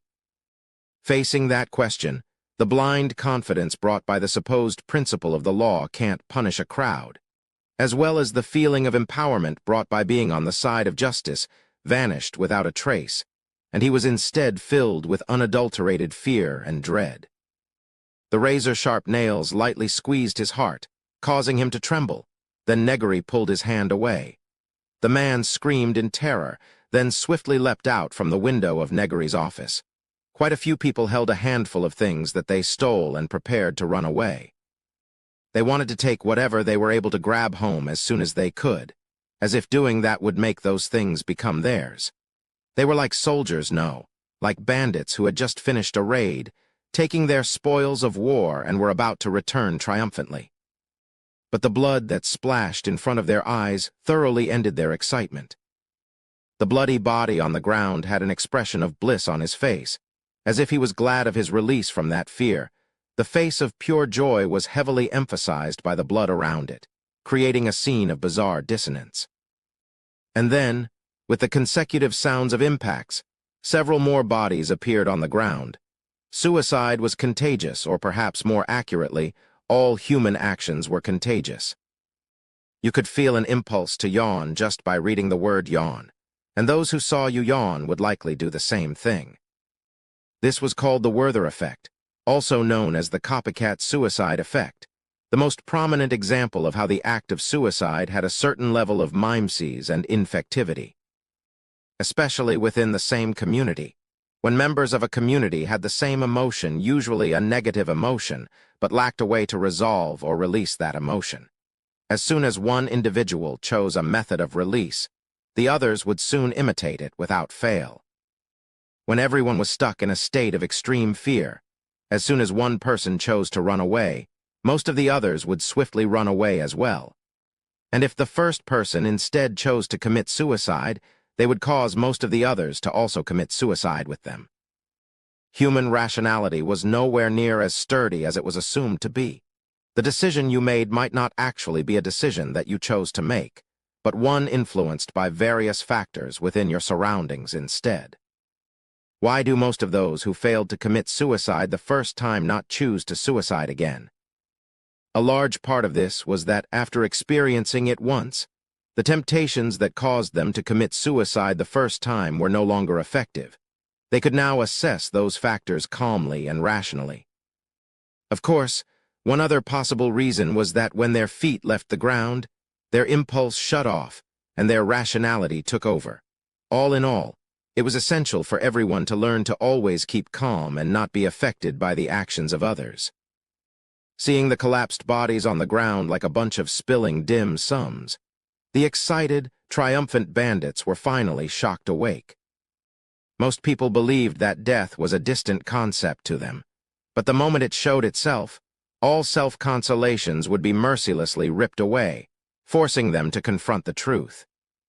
Especially when these people who committed suicide had the same look of rejoicing for being able to escape, one wouldn't be able to help themselves from thinking. If they weren't afraid of death, then how terrifying must the one upstairs be to cause these people to dread him even more than death itself?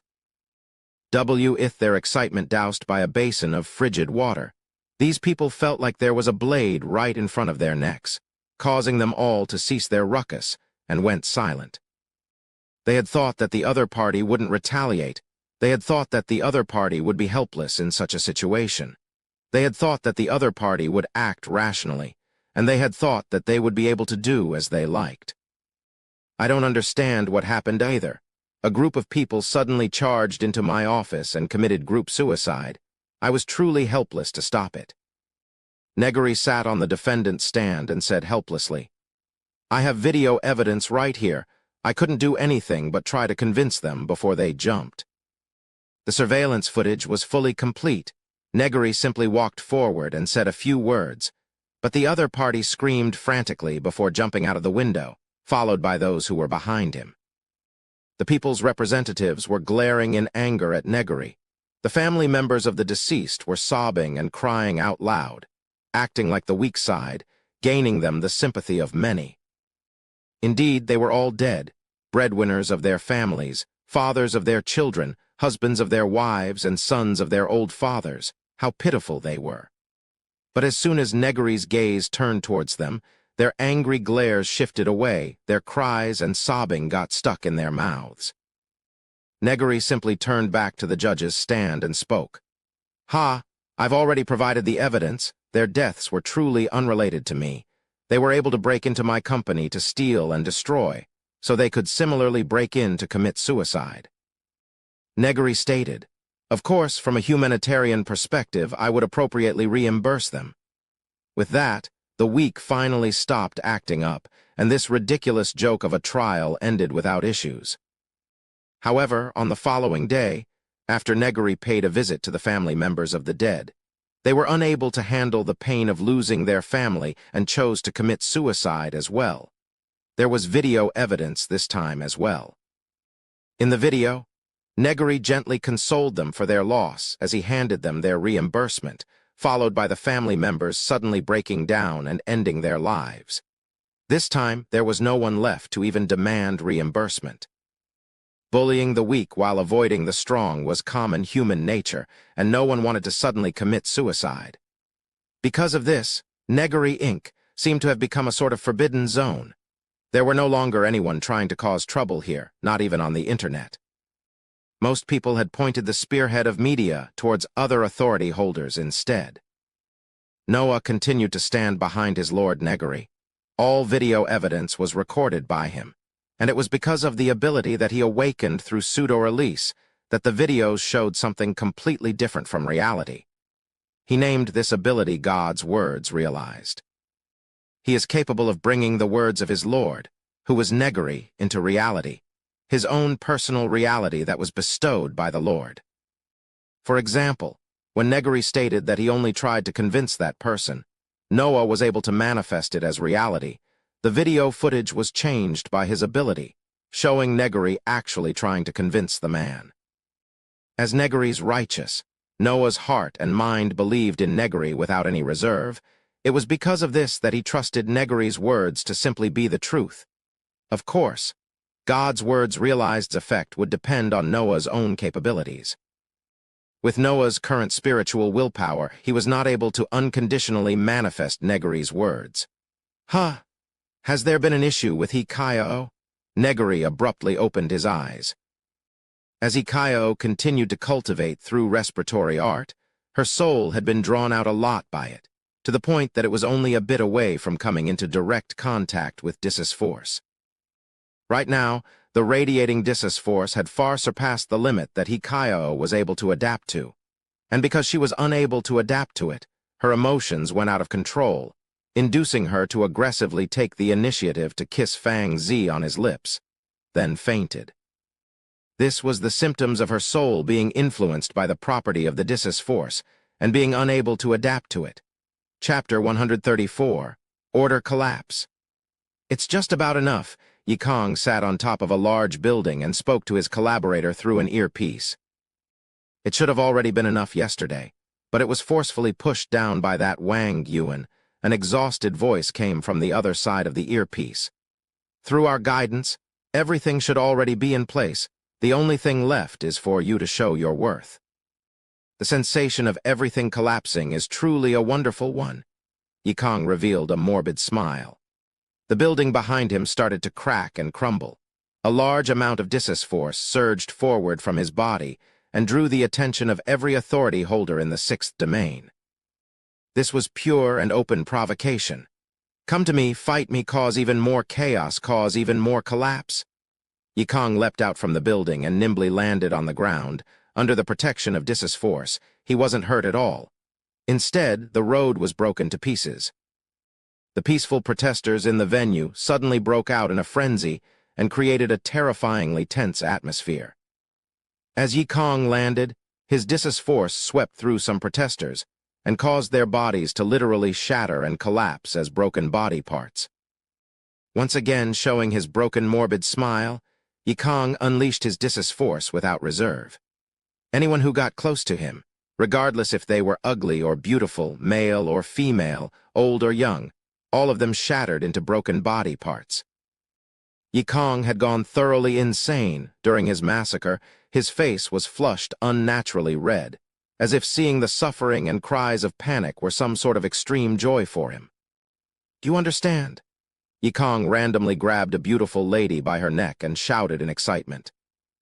When my fiancée, the love of my life, lost her life right in front of me, I became broken, but that moment also gave me an unprecedented sense of joy. It was at that moment that I understood. Collapse, that is my essence. Dis's force surged forward from Yikong's hands and caused the woman's body from her neck down to explode into pieces. Her flesh and blood splattered towards Yikong, but was swept away by his Dis's force. Just look at how beautiful you are when broken. Holding the head with a fearful expression, Yikong kissed it on the lip, then threw it away. Weren't you all excited before? Yikong turned towards the fleeing masses. Because you had an excuse, you ignored the established rules, glossed over the existing order, and did whatever you liked. Doesn't that excite you? Then continue your excitement. Let order itself break and collapse. There's no need to adhere to any rules and regulations. Do whatever it is that you wish to do. Yikong's Dis's force surged forward and split the air in front of him apart in a sonic boom. His figure turned into a blurry image in a split second and caught a young man. Because the other party was an authority holder, You gave yourselves a reason to do what you wanted without reserve. Now I've given you another reason to do as you please. Go ahead and rampage to your heart's content. Do not care about morals, ignore the laws, and forget about any rules otherwise. I'm going to kill you with my own hands. Yikong threw the young man to one side and pressed his hand against a building next to him. Countless cracks immediately manifested on the building and swiftly turned it to rubble. The young man looked at the insane expression on Yikong's face. The morbid and twisted smile staring at him told him that if he didn't do as the man demanded, he would be killed right away. His intense survival instincts caused the young man to immediately pick up a fallen brick and smash it onto the head of a person who was buried under the newly collapsed building, causing his blood to splatter and dye the young man red. Well done, now continue. You already have no way to turn back. Look forward to an even more broken world. Yikong stroked the young man's head and praised him. Yikong's figure vanished and appeared right in front of a person who was trying to call the police for help. He grabbed and lifted the man up with one hand, then loudly declared, "Do whatever you wish to do, destroy, plunder, anything. But if you dare to call upon the power of order for help, I will kill you without hesitation, just like this." Yikong's Dissus force surged forward from his hand and shattered the man into pieces. Soaked in his blood, Yikong now seemed like a demon that came from hell to spread chaos. There was a video camera right next to him, originally here to broadcast the protesters to the public, but now they instead recorded and broadcasted Yikong's actions to the entire country. Buildings and structures are the representation of a civilization. The collapse of structures also represent the collapse of civilization and order. He's trying to promote building collapse into the Grade F disaster order collapse, the DE. Our division scholar watched Yikong's actions and finally understood his goal.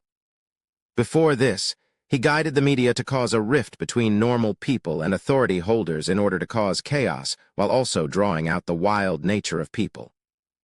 At the same time, his actions caused the people's trust in DER division and the government as a whole to plummet, thus unable to maintain the appearance of order as they usually were able to. If he's allowed to continue this, his building collapse authority might truly be able to become promoted into order collapse and become a new disaster king. Contact all personnel. Stop him. We can't let the events of the Yubu earthquake repeat itself, Chang Zia ordered in a low, stern voice. The area around Yikong officially became hell on earth. For their lives, everyone had thoroughly unleashed their inner beasts. Homicide, stealing, violence, daylight rape, etc. All sorts of acts that went against law and order were being openly committed. Yikong's morbid smile resurfaced on his expression. He was already able to feel this authority changing, as if absorbing something from this calamity. He wholeheartedly believed that if he continued, his authority would surely be promoted and evolve. Not enough. There's still not enough chaos. As Yikong continued through the streets and spread his chaos, the person on the other side of his earpiece spoke.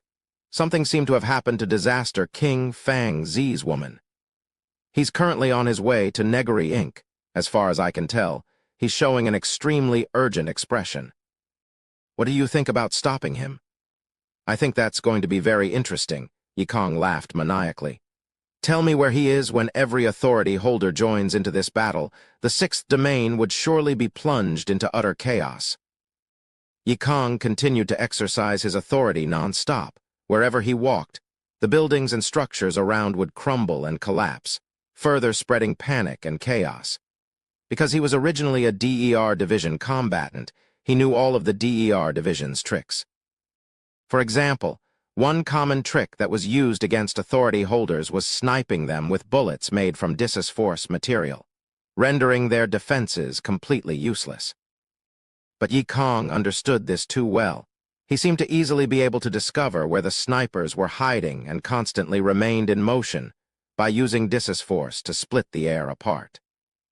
His constitution seemed to have been mysteriously improved as he didn't show any signs of being tired despite moving around so much.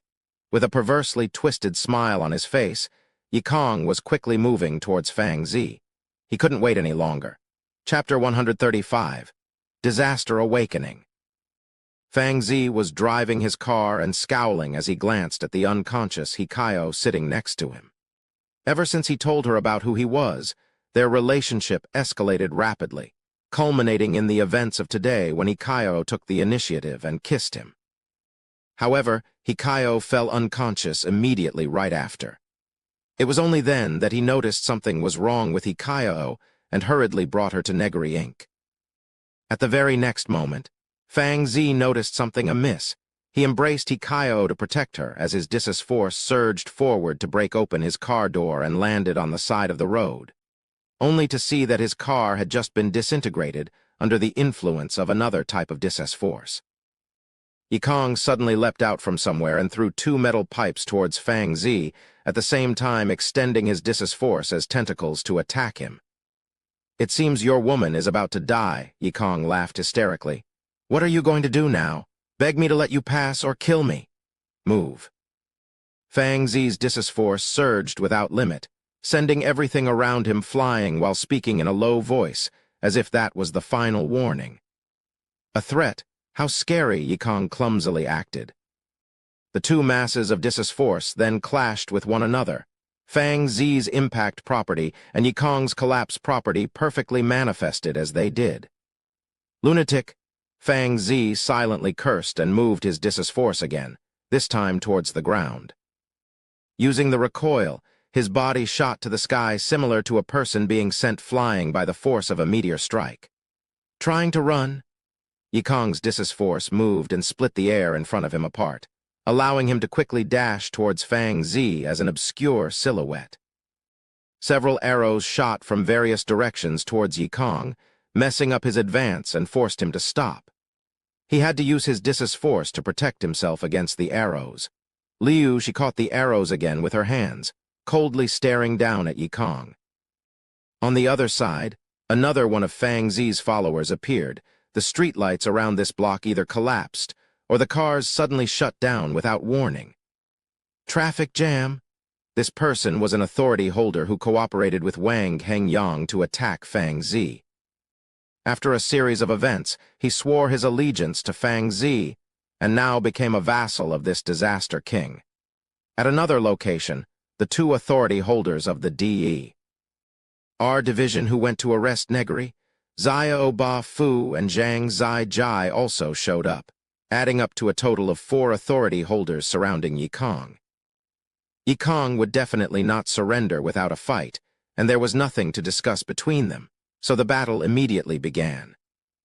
Just because an authority did not have a high grading didn't mean that this authority was weak. For example, Xiao Ba Fu's authority, bone fracture.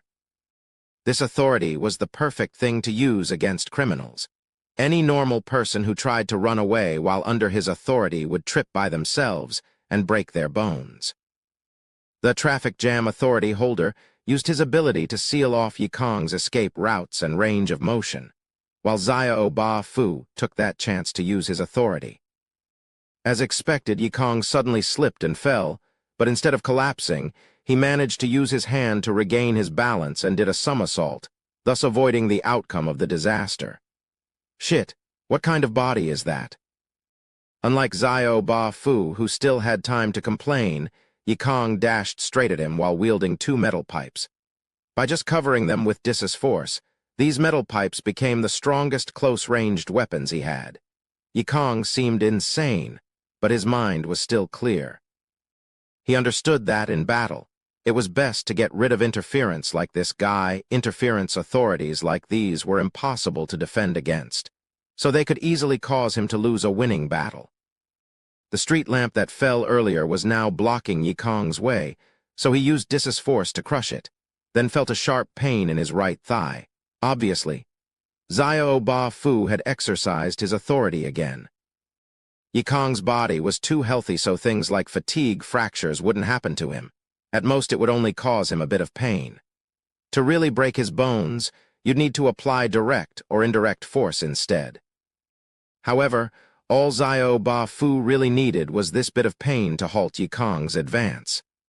At this moment, the other DER division authority holder had come up to face Yikong and exercised his authority. Disaster. Pothole. The ground in front of Yikong suddenly caved in and formed a large hole, causing Yikong to lose his footing. Taking this chance, Xiao Ba Fu immediately exercised his authority again, bone fracture. When a person falls from height, as their legs touch the ground, due to gravity, the human body would abruptly bend forward, causing bones at the chest, hip, spine, and other connective joints in the body to easily experience compressive or rupturing bone fractures. With a combination of their authorities, most people wouldn't be able to defend against their sudden attack, break their bones, fall into a pothole, and become a sitting duck to be arrested. The most terrifying thing about a disaster authority was that an exercised disaster would definitely occur. Only the consequence of the disaster occurring was dependent on the situation. So sometimes, not even low-grade authorities could be underestimated, because you wouldn't know under what kind of situation would the opponent's authority literally annoy you to death. One example of this was the authority holder of the Grade E tsunami disaster, who liked to cause trouble being killed by the authority holder of the Grade C dying on the saddle. 1. Dirt and mud were scattered everywhere as Yikong jumped out from the pothole. When he fell down, he didn't try to use his body to prop himself up, and instead used his discus force that had grown to be nearly as much as a disaster king to break his fall. Only after nullifying the force of the fall did he climb back out.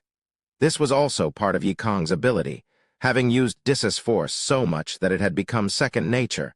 As long as he didn't purposefully seek death, he would be able to deal with most situations.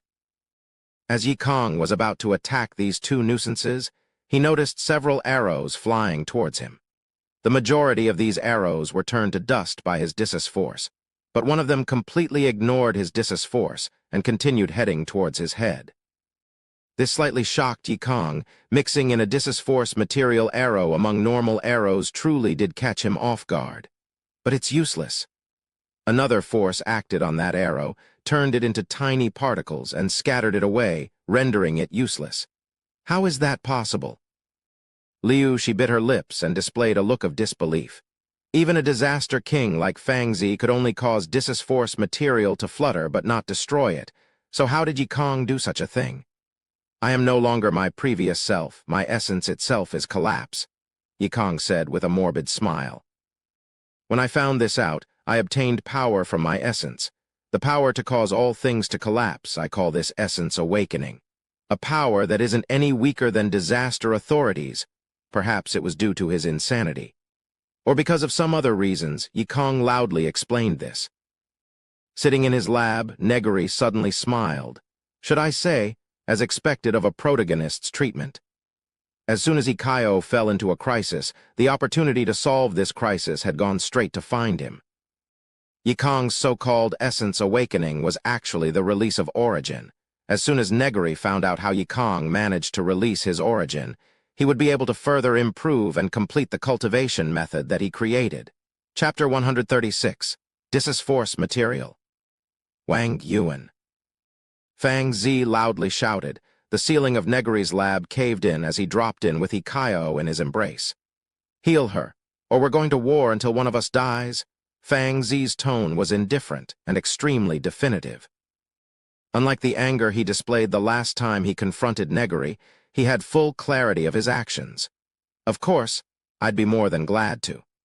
But there is one issue that will require your help. Negary suddenly felt like he was a quest NPC in an RPG. As the protagonist arrived, he gave them a mission to complete, then later on turned into a boss.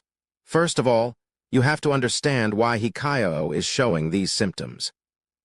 Negary smiled. The serum she was injected with was an experimental product whose ultimate goal is to allow normal people to awaken supernatural powers. For this to happen, it was necessary to come into contact with her soul. However, Hikayo's soul wasn't able to accommodate being altered by discus force, thus leading to her falling unconscious. If she doesn't receive proper treatment within 3 days, her only possible outcome would be the destruction of her soul. This issue occurred due to the serum being incomplete. However, that person called Yikong had just displayed a supernatural ability that came from an awakened soul.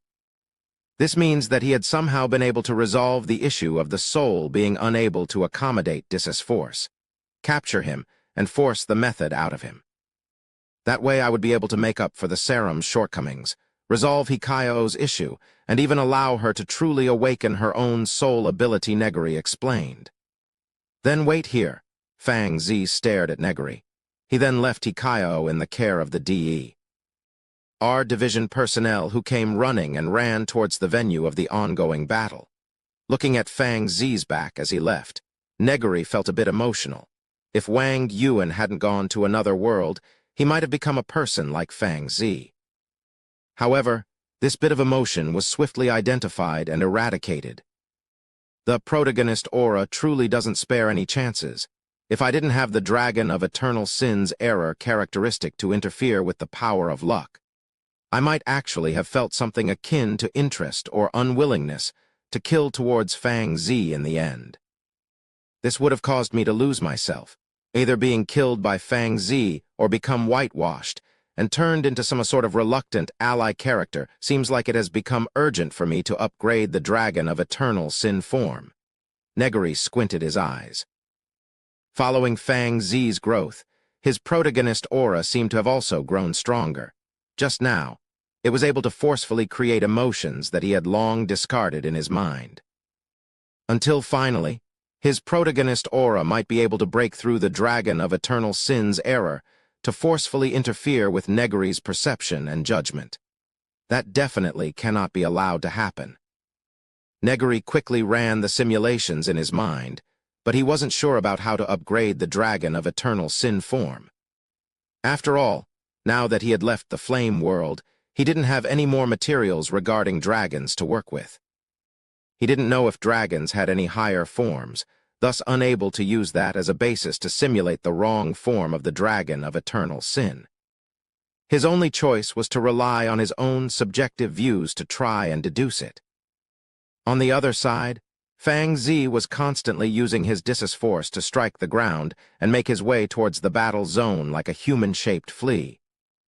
The other party's constant radiating Dis's force was similar to a lighthouse in the middle of the dark ocean. As Fang Zi landed, he found that many bystanders around him had begun to lose their rationality and was mindlessly causing destruction. Even as they saw the destruction caused by Fang Zi's landing, they still rushed to attack him with broken expressions on their faces. He had already received reports regarding Yikong's newest information through his earpiece. The other party's authority was currently in a pseudo-promotion state. These people were previously protesters affected by a hidden authority holder with a supposed rebellion authority. But now they had gone completely insane and were currently unleashing their inner beasts through acts of stealing, destruction, and general violence.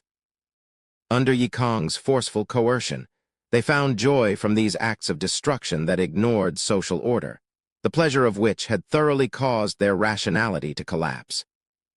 Fang Zi's Dis's force surged forward and shattered those who charged at him to pieces.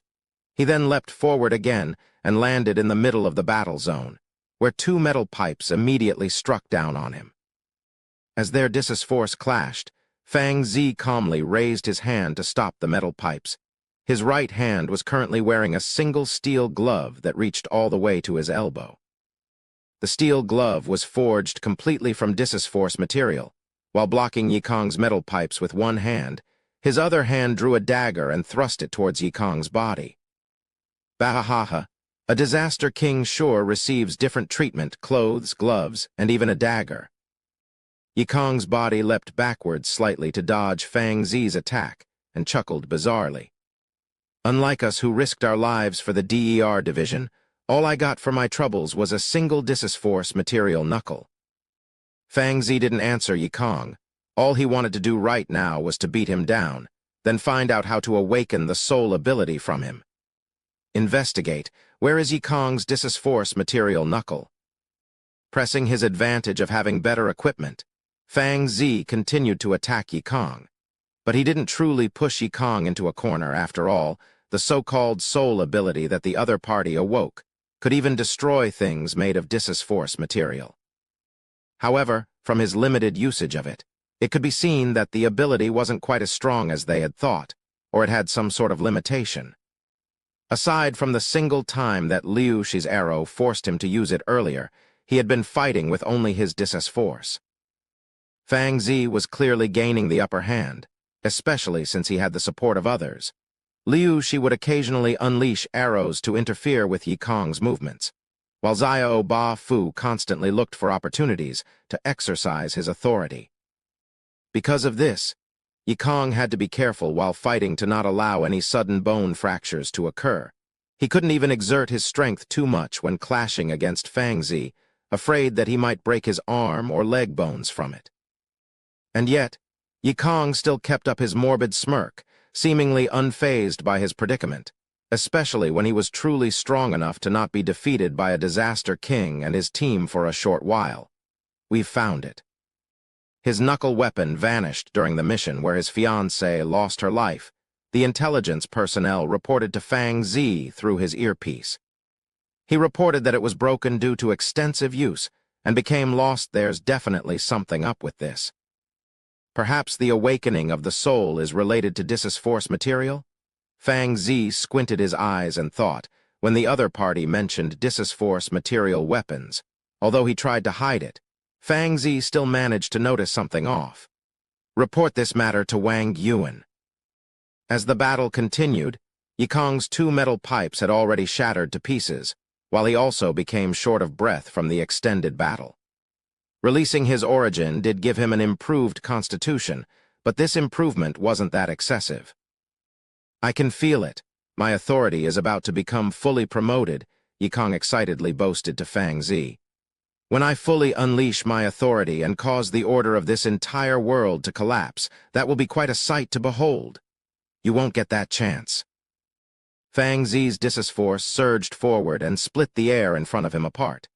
His body shot forward at extreme speed and plunged his right hand that wore the force material glove straight through Yi Kong's body. Chapter 137, Fragment of Disaster God. During his battle against Yi Kong, Fang Zi quickly picked up the movement trick he used and utilized it, thus gaining himself the upper hand. Without wasting time for words, Fang Zi's force surged forward and filled Yi Kong's body from the inside. With a battle like this, he couldn't hold back, but he at least kept the body in a recognizable state. Thank you, Yi Kong slowly uttered these words. His body started to crumble on its own. His tone suggested that he felt released, but also like his scheme had been accomplished. Yi Kong's force started to twist and left his body, causing the surrounding structures and buildings to collapse. This was the result of an authority holder's death, an abrupt trigger of the authority. If there were no surprises, then Yi Kong could be confirmed dead. However, as they observed it, they found that the boiling force didn't disappear and instead started to gather in the air. Tiny beads of metal came out from Yi Kong's body following the flow of force, converged and formed a metallic polyhedron. With the metallic polyhedron as its base, the force started to form the visage of a monster. The force first manifested as broken fragments of varying sizes and shapes, seemingly trying to shape itself into a complete form. But whenever a form was about to manifest, the fragments would come apart and shatter into tiny beads once more. The mere existence of this monster caused nothing but discomfort to an observer. Although Yi Kong's promotion of his authority into order collapse had failed, some of the characteristics that would only manifest in such an authority could be seen from this monster. Fluctuations that seemed similar to force, yet dissimilar to it at the same time, started to spread into the surroundings. Anyone caught inside the fluctuation whose willpower wasn't powerful enough would be affected, completely losing their rationality with only the instinct to destroy left in their minds. Thankfully, the force of the authority holders who faced this monster naturally gave off their own fluctuations to counteract this fluctuation that caused people to lose their minds. Hidden in the essence of life, the aura of lost ones becomes a part of one's origin, unlike that of humans, propagators of disasters, so the true enemies have appeared. Standing in front of the Apocalypse stone tablet, Minister Chang sighed. Yi Kong, or rather, The monster that originated from Yikong hovered in the air. It didn't seem to want to attack, nor want to move. Fang Zi's group had no way to predict any of its actions, as its sense of reasoning seemed to operate in completely different ways. Try attacking it. Fang Zi ordered. She nodded and sent an arrow from her hand towards it. As the arrow struck the monster's body created from Dis's force, the arrow shattered and collapsed into tiny beads that were absorbed into the monster's body, giving it a sense of solidity. Before this, other than its core of a metallic polyhedron, the other fragments were made completely from Dis's force. Aside from authority holders and those who practiced Negary's cultivation method, no one would be able to tell what it was. Because of that, the monster that Yikong turned into only appeared as a hovering metallic polyhedron for normal people. Only after Shi's arrow was shattered and absorbed into its body were normal people able to observe that there were fragments of something constantly floating around the metallic polyhedron. The fragments were moving in a completely random and structureless manner, or in a structure that was beyond human comprehension. Any normal person who witnessed this movement would abruptly feel their chests tightening, nausea, and a general sense of restlessness. That metallic core seems to be made from Dis's force material. The beads that manifested into it came out from Yikong's body. Fang Zi cautiously looked at the monster and quickly made his assessment. I have reasons to believe that he somehow inserted Dis's force material into his body in order to awaken his soul abilities, but then, why did he turn into such a monster? Fang Zi had a solemn look on his face. As soon as he saw that monster, he felt a heavy sense of danger, accompanied by an unnatural sense of hatred, as if that monster itself was an enemy that he had to destroy no matter what. There was also a sense of duty in Fang Zi's mind telling him that he had to kill this monster. This sensation came out of nowhere, but it was deeply ingrained in Fang Zi's mind. The fragmented body of the monster finally started to move. As the fragments scraped against one another, an empty, nauseating sound started to echo out of nowhere. It was like the sound of sharp nails scratching a piece of glass, causing everyone to feel goosebumps all over their bodies. The monster completely ignored the people around it and started to move towards the rubble on the ground. The monster's body absorbed every piece of rubble it found, turned them into a part of its body. It soon appeared as a monster made from countless broken rubble, dust, and sand. The monster started to grow bigger and bigger, at the same time generating a greater suction force around its body. Fragments and broken things in its surroundings were actively being sucked towards it and absorbed to become a part of its body, like broken branches, rocks and gravel, severed limbs, scrap pieces of metals. Like an incomplete embodiment of civilization, it constantly remade itself, then broke apart again, creating a bizarre cycle. Do we have a sniper with Dis's force material bullets? Watching the growing monster, Fang Zi felt it becoming more ominous and quickly asked. Codename Nighthole, reporting for duty a few moments later. A man with a deep voice answered Fang Zi through his earpiece. I'm at Your Excellency's 4 o'clock position, 200 meters away, got it? I'm going to try to attack this monster, seize the chance and shoot at its metallic polyhedron core. Fang Zi ordered, then immediately charged towards the fragmented monster. His Dis's force madly surged forward and clashed against the fragmented monster, causing the broken fragments to be thrown all around, then sucked back into the monster's body. The impact itself caused the monster's moving fragments to grate against one another even more, producing a more uncomfortable sound. As he roared out loud, Fang Zi fully unleashed his Dis's force. His skin started to split from the pressure and caused his blood to flow. But he finally managed to sweep all the broken fragments away from the monster's body, revealing its inner metallic polyhedron core. Hiding within a nearby ruined building, Nighthole took that chance to pull the trigger. The Dis's force material bullet traversed the 200-meter distance in the blink of an eye and accurately struck the metallic polyhedron.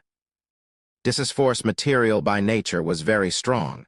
Not only did it have a high level of immunity to Dis's force when forged into weapons or defensive items, it was also extremely sturdy. For example, Fang Zi's current clothing was even capable of blocking normal bullets. However, even as sturdy as it was, this material had its limit, and when the metallic polyhedron was struck by a bullet that was made from the same disc-force material, it shattered and broke into tiny pieces. The hovering fragments of broken things all fell to the ground. The fragment-shaped disc-force that manifested from the beginning slowly faded away as well. Is it dead? Fang Zi was breathing heavily. This was the first time he had ever fully utilized his disc-force. As he looked at the broken metallic polyhedron, his expression turned serious. His disc-force surged forward and smashed the fragments, causing them to crumble to dust. An ominous feeling surfaced in Fang Zi's mind. Chapter 138, Symbiotic Weapons.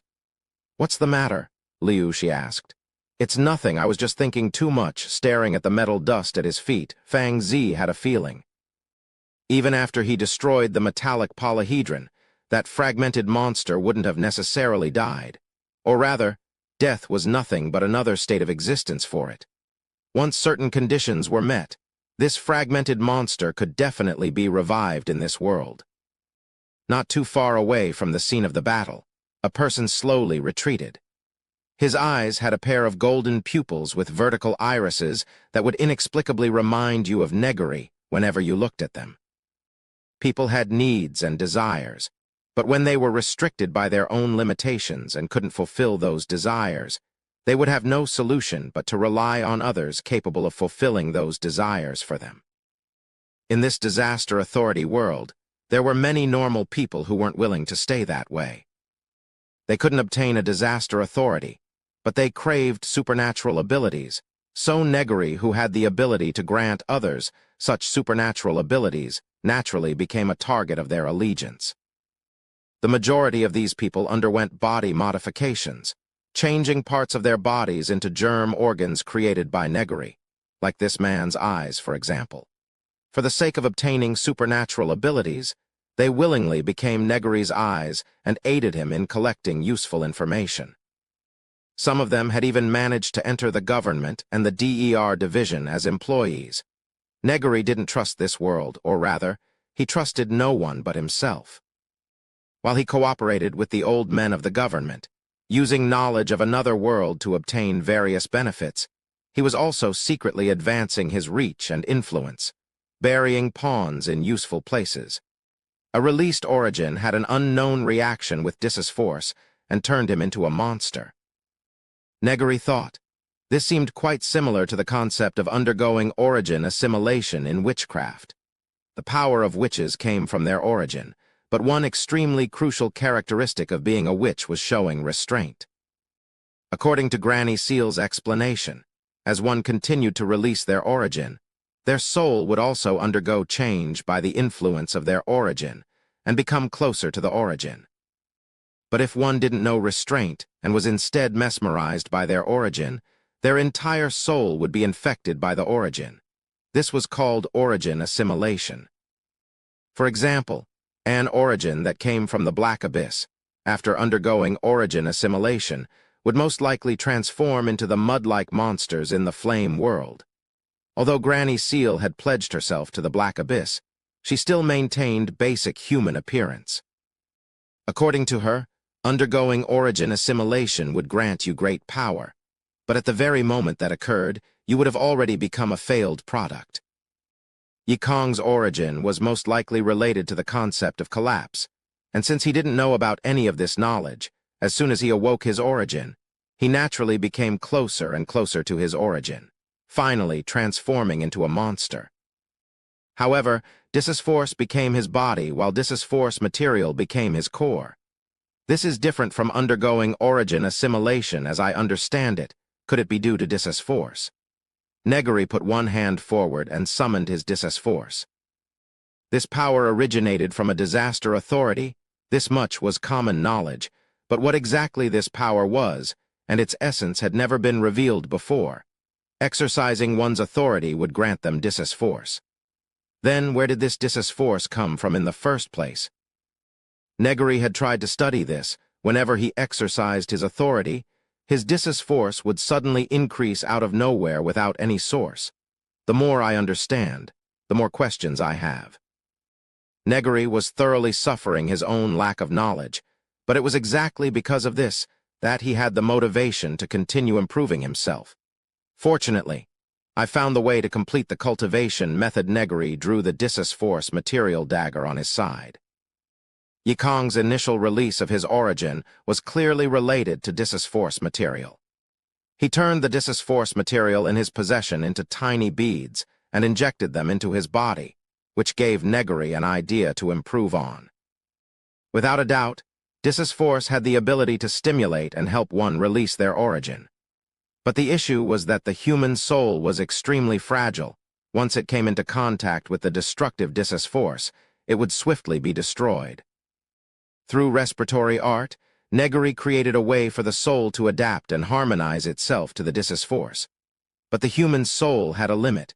Regardless of how much they tried to adapt, it could not adapt enough to the point that it would be able to accommodate Dissus Force.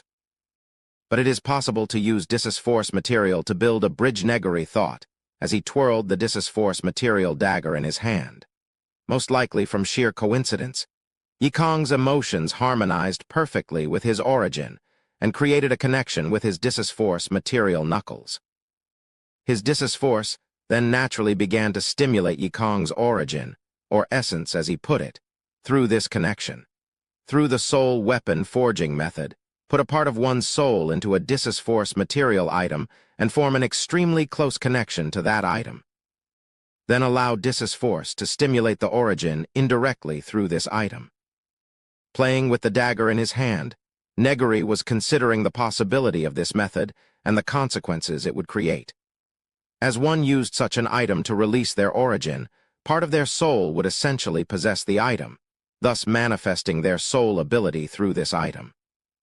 With that, the essential concept of a Dissus Force cultivation method is finished. Negary took out a blank piece of paper and started to write down the corresponding knowledge. Through respiratory art, one would begin training their soul and slowly change its property. This step doesn't necessarily require the soul to become immune to Dissus Force, but it must at least be strong enough to inject and mix with a Dissus Force material item.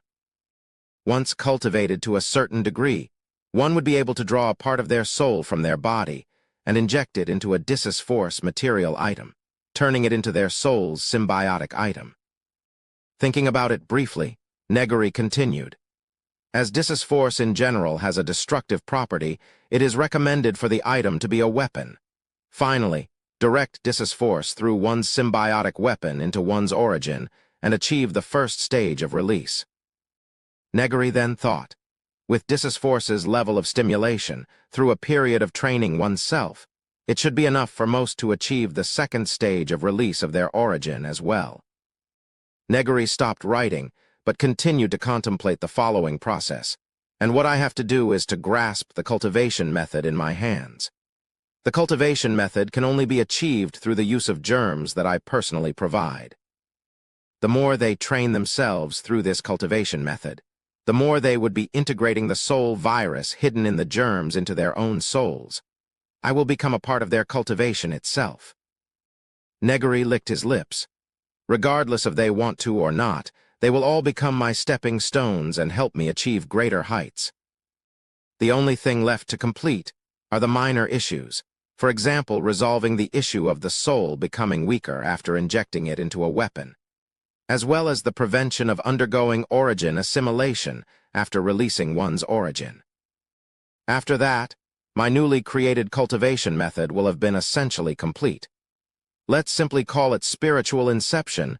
Method. Negary randomly gave his creation a name, then continued his contemplation. What comes next is to upgrade the dragon of eternal sin. This was how Negary was, never relaxing for even a moment. Even when he had just resolved the biggest issue of his advancement, he would not be satisfied with it and would simply continue on to the next issue, never stopping, constantly improving himself. Chapter 139. Big Secret. Boobies. How did it go? Fang Zi asked with a solemn voice and a solid expression on his face, giving off a heavy, silent sense of pressure. However, when it came to aura and pressure, Negary was the true expert in the room, so he was able to completely ignore Fang Zi's level of pressure.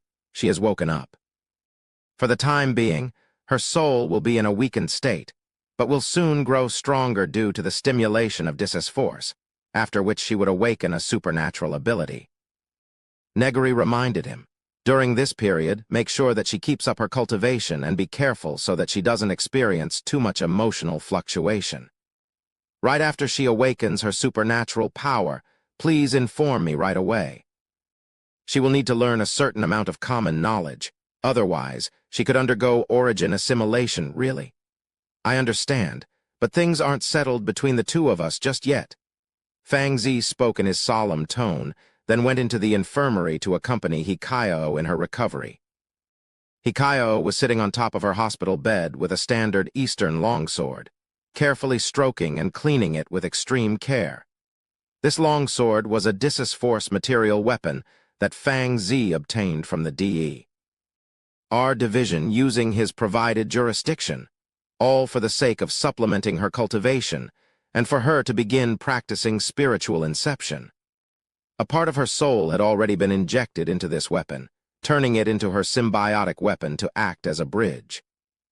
As she continued practicing spiritual inception, she could feel Dis's force being guided through the longsword into the deepest part of her soul, deriving a large portion of cool aura from it that nurtured her weakened soul.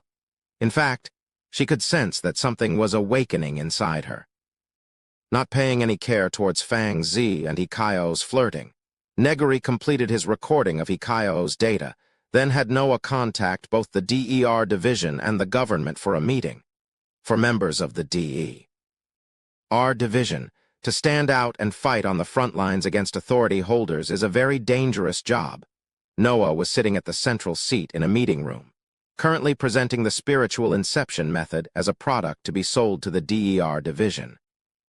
They will need more power to arm themselves, naturally. Due to their wariness of the DER division, the government's need for this method would only be equal if not greater. Meanwhile, in a small alleyway, Killer J was driving a pink EMA electric car as he reported to Negary. "Boss, I found a woman. She's the one behind that guy with the 8th grader syndrome from how she's dressed. I can tell that she's probably hiding. No, definitely hiding a big pair of boobies, no wait, I mean a big secret.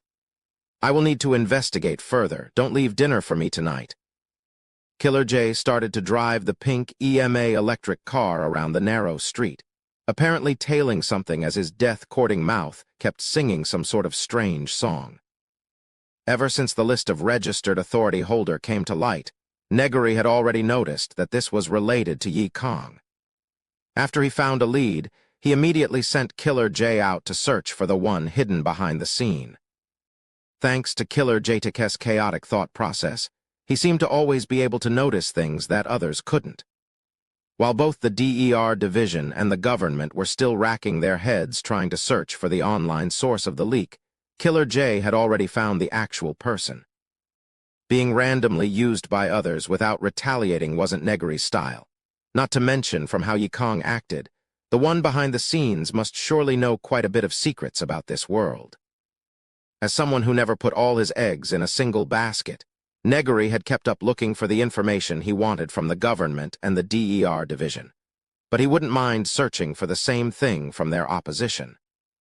There was a positive correlation between how much knowledge one held and how successful one's endeavor would be. The origin of disaster authorities, the essence of Dis's force, the government's bizarre attitude, the strange state of existence after undergoing origin assimilation. It seems this world is hiding quite a few considerable secrets. Negary squinted his eyes. Other than the existence of disaster authorities, this world perfectly fit the mold for a no-magic world, which was hardly normal. Fang Zi's protagonist aura has gotten stronger again. Negary slowly walked into his personal secret lab and closed the entrance. Seemingly, the appearance of the origin-assimilated monster had stimulated Fang Zi's growth once again. I must improve the Dragon of Eternal Sin form. The Dragon of Eternal Sin, in essence, is the wrongful form of the dragon race.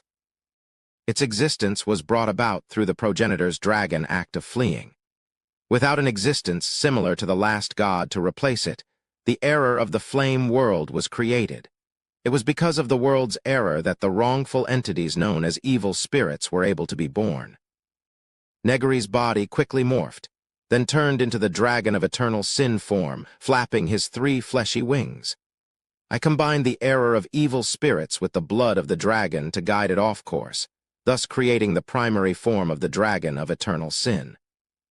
Within the first flame, this form seemed to have undergone some sort of change in its essence, solidifying its error property and allowing it to still function in this world. If I want to upgrade the dragon of eternal sin form, I need to combine it with more errors and strengthen its wrongful property. However, as I do not have a more highly evolved dragon to use as a reference, I can only search for the power of error in other things. Then, does such an error exist in this world? Negary contemplated. Other than the existence of disaster authorities, this world was essentially a no-magic world. As such, when it came to errors, the only error would be disaster authorities as a whole. However, firstly, disaster authorities might not necessarily be an error. And secondly, due to his various suspicions, Negary would definitely not combine the authority and the dragon of eternal sin form, unless it was absolutely necessary. In truth, following the booming sales of Negary Pharmaceuticals products, his Dissus force had been constantly growing. At this point, his Dissus force had already reached grade E, the power of which was not at all lacking compared to him exerting his full might in the dragon of eternal sin form. If his Dissus force grew to become grade F, its true power would even surpass Negary's strength at his strongest. A grade F disaster king together with his authority should be a bit above someone at their second stage of release. Although Fang Zi appeared extremely weak right now, that was the basic scenario for a protagonist. While his body contained extraordinary power, he simply couldn't control it fully just yet, only exerting his power explosively during a boss fight. Furthermore, the scariest part about a disaster king was actually their authority. Fang Zi had the power to destroy the entire world, strictly speaking. Not even an entity at their third stage of release would necessarily have the power to destroy a world. From this, it could be seen that disaster authorities were powerful, but they also had several issues. From the very beginning, Negary had not trusted this power that was suddenly granted to him from another world. There seemed to be some sort of secret hidden inside this power. If it was necessary, Negary would choose to detach himself from his authority. On the other hand, the existence of authorities seemed to be closely related to this world itself. Just like respiratory art, the great power of control over disasters was most likely only usable in this world. No matter how great the power of disaster authorities might be, Negary would not remain in this world for the sake of this power. Chapter 140. Regarding ad revenue, Killer J parked the pink EMA car on the side of the road, having drained its fuel. Killer J then changed to a Yida while mumbling something about ad revenue becoming tripled, that this was profitable, and wondered if there were any higher bidders. It's right here. The woman with the big secret boobies should be here. Killer J's ability was hostility manipulation, capable of taking and storing any killing intent or hostility towards him, at the same time manifesting them as a type of half-real, half-incorporeal weapon. He could manifest it as weapons to damage one's soul, as well as injecting inside his own body and better control it through manipulating killing intent. Furthermore, Killer J could also recognize hostility that wasn't directly aimed at him. The person behind the scenes who aided Yi Kong in creating that chaos might have a very large range for their authority, but the fact that they acted in the first place would leave trails to be followed. In normal daily life, there weren't that many people in this society that could harbor hostility to the point that it became killing intent. Most of the time, people choose to compromise and socialize, even if they were provoked to the point of becoming angry. They would hardly ever harbor killing intent against another person. After a short investigation, Killer J found the location of his target. Is anyone home? I'm here to deliver the community's warmth, Killer J knocked and called out. This place was a common residential condo within the 6th Domain Area 22. Area 22 was basically the suburbs of the city that neighbored the 7th Domain, so it was relatively devoid of people. "Please, at least try to come up with a good excuse," a female voice answered from the other side of the door with some doubt in her voice. "Then I'll change the excuse. Young lady, your mail-ordered groom has arrived. Please sign." Killer J drew his dagger and loudly called out again. After a while, the female voice spoke up again. "Are you serious?" "Of course." Killer J tilted his head to avoid a bullet that was shot through the door. The dagger in his hand was immediately tossed forward without hesitation through the wooden front door. "No groom for you, I guess." Killer J kicked the door down, glanced at the bloodstain on the ground as he whistled and stepped inside. His body then swiftly crouched down to avoid several bullets that came from the corner. "Here comes my signature technique. 3 brothers vs. Lu Bu." 3 razor-thin red blades that seemed almost like transparent glass shards appeared in Killer J's hands before he tossed them out. The 3 blades gave off sounds of vibration while moving through the air, then accurately pierced through the woman's hand that was holding the gun as well as her thighs. As the red blades appeared on her body, Lai Ching-yu noticed that they didn't pierce her skin and didn't draw any blood, but instead caused her to completely lose control of her arms and legs as if they didn't exist in the first place. This was an application of his hostility manipulation ability that Killer J came up with. Any weapons created from killing intent had the ability to damage the soul and psyche, so when Killer J formed them into the shape of blades and sent them through a person's limbs, he could sever the soul's control over their body. Killer J whistled as he turned around, only to see the area's citizens, regardless if they were male, female, old, or young, had all gathered at the door, angrily staring at him. When he turned back to look at Lai Ching-yu, he saw that there was a disforce reaction coming from her body, so it was obviously her exercising her authority. Violence of public opinion. This was Lai Ching-yu's disaster authority. The ones who were behind the scenes helping Yikong was her and the organization she belonged to. Through public opinion and media, she manipulated those people, and through her authority, she turned those affected by public opinion into extremists. Lai Ching-yu had also spread a certain public opinion in this residential area that was regardless of who they are. Those who dared to harm the most beautiful woman of our area are shitty meatheads who deserve to be beaten to death. Under the influence of this extremist public opinion, even people from the government would be considered enemies to be disposed of by these people. This was the power of public opinion, capable of turning anyone into a self-righteous person. Looking at the citizens who wielded simple weapons, Killer J shook his head with a cool expression on his face, manifesting a katana completely out of killing intent in his hand. "Those without battle instincts can ever escape from the sharpness of my blade." "Very well, you shall all witness the special technique that I had created." Killer J raised his katana made of killing intent and lightly uttered the words. "Scatter, Senbin Zakura 1." The bright red, crystal-like blade of the katana shattered and turned into countless fragments, the size of one's fingernails that drifted in the air while giving off a constant sound of vibration. Even without the blade's natural ability to damage the psyche, this sound itself was a kind of mental pollution. When the fragments finished scattering, the gathered citizens had all collapsed while foaming at the mouth, completely losing control over their bodies. "Fight's over, job's done."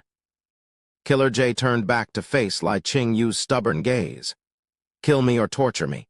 I don't care." Lai Ching-yu faced Killer J's strange gaze and declared with a solemn tone, as if she was some brave, self-sacrificing heroine. Following her stubborn gaze, it could be inferred that this woman had some history to her. Killer J carefully gazed upon Lai Ching-yu's pretty face and secretly voluptuous body. Now that she was laying sprawled on the ground with an unyielding expression on her face, she was definitely an outstanding damsel. "Wait a minute, let me check the script." Killer J pulled out a notebook and seriously flipped through it. "Let's see. Volume 2, Master of Disaster, Killer Jacob's Branch, Chapter 38, found it. At this point, I should feel moved by the look on your face and sense that you have some sort of story behind you. After asking you about it without getting an answer, I'll let you run away. Then the two of us will clash in hatred and love, misunderstand one another, share deep moments with one another. I would then finally discover the truth behind your story, and know that you are only working for that organization due to your own circumstances. Scapegoat will then appear for you to fully clear your name, after which you will enjoy a happily ever after with me. Killer J put the script in his hand away, stayed silent for a while, then said, "Too troublesome." Red blood splattered all over the floor. Killer J put the bloody dagger in his hand away and wiped his forehead, soaking it in blood as well. "Boss, I got our target." The remnant's soul was captured after being polluted by my killing intent, and I've extracted her memories. After killing my wife to prove my Tao, I can feel myself becoming stronger one. So the mastermind organization is in that place.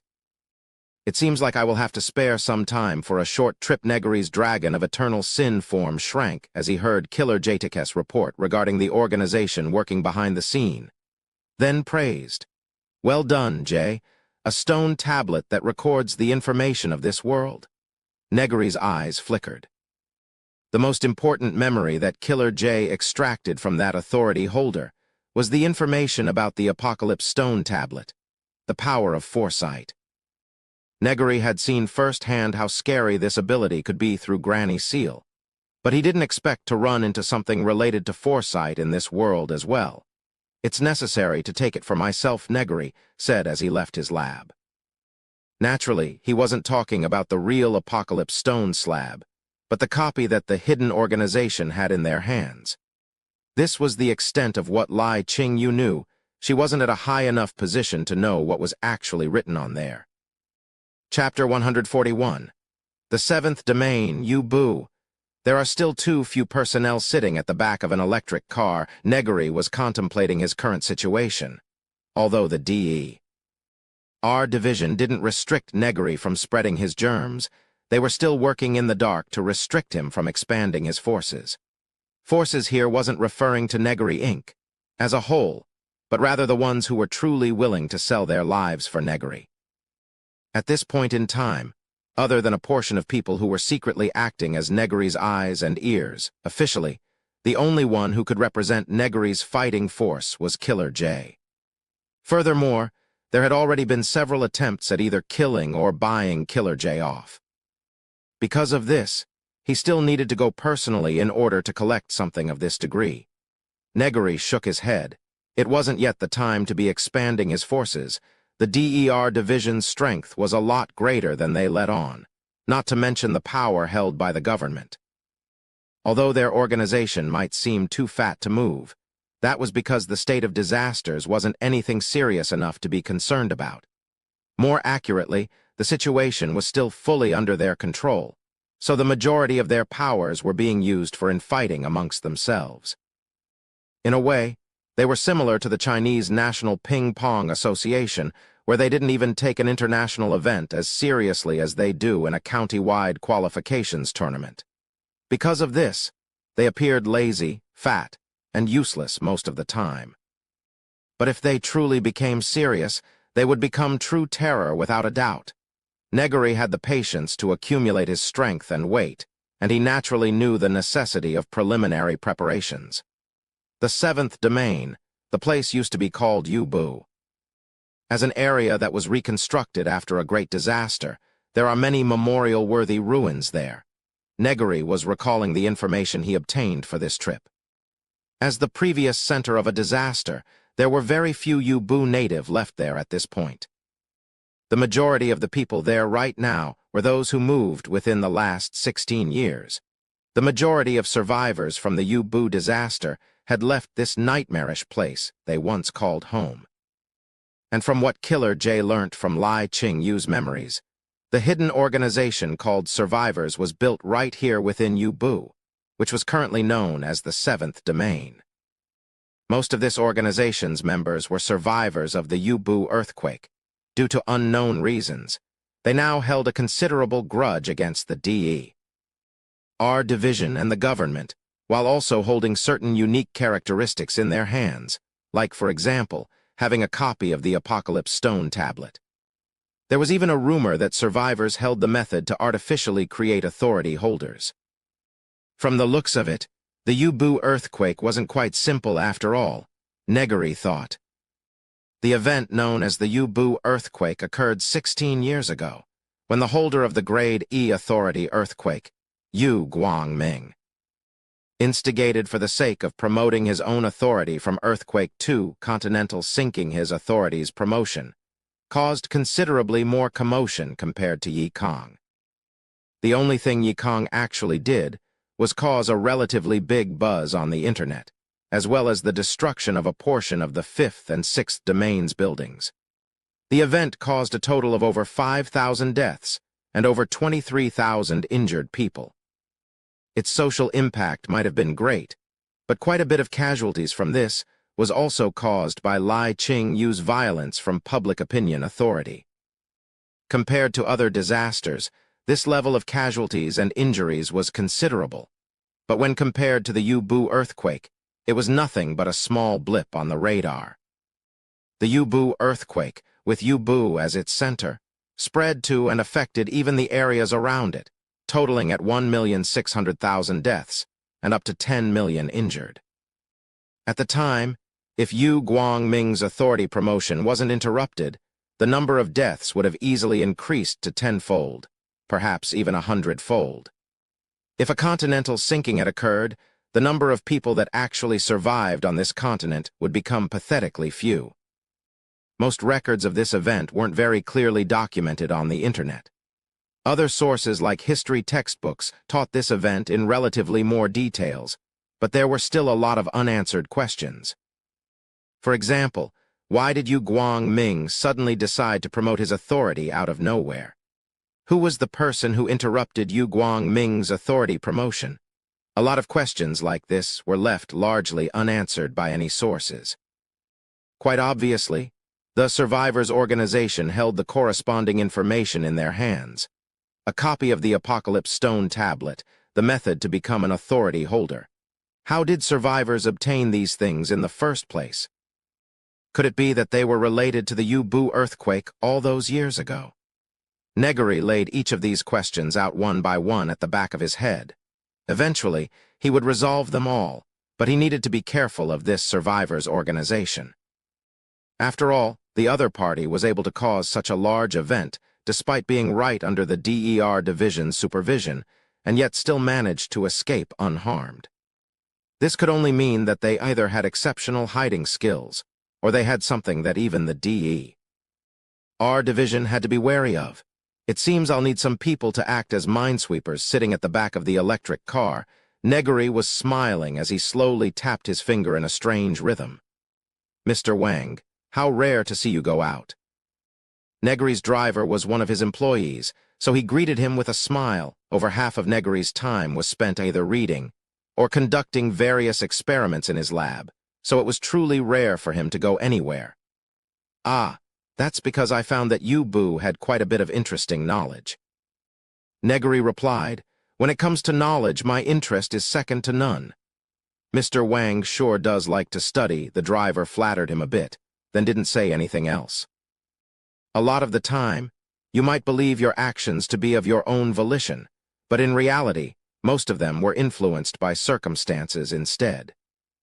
Through his guidance, Negary could make certain people become more daring and more likely to take the initiative. For example, allowing a spy to believe that they had a chance and ask him a few questions. The information Negary provided would then be very vague, but it was precisely due to this vagueness that made it seem even more genuine than not. Chang Zia was a smart person, and he was most likely a survivor of the U-Boo earthquake. From his current age, it could be inferred that 16 years ago he was only a young adult. There weren't actually many details regarding Chang Zia at all. As the section chief of the 6th Domain's DER division, he was, without any doubt, a considerable VIP with very real authority. At certain points, his authority might even exceed that of the 6th Domain's acting chairman. At the same time, among the other DER Division section chiefs, he was the youngest. Within the government, ability was crucial to climb to a high position, but sometimes, even if your ability and contributions were more than enough for a job, you might not necessarily climb too high. Qualifications simply required time to brew. As the youngest section chief of the DER division, Chang Zia's were decent, but nowhere near enough to break the established rules, which meant that the only possible explanation for his current position was undeniably great contributions. Compared to the fact that he had lived through Yubu, it was likely that our section chief Chang wasn't quite as fragile and weak as he might seem. Because of this, the fact that Negary openly said he wanted to obtain some sort of knowledge from Yubu would definitely rouse Chang Zia's suspicion. "So, show me your reaction, Chang Zia," Negary thought as he looked outside the window of his car. Right next to the road was a large river, a part of the landscape created from the Yubu earthquake disaster many years ago. From the looks of those people happily rowing boats and playing by the river, they must have surely forgotten just how many corpses were cleaned out from that crevice back then. Back in the 6th domain, as soon as Chang Zia received this information, his eyes became extremely sharp, the same sharpness it had back when he held that blade in the past. Chapter 142. Negary is on his way. Can't do any good work in a big company. Killer J changed to another electric car, this time an unbranded one due to the lack of sponsors. After reporting things to Negary, he went ahead and drove to the 7th domain before anything else, while Negary was still on his way. The survivors' organization are frequently active within the 7th domain. Their identities are kept very well hidden. Killer J remembered what he found out from killing the wife to prove his Tao.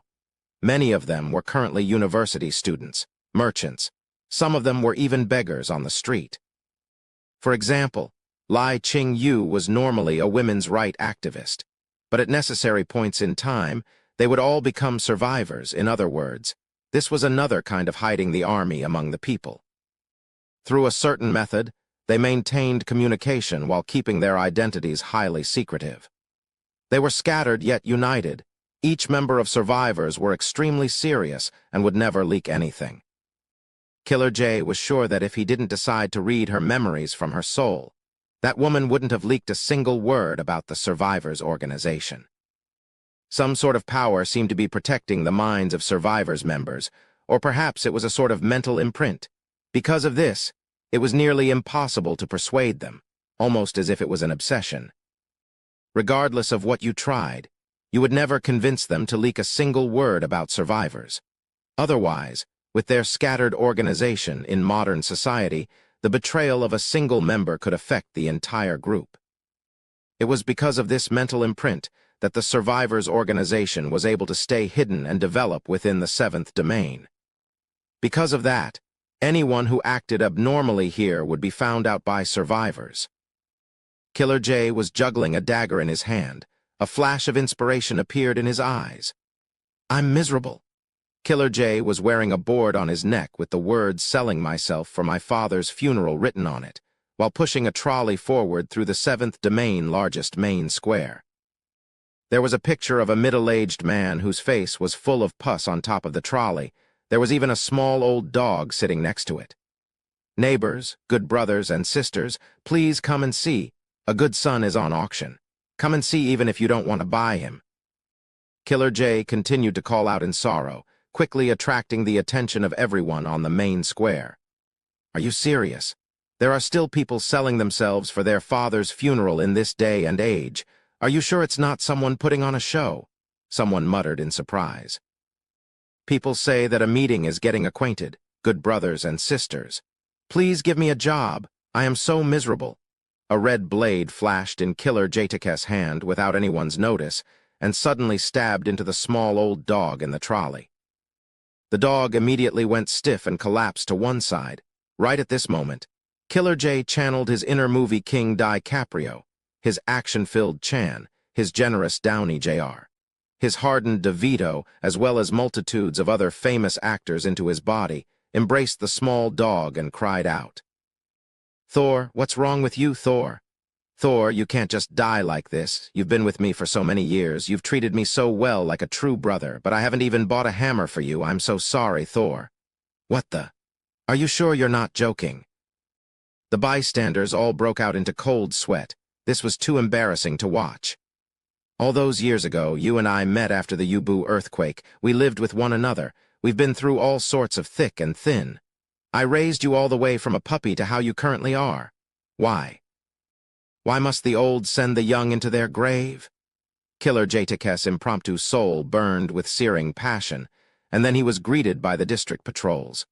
Charged with disruption of public order, Killer J was arrested and temporarily put in jail for 24 hours. Meanwhile, Negary was still on his way. Chang Zia squinted his eyes. The sharp presence he gave off slowly faded. He couldn't help but rub his own temples, sighed, then turned to Seven, who was standing next to him.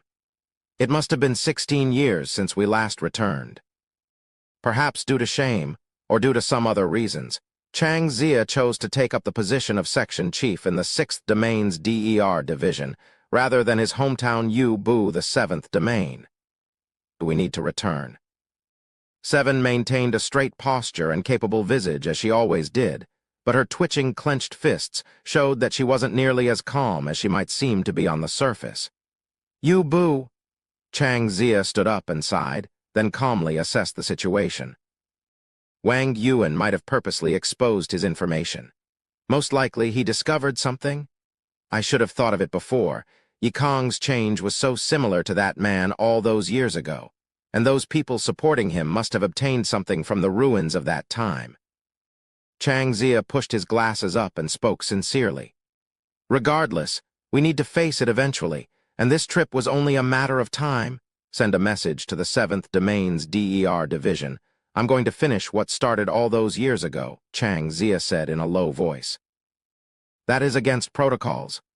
Seven raised her voice a bit. This was her first time openly challenging Chang Zia's orders. Faced with Chang Zia's serious attitude, Seven felt a bit flustered, but she still continued. As the section chief of the 6th Domain's DER division, it is not within your jurisdiction. This is going against the DER division's protocol. Looking straight into Seven's begging eyes, Chang Zia smiled, put one hand on Seven's head and ruffled her properly tied hair up, then spoke with a gentle tone. It's going to be fine. Everything will be fine. This statement caused Seven's stubbornness to vanish in the blink of an eye. 16 years ago, the bloodied, heavily wounded Chang Zia carried a blood-stained blade as he walked through the destroyed city, screaming in despair. Is there anyone here? Is anyone alive? Can someone respond to me? Anyone will do. For the rest of her life, Seven would never forget the look of extreme relief on Chang Zia's face as he found her. At the time, he was the same. He embraced her suffering self, let go of his blood-stained blade, and stroked her ruffled-up head of hair with his bloody, wounded hand, putting all of his gentleness into word. It's going to be fine. Everything will be fine.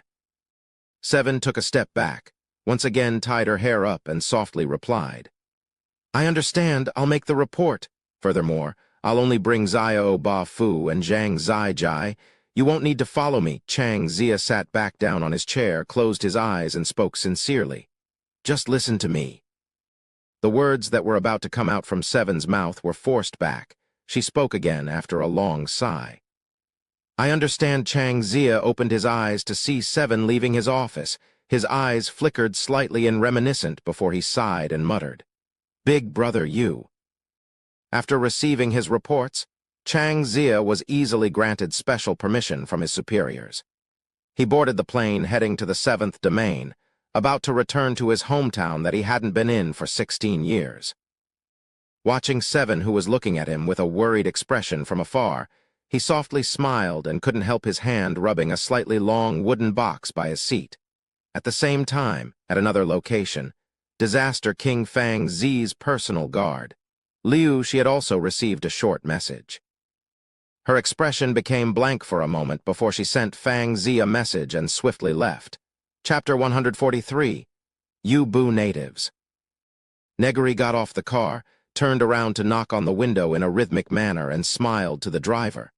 After the earthquake, The 7th domain's terrain has become quite dangerous, so make sure to be careful on your way back. The driver had a confused look in his eyes as he smiled and answered. Don't worry. I've been driving for many years. Nothing will happen. That's great to hear. Watching as the driver returned, Negary smirked. Although he didn't care about there being spies and could even turn spies into people for him to use, there was always a need for some warnings, wouldn't you say? Looking at the lively, busy streets, Negary headed straight towards the 7th Domain's public library. Not only did this place keep a lot of books, it also kept a few records of the local geography. Not too long after, a taxi arrived outside the library.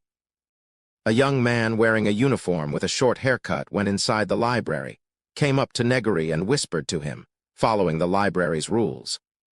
I am Luo Ping, member of the 7th Domain DER Division's Disaster Squad. Nice to meet you, Mr. Wang. I'm sorry to come without warnings, but Section Chief Lai wanted to see you, the 7th Domain's DER Division. After examining the man named Luo Ping in front of him briefly, Negary had an understanding look in his eyes and followed him onto his electric car. Is Mr. Wang here to sightsee? Luo Ping sat next to him and said with a steady, unchanging voice, like a person that had everything figured out. He then formulaically added, This is only a normal question. Mr. Wang doesn't need to pay too much mind to it. You can think of it that way. One cannot blindly move forward if they wish to improve themselves. I found out this place had knowledge that interested me, so I came to check it out.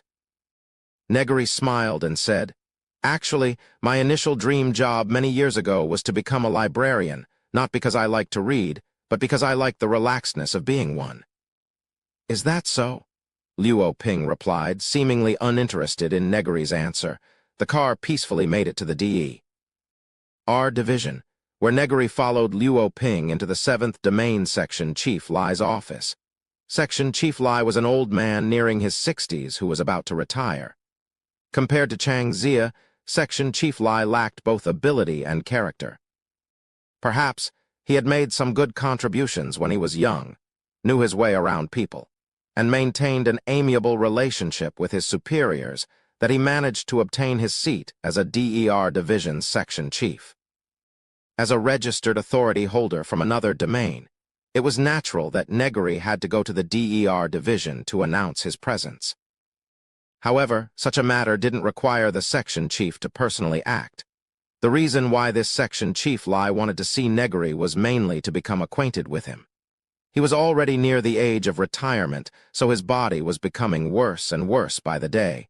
But the DER Division had specifically issued an ultimatum that he couldn't accept Negary's Black Crow germs as he still held his seat. In fact, he wasn't allowed to take the slimming injection drug that Negary Inc. sold either. However, these restrictions wouldn't remain after his retirement, so this section chief Lai wanted to take this chance to become well acquainted with Negary. The main reason was that the loss of these restrictions also meant the loss of his value. Without connections, it would be incredibly tough for him to obtain the Black Crow germs to extend his lifespan. Thanks to Section Chief Lai's willingness to acquaint himself, Negary obtained quite a bit of information. Of course, while this Section Chief Lai was a relatively pragmatic person, he also adhered to rules and regulations.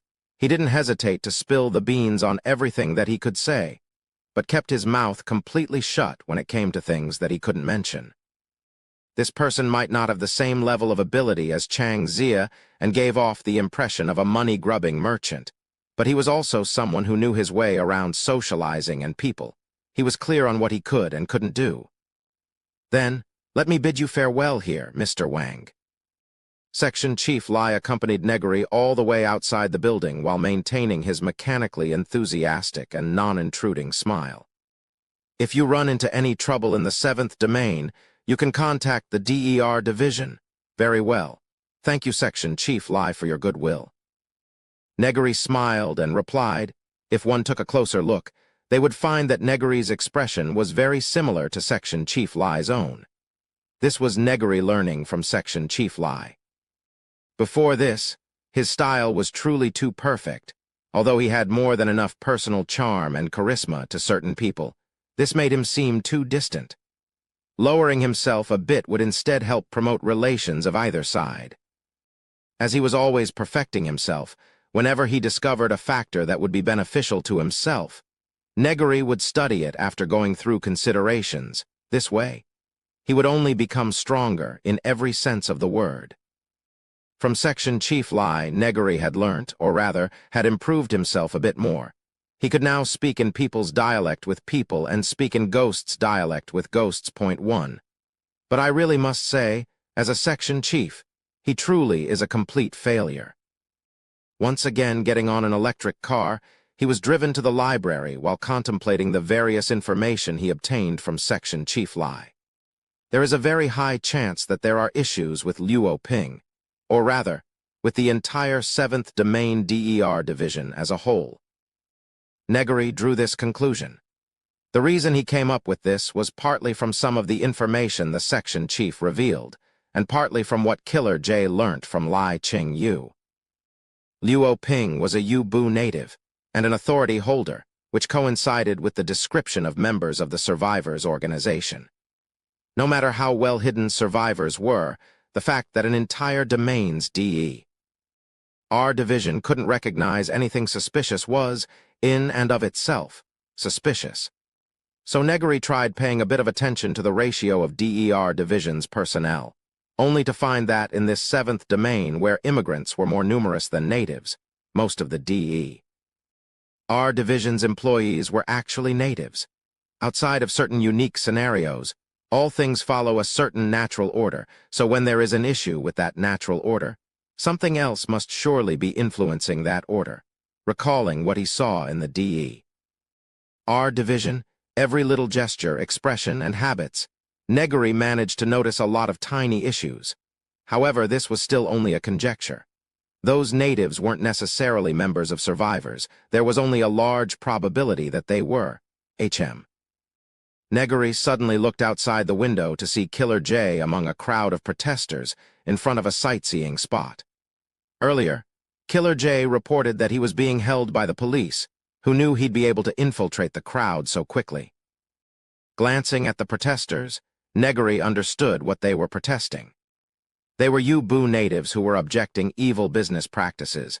They believed that turning the old earthquake-ridden landscape into sightseeing spots would be the same as rubbing salt on the wounds of the survivors. This is quite an unexpected finding. After making his way back to the library, Negary checked Yu-Bu's city planning 16 years ago and compared it to the current 7th domain, not leaving out any information he was able to access from 16 years ago. Negary quickly found a few suspicious areas. Right here. After flipping through the records a few times, Negary confirmed a few spots to check out. Chapter 144, Original Venue, Yu-Bu Earthquake Memorial Park. Watching this sightseeing spot that was being boycotted by protesters, Negary paid for the tickets and went in. For survivors of the earthquake all those years ago, the disaster was a great scar that would likely never heal. But for others who had never been through it, it was nothing but a part of history. In fact, quite a few wanted to see what kind of damage the famous earthquake actually caused all those years ago. From a reasonable perspective, it was necessary for the memorial park to exist. Not only could those who lost their loved ones come here to pay respect, the geological formations created by the earthquake showed a lot of geological patterns, greatly beneficial to various geological researches, and had the potential to become a crucial base of operation for scientists who wished to study types of earthquakes and research them. This was the reason why not a lot of people objected to the formation of the memorial park at first.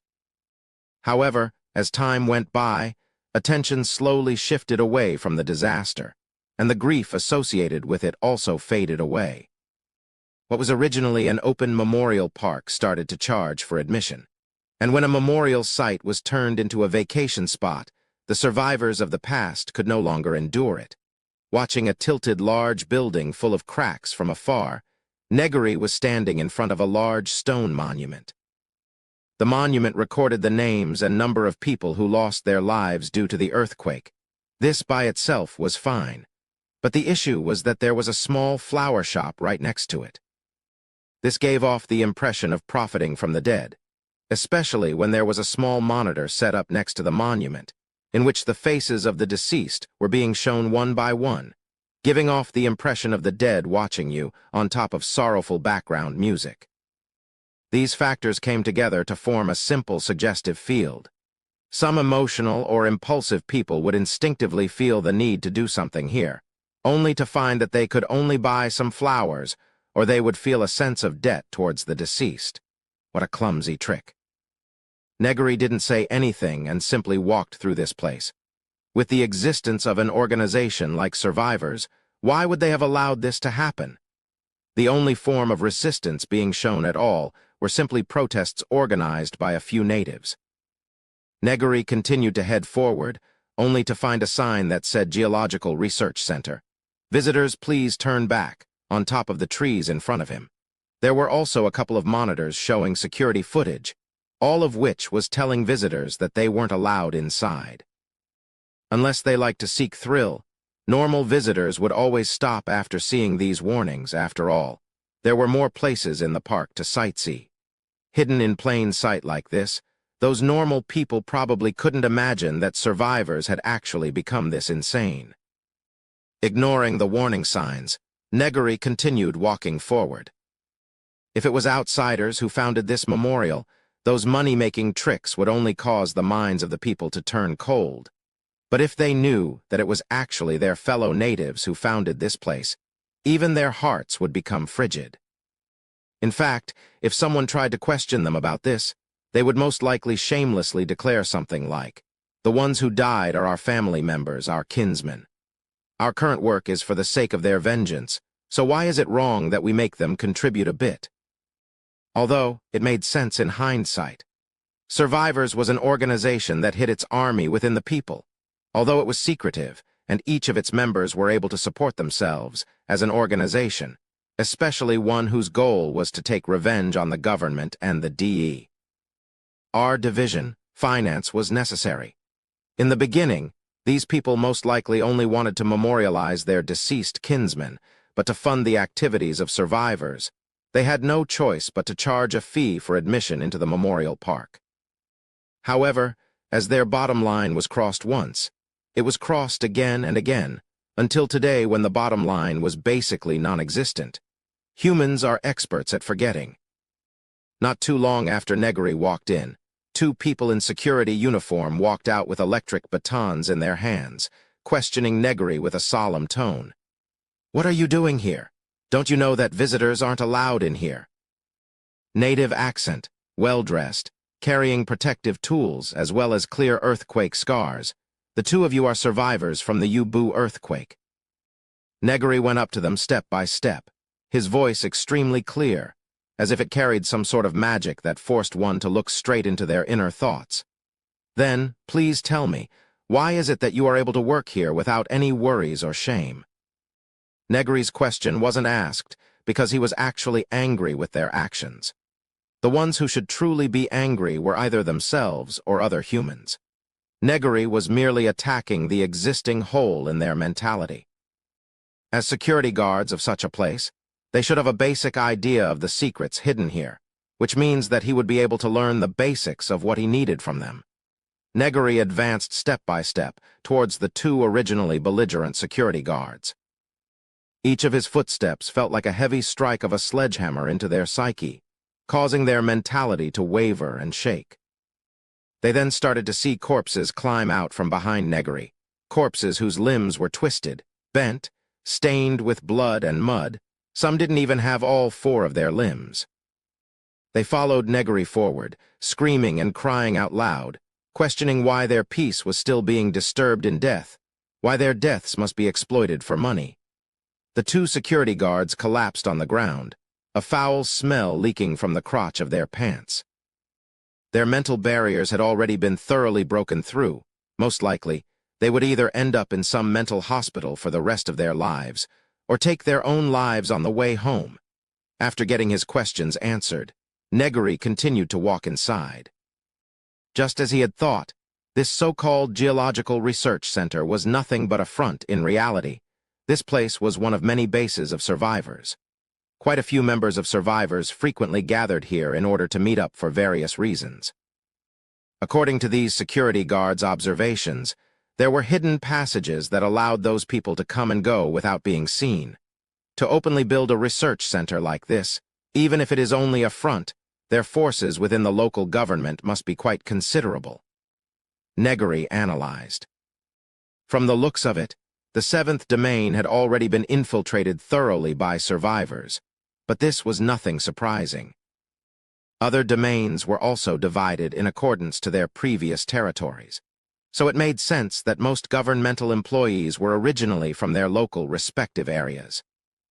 However, the Yubu earthquake caused the original Yubu government to almost collapse, so a part of the current seventh domain body of personnel were actually people sent in from other regions, and the remaining part was recruited here from scratch. At the time, survivors of the Yubu earthquake were judged with a bit of partiality in this examination. With that in mind, the forces of survivors might be greater than originally assumed. Cutting that train of thought short, Negary reached the innermost part of the research center. There were only a few houses here, together with a small lake right behind them. At first glance, this seemed completely ordinary, but there was one small exception. The lake was a bit too perfectly circular. As Negary's eyes flickered, he could almost see the figure of a person standing right at the center of it all while everything around him collapsed and became submerged. Chapter 145. Attack. Chang Zia was carrying a long rectangular box on his back as he walked, followed by the two authority holders, Zia Ba Fu and Zhang Zai Jai. As they slowly approached Yubu, the dusty memories slowly started to revive. At the time, he was just a bit older than 20, a new graduate from the police academy. Due to his outstanding performance after going through a test, he was admitted into the DER division that was still half hidden at the time, becoming responsible for protecting the ruins. Their squad captain back then was the culprit of the Yubu earthquake, Yu Guangming. He was a man of smiles, a considerate person who looked after everyone. At the time, every team member lovingly called him Big Brother Yu. Azia, do you like this long blade?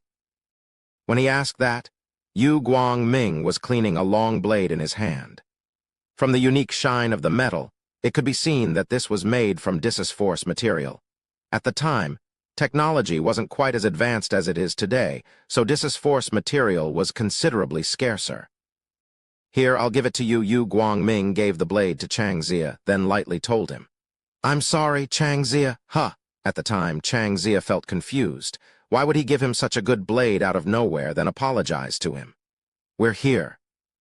Chang Zia pushed his glasses up, glancing sharply at this place that had been turned into a memorial park, then went straight in. Hey, you three, you still haven't bought a ticket at the gate. A man stopped the three of them from going in, completely unafraid of Chang Zia's DER division uniform. Ridiculous. Chang Zia's expression was cold as he opened his eyes. Men, move in. He then ignored the ticket usher and continued going inside.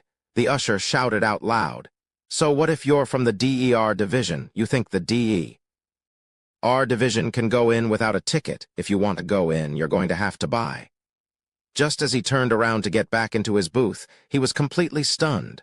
Over 100 fully armed DER division members had completely surrounded the memorial park, arresting every employee of the memorial park without question. When the 7th Domain's DER division section chief heard of this, he spat out all the tea he had just drank. Section Chief Lai had already received directives from his superiors regarding Chang Zia's cross-domain official business trip this time, and he understood this colleague of his to a certain degree. Always doing stable and careful work, regardless of what happened, his modus operandi had always been to maintain social stability. Because of this, he wasn't too worried about this cross-domain official business trip when he first heard about it.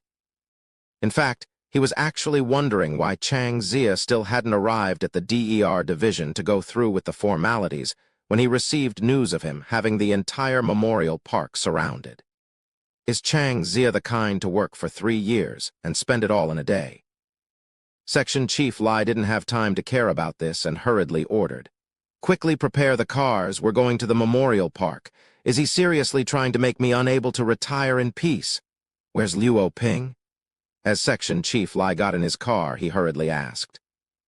Captain Luo has already gone ahead, his secretary and driver answered. I hope nothing serious is going to come out of this? Section Chief Lai muttered in hope. However, his driver didn't think the same. He secretly squinted his eyes while preparing in the shadows. That traitor might have discovered something if he's attacking the memorial park. We've been hiding very well these past few years, but once things are exposed and the upper brass flushes us out, none of us would be able to get away with it. Knowing those guys, even if they can't find any concrete evidence, as long as they can confirm Survivor's existence, they wouldn't hesitate to remove us all. They've never been afraid of sacrificing people, even if they were innocent people. As long as they can achieve their goal, they don't care. Chang Zia swiftly and knowingly headed to his destination. That place all those years ago had already been destroyed in the earthquake that day, which was also the reason that the DER division hadn't continued to protect it. I'd never guessed that someone else would be attempting that same experiment again. The things inside the ruins have all been moved to the first domain, so in theory, it should be impossible to continue the work of 16 years ago. Which means the only explanation is that there were survivors back then who managed to take the chance to leave a few things behind. As Chang Zia walked inside, his aura became sharper and sharper, causing Xiao Ba Fu and Zhang Zai Jai, who were following him, to silently feel afraid. They had thought that Section Chief Chang was just an office commander, but they were clearly wrong. Not too long later, Chang Zia noticed two people wearing security uniforms. They were banging their heads against the tree on the path, bleeding enough to dye their faces red, but the two of them seemed ignorant of the pain as they continued to do it again over and over, constantly mumbling words of apology. Wang Yuan. Negary's appearance flashed by Chang Zia's mind as he continued going forward. The personnel who came after him swiftly restrained the two crazed men. After going through examinations, they would be sent to a hospital, however, from how they were acting right now. They'd most likely be transferred to a mental patient ward. Chang Zia kept his hand on his rectangular box as he continued heading towards the lake. It was a foreign yet familiar sight. Even when he had prepared himself, he couldn't help but felt a bit short of breathing as he arrived. When he joined the DER division, it was this place that he worked in. This lake didn't exist at the time, but there was a set of ruins underneath this place. Their DER division squad was responsible for protecting those ruins, all because of the stone tablet inside. That man, at the time, stood right at that place, at the center of the terrifying quake that caused everything around to collapse and break. He no longer had the same gentle smile that he was known for, standing there with his arms spread wide as if to celebrate something, or to wait for something. At that time, his force surpassed even that of a disaster king, so much so that anything that tried to approach him would only be erased. Even though Chang Zia was excellent, compared to Yu Guangming back then, his strength was basically non-existent. He treated you like a brother, and trusted you like one else. He gave you his weapon. That's why you were able to take the chance to approach him and make that strike. A voice softly muttered, "Killing such a great person, don't you feel ashamed?" This had always been my greatest regret. Chang Zia's gaze turned grim. Regardless of what happened, regardless of who felt grudgeful against that person, he alone could not. Then why don't you go ahead and die, traitor? That voice abruptly became sharp and high-pitched, seemingly containing a sort of power that constantly attacked Chang Zia's mind and channeled his negative emotions. I really feel tired. Having to carry all of that on my shoulders, I really just want to forget it all, being attacked by the negative emotions. Chang Zia subconsciously opened the box on his back, wielded the blade inside, and put it up against his own neck. Chapter 146. Aberration. Chang Zia's sudden movements caused the two behind him to feel shocked. Why did their chief suddenly try to slit his throat in suicide? Chang Zia's body abruptly turned around, stepped forward and thrust his blade into the area just behind the three of them. With a wave of distortion in the air, Luo Ping, who was dressed in DER division uniform, was forced to come out of hiding. The Suicide Authority? Chang Zia's gaze was cold as he glared at Luo Ping, quickly confirming the other party's identity. The 7th Domain's disaster team captain. So you've infiltrated this deeply? I couldn't help myself as I saw you, traitor. Luo Ping no longer kept up his formulaic appearance. He lost his family during the Yubu earthquake, thus driving him to consider committing suicide, after which he obtained the Disaster Authority suicide. You're calling me a traitor? Chang Zia was a bit surprised. How accurate, you! Luo Ping couldn't contain his emotions any longer as Dis's force started to surge from his body. Wielding the long blade in his hand, Chang Zia suddenly started to exude Dis's force from his body, then asked in an almost sighing tone, "Do you know who inherited Yu Guangming's earthquake authority after the events of that time?" Luo Ping's eyes opened wide in shock. "Is there no one here?" Negary was currently walking along the small island at the very center of the lake. Through his field of perception, he soon discovered a hidden path through this path. Negary came to a place that appeared to be a natural underground cave. The ground of the cave was full of rubble. There was an altar with unknown runes carved all over it at the very center. The altar was full of cracks. There was even an empty hole right at the middle of it. There were marks and cracks left behind by an earthquake all over this cave. In fact, one other hidden path that led into this cave was actually made from modifying a particularly large crack. "Greetings, the Lord of Aberration," a gentle voice suddenly resounded, causing Negary to feel surprised. Although this world had the unscientific power of disaster authorities, the majority of their supernatural capabilities came from Dis's force, which was unable to hide from Negary's field of perception. Who would have thought? This world still had someone of your caliber residing in it. Negary turned around to see the man who rose from inside the altar. It was a man with a gentle smile on his face. As soon as you saw him, you'd feel inclined to find him trustworthy before anything else. "Yu Guangming?" Negary doubtfully questioned. The man who appeared from the altar was none other than the person responsible for one of the greatest calamities of the modern era. Even now, his face could be found depicted in any modern history book. What caused Negary's surprise was Yu Guangming's current state. He had no body and instead appeared in front of Negary as a soul. At the same time, his soul's quality far surpassed Negary's own, causing him to be unable to see through him. If such a person had an authority, would there actually be anyone capable of stopping him if he truly wanted to promote himself to become a disaster king? Aside from a few peculiar entities, all supernatural abilities of this world were derived from Dis's force. For this reason, an authority holder might have a slightly stronger soul than a normal person, but not to the point of reaching the first stage of release. Even Yi Kong from the previous incident only managed to release his own origin through pure coincidence. But due to the lack of common sense, he directly underwent origin assimilation. But now, suddenly seeing an entity that went completely against the established common sense, Negary indeed felt nothing but shock. "I am Yu Guangming, but not the Yu Guangming that you know of." Yu Guangming answered very incoherently. "I am only the guide to destiny. Lord of Aberration, is that title referring to me?" Negary didn't mind that title too much. Aberration had the meaning of abnormal, incorrect distortion, which fit some of Negary's characteristics. "Indeed, that is how your excellency was referred to within the Apocalypse Stone tablet." Yu Guangming answered him directly. "And it was thanks to the existence of the Lord of Aberration that I was able to appear on this world. Negary took note of Yu Guangming's words and quickly came up with many conjectures. Who would have thought? It was little Zia that killed me this time. Yu Guangming seemed to have noticed something. He still had the same gentle smile on his face, exuding the aura of a doting older brother, but the sense of sorrow he carried couldn't be hidden at all. This time, Negary scowled, as if the other party had just said something very serious. "This is for you." Yu Guangming regained his senses and secretly sent a mass of soul essence towards Negary.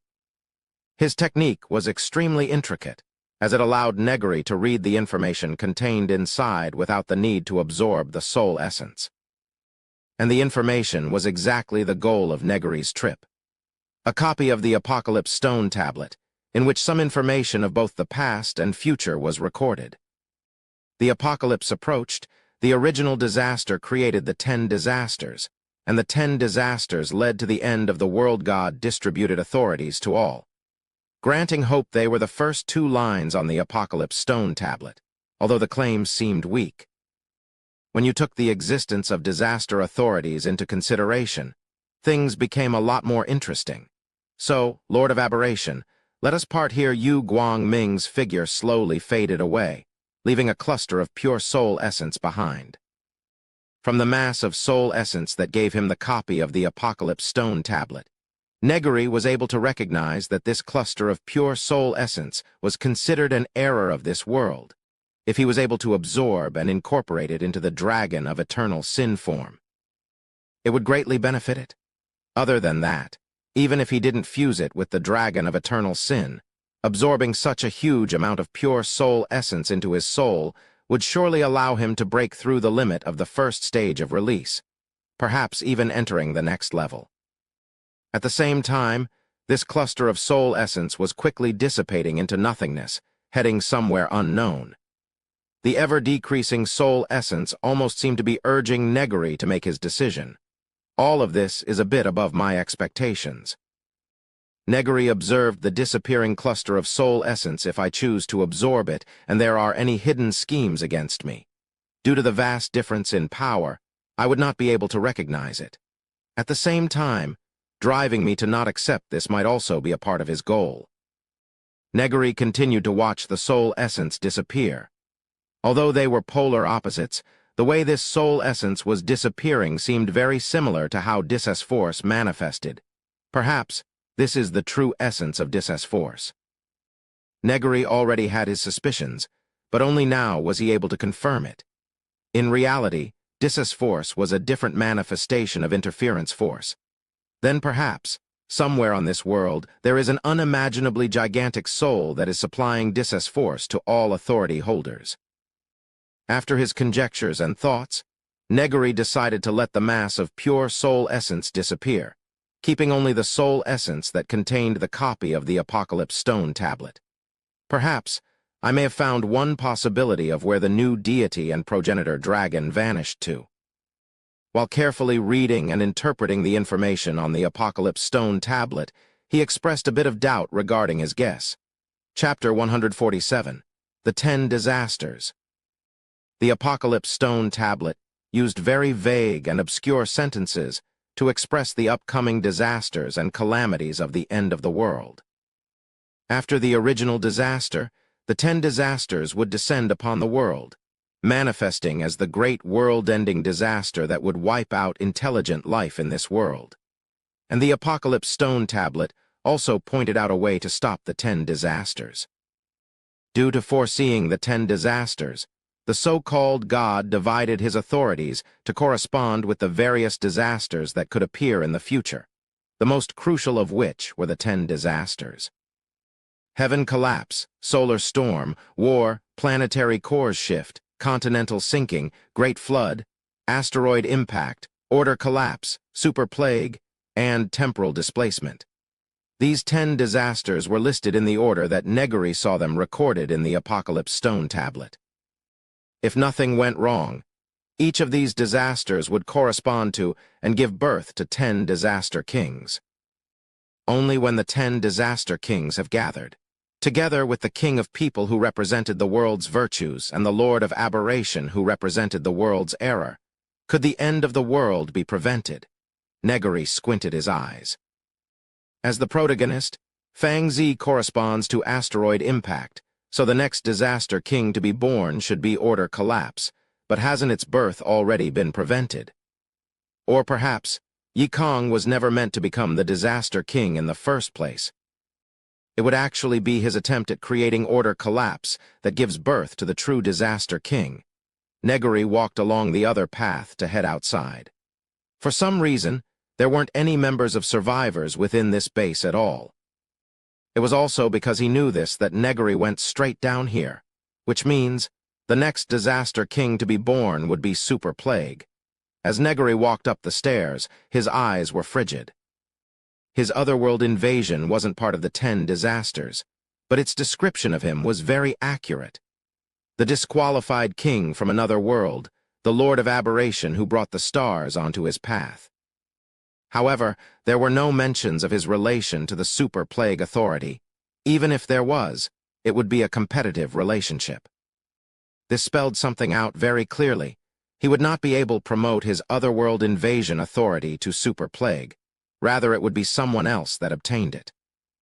An authority held almost absolute control over matters it corresponded to. And even though Negary had now evolved to become a soul virus, in essence, he was still a plague. This meant that even if the authority holder wouldn't be able to completely control Negary, they would still be a huge threat to him. Then, why did Yu Guangming tell me about this? Negary contemplated. From his standpoint, he should hope for the continuation of this world. If what was stated on the Apocalypse Stone tablet is correct, the 10 disaster kings standing on the same side, the king of people described should refer to Fang Zi as the protagonist. Together with myself as the Lord of Aberration, we would be able to stop the end of the world. Although it wasn't stated clearly, it most likely won't end well for the 10 disaster kings and myself after we stop this apocalyptic disaster. So telling me about this would only hinder the process mentioned in the stone tablet. Now that I'm prepared, I can find a countermeasure against the Super Plague Authority's control and escape from the stone tablet's prophecy. Negary was extremely sure that he would not risk his life just to protect this world. Or perhaps, this was Yu Guangming's goal in the first place. Not having the same level of information is truly uncomfortable. Negary didn't have complete faith in the contents of the Apocalypse Stone tablet. Not to mention this was nothing but a copy. Who knows if Yu Guangming had altered it or not? Furthermore, even if the information was kept exactly as it was on the Apocalypse Stone tablet, Negary would still not put his faith in it completely. If prophecies and predictions were guaranteed, then all the efforts and struggles for all parties involved would be discounted as simply following a predetermined, fated path. Of course, even if that truly was the case, even if he was under the domination of destiny, Negary would still strive for the best. Opening the door at the end of the hidden path, Negary left the base of survivors and found himself inside a small building. What exactly is survivors trying to do? Through the Apocalypse Stone tablet, Negary was able to draw an almost complete picture of what happened in the Yubu earthquake 16 years ago. Simply put, the process of the Apocalypse Stone tablet was cut short. The authority continental sinking did not appear, and the world was now helpless against the apocalypse.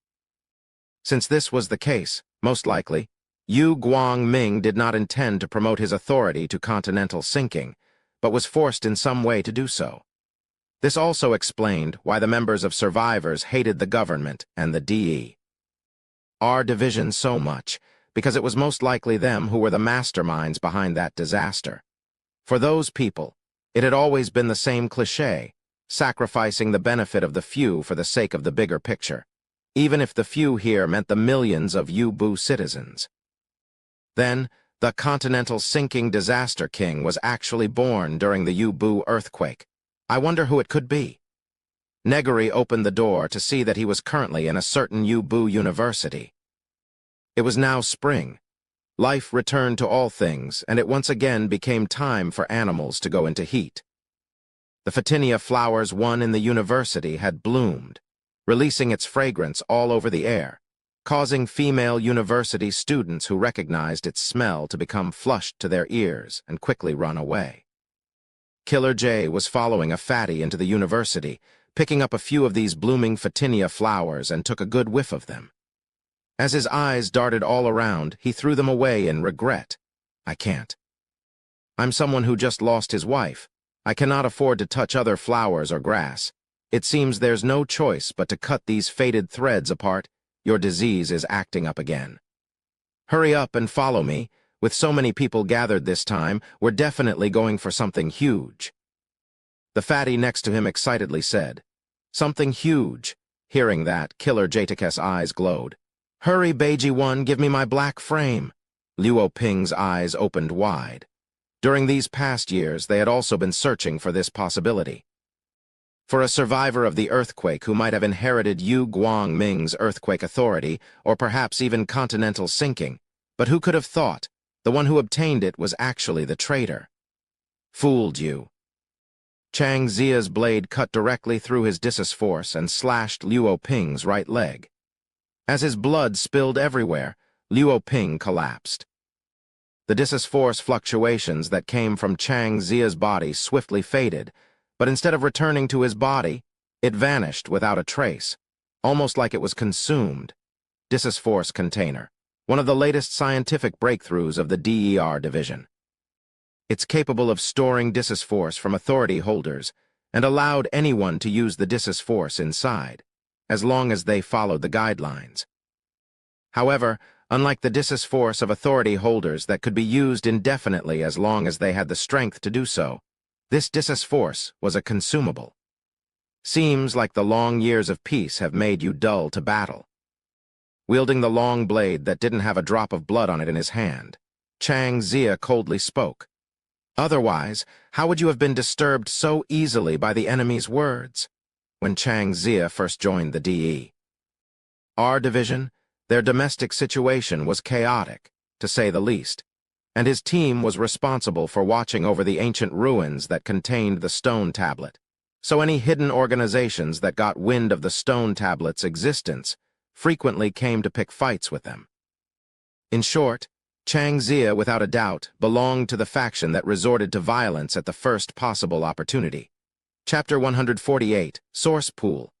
Tell me, who are the members of your organization and what are you planning? Chang Zia wielded his long blade and pressed the sharp tip right against Luo Ping's forehead. Everyone could try this themselves. Press your own finger or a sharp object against your forehead. You'd feel a strange irritation, a sense of unfounded discomfort.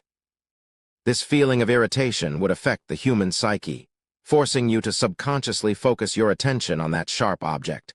Furthermore, due to his right leg being cut off, Luo Ping was suffering constant pain that affected the clarity of his mind. It's a simple fact that bodily sensations can affect the mind, and Chang Zia was using this to interrogate his enemy while speaking in a cold voice. You think I'm going to tell you? Luo Ping was sweating bullets, his body trembling, his breathing short and rapid, trying to ease the pain on his right leg. Chang Zia, you're a fool. You cling to your own self-righteous ideals and work for those people, but you will regret it in the end. You will definitely regret it. Luo Ping mocked him, then actively plunged his head towards Chang Zia's blade. However, that obviously failed. With a slight jerk of Chang Zia's hand, Luo Ping's attempt at suicide was cut short. You're afraid? Chang Zia had a blank expression on his face, not at all angry from Luo Ping's words. You're trying to anger me with your words, creating a chance for you to commit suicide while I lost my cool. You are afraid that if this continues, your courage would disappear. Chang Zia spoke with an affirming tone. This is the same for most suicidal people. They don't actually want to die. They're just under the influence of their temporary emotions. And humans are such complicated creatures. Chang Zia once again forced his question. The fact that you've attempted to commit suicide once means that the courage that influenced you has already vanished. Now, think a bit about your life and tell me everything you know. With your identity as an authority holder, you'll at least be spared from prosecution if you cooperate. This was a cliché script that Chang Zia liked to use. When another person informed you of certain facts with absolute confidence and seriousness, especially when your life was in their hands, most people would instinctively recognize their words to be true. Perhaps Luo Ping was exactly like Chang Zia had claimed. His courage and passion was receding. Chang Zia was confirming the righteousness of Luo Ping's actions through his words, thus lowering the sense of guilt followed by betraying his organization and revealing their plans. Luo Ping was still clutching his bleeding leg, The constant loss of blood caused him to feel lightheaded, combined with the tip of the blade pressed against his forehead that drew his attention. It could be said that Luo Ping had successfully been hypnotized by Chang Zia. Just as Luo Ping was about to say something, the sound of a car screeching to a halt resounded from outside. "Section Chief Chang, what are you doing?" The 7th Domain Section Chief Lai hurriedly ran from his car, only to see Luo Ping sprawling on the ground with his leg cut off. His face going grim, he loudly shouted, "Are you trying to betray the DER division? Section Chief, Chang Zia is mad." Luo Ping managed to snap himself out from Chang Zia's words. At this point, there was no longer any escape for him. Some things simply couldn't be hidden when thoroughly checked. However, Survivors was currently enacting the final phase of their revenge, so being able to stop Chang Zia from interfering would be his final contribution to the cause. Utter fool who always causes more harm than good. Looking at Section Chief Lai, Chang Zia sighed and cursed in his mind. Things would have gone much more swimmingly by knowing the other party's personnel and plan. But now, not only did he not manage to learn anything, but his sudden assault had instead backfired and roused the enemy's attention. Furthermore, he had to explain everything to this idiot as well. Of course, part of the reason for this was due to Chang Zia being in too much of a hurry. Let's just hope that they won't move too quickly. Chang Zia felt a bad omen. The fact that they actively came into contact with Yikong meant that their incubation period was already over. And since it was related to the sensitive region that is Yu Bu, he had no choice but to rush over and act as rash as he did. From how urgently Luo Ping jumped out to stop me, it could be seen that their plans have gotten to a crucial phase. The only hope now is that I can convince this fool quick enough. However, as Chang Zia glanced at Luo Ping on the ground once again, he scowled and ducked down to one side and used a piece of ornament rock as a bunker. Just in time for the people who came with Section Chief Lai to raise their guns and open fire. Damn it, the 7th Domain's DE. Our division has been infiltrated this badly. Chang Zia squinted his eyes and propped his blade on the ground, using the reflection on the mirror-like edge to observe the situation. Section Chief Lai had already fallen to the ground with a bullet hole through the back of his head, clearly dead. Other than Section Chief Lai, there were several more people who were killed by an ambush from their allies. All of a sudden, Chang Zia noticed that over half of the people who came here were on Luo Ping's side. Stall them here. The other side has already begun. If we stop them, we can win. Luo Ping laughed maniacally. What a terrible course of events. Chang Zia signaled to Zia Ba Fu and Zhang Zai Jai, who were hiding on the other side. It was fortunate that he brought his own squad. Otherwise, if he had hoped to rely on this place's DE. Our division, that would have been tricking himself into his own death. Chang Zia activated a device on his body, then suddenly started running towards the island in the middle of the lake. This caused him to become the target for Survivor's S barrage. But the device on his body had created a layer of Dissus force shielding that completely nullified those bullets. While Chang Zia drew their attention, Zhang Zai Jai had exercised his authority to cause cracks to appear beneath the Survivors' members' feet, then suddenly broke open to form potholes that swallowed them up. The gunmen also groaned in pain. They had clearly undergone training and gotten used to the gun recoil, but for some reason, the bones in their gun-holding arms had abruptly fractured with a crack and broke. Chang Zia completely ignored what happened behind him and hurriedly ran towards the middle island, then swiftly found a secret passage. At another location, Killer J and the Fatty were sitting on the stairs of a lecture hall, with people of various professions sitting all around them, including not but limited to housewives, white-collar workers, university students, doctors, workers, so on and so forth. Survivors, as their name suggested, consisted of those who survived the Yu Bu earthquake all those years ago. At the start, perhaps they were only a group of survivors who sought sympathy and aid from those in the same circumstances. But as they gained more members who had other motives, this organization's essence began to change. as an organization that was built on the foundation of an ideological impression. They had no such thing as a grand ideal or a will to conquer the world. They existed simply for vengeance. Or rather, the person who used that ideological impression to take control of this organization only had the goal of vengeance. Underneath the lecture hall, within a hidden room, a man with a strange appearance who donned a leather jacket was laughing with a slight hint of madness. That should be enough. The source pool has been opened. All we need to do now is to keep up as we have and completely ruin the process of the apocalypse. Do they really think everything is truly under their control? I will make them regret what they did. They will definitely regret what they did. The leather jacket man declared in his frenzy he would never forgive it. Those people who forced the one he worshipped the most to lose his life just like that. Absolutely not. Chapter 149. Grand Ideal. Can we really all become authority holders? Various discussions and doubts were being voiced in the lecture hall. The bulk of Survivors members were ordinary people. They existed all over the seventh domain, or perhaps even the entire country. They knew what happened in the U-Boo earthquake. They knew that the U-Boo earthquake was caused by the government and the DER division for the sake of the process on the Apocalypse Stone tablet. And they also knew the majority of the stone tablet's content.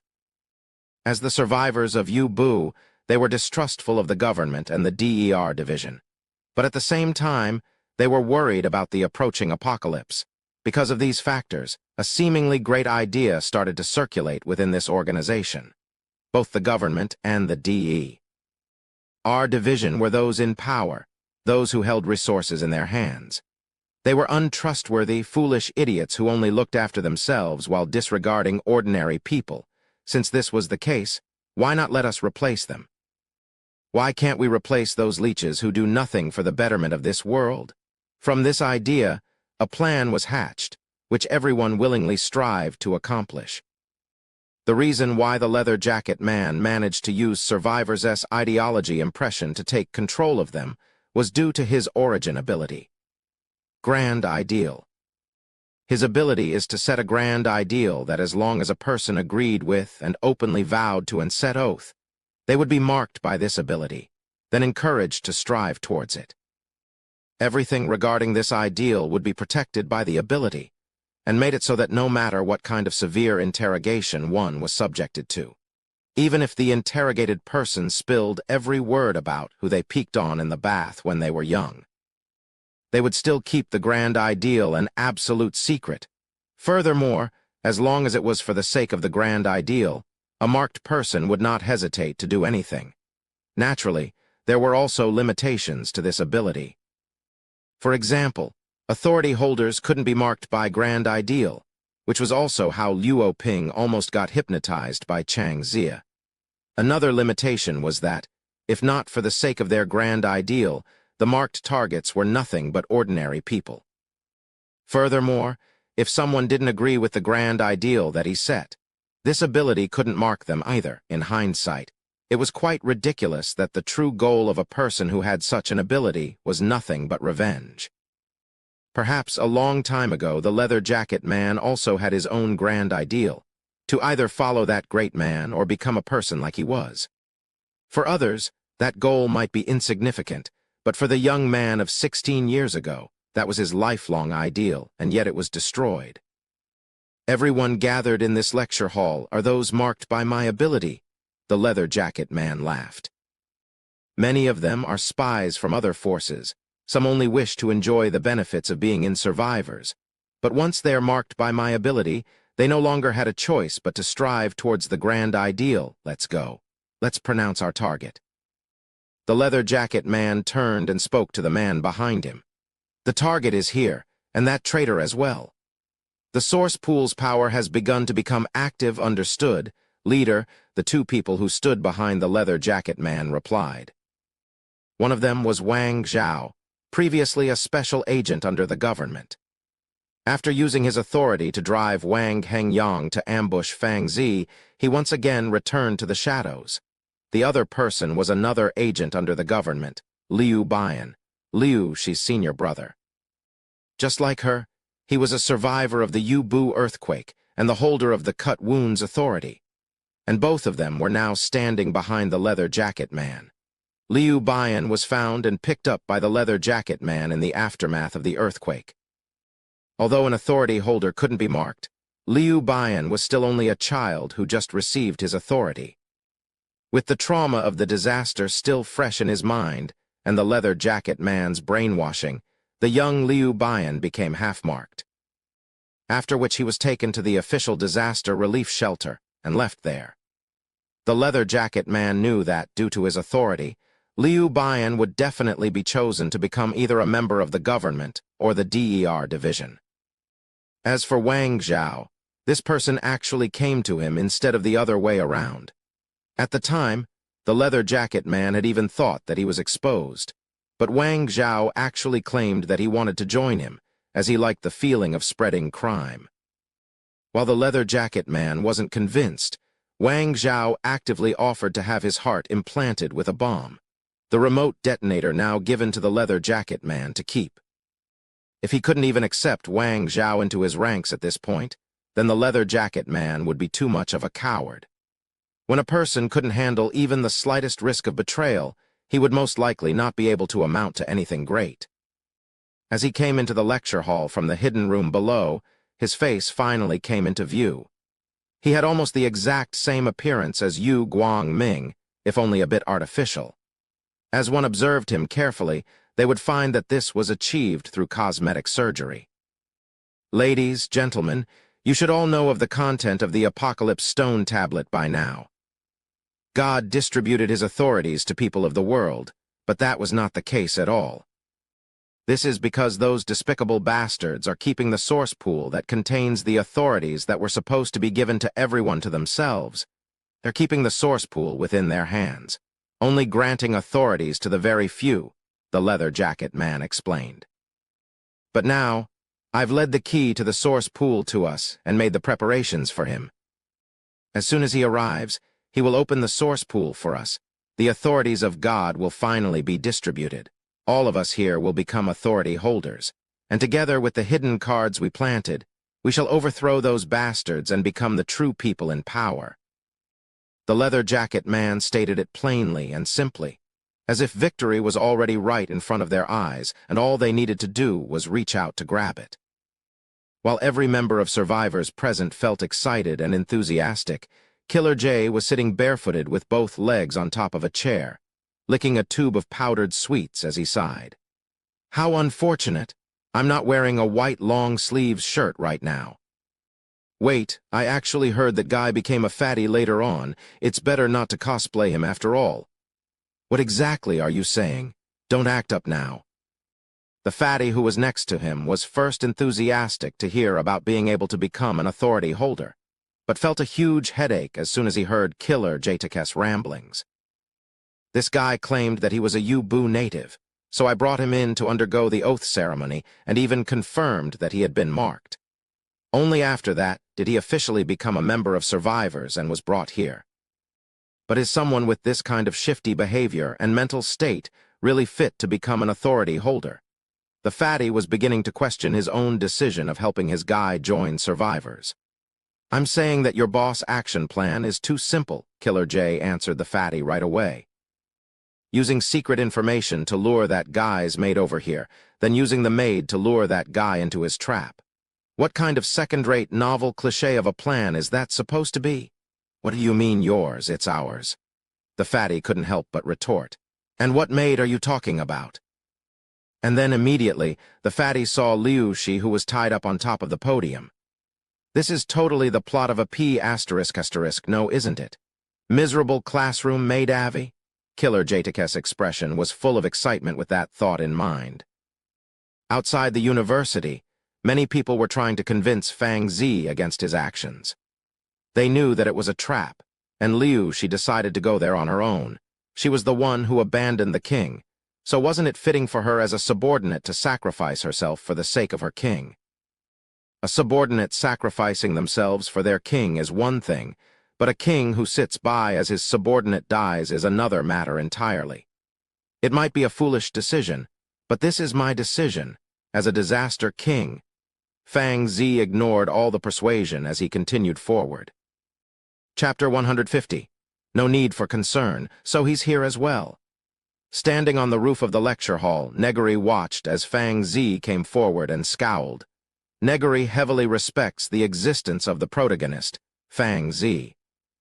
The fact that he came here could mean that whatever was happening here was part of the script, or rather, within the control of the predetermined prophecy.